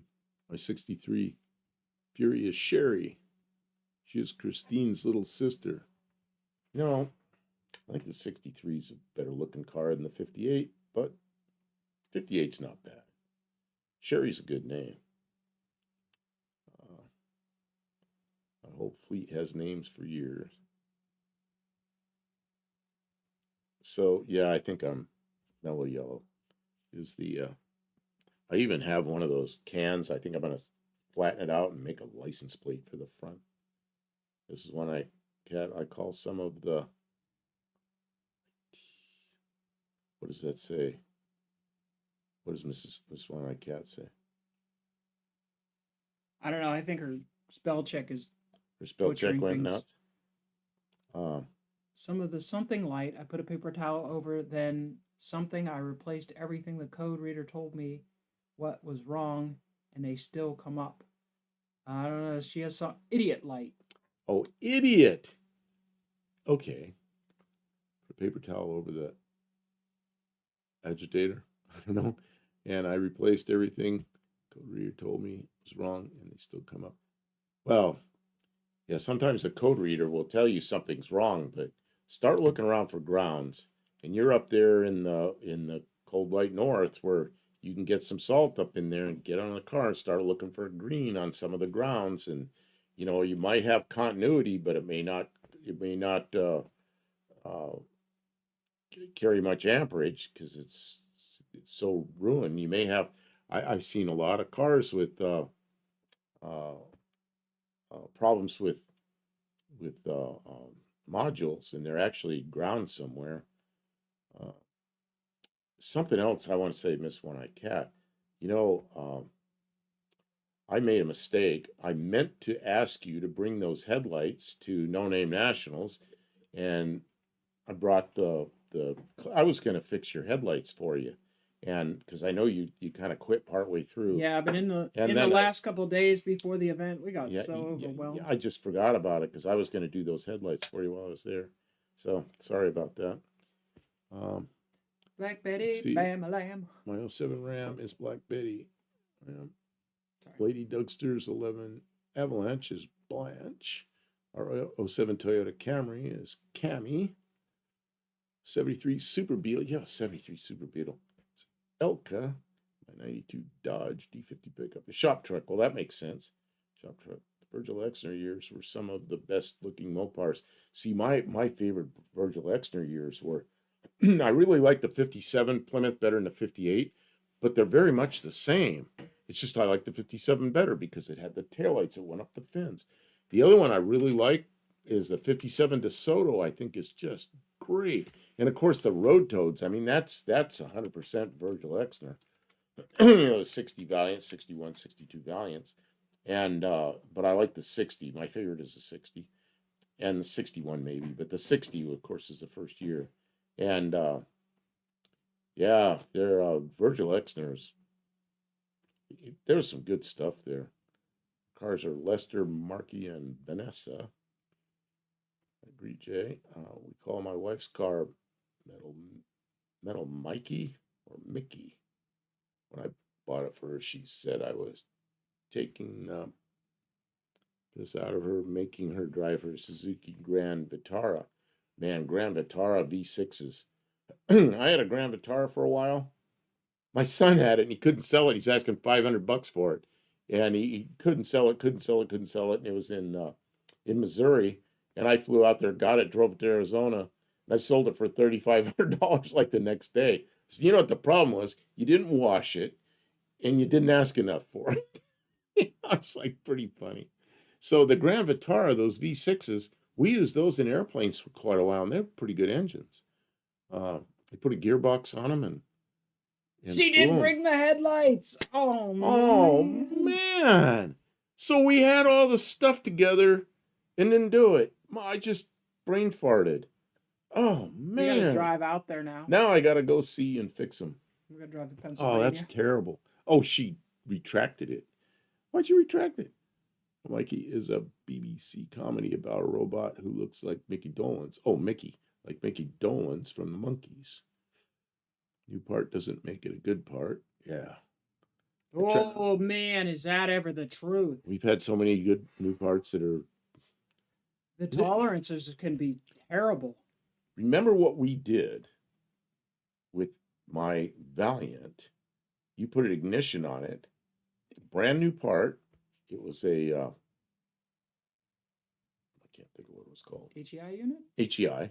Oh yeah. And when you add power, it would retard the ignition. You're not allowed to say that word. Oh, that word I'm not supposed to say. Backwards advance. Yes. So it would backwards advance the ignition. So the that brand new part, you know, total junk. Total Design junk. flaw. I try not to think of what or why they did things. It was Dad's truck, and it's got a new engine going in, and it'll run great. It'll get done. We We're did pulling that. for you, Tim. You could do it. Just take it a You little did bite at them. a time. You did them to No Name Nationals. You did them, or you took them? I don't know what you did. Okay, Diecast Creations gets a whole lot of Stingray Thunderbirds references when he does the Stone Soup shorts. I sign it as Agent X20 and a half. Diecast Creations is the Stone Soup They will guy, and the Stingrays and Thunderbirds are bands. I don't know. I see. Okay. It's it's a Dean thing. Who understands? If you know, you know. They will still on the van. They will still. Oh, they were on the van. Oh, they were on the van, man.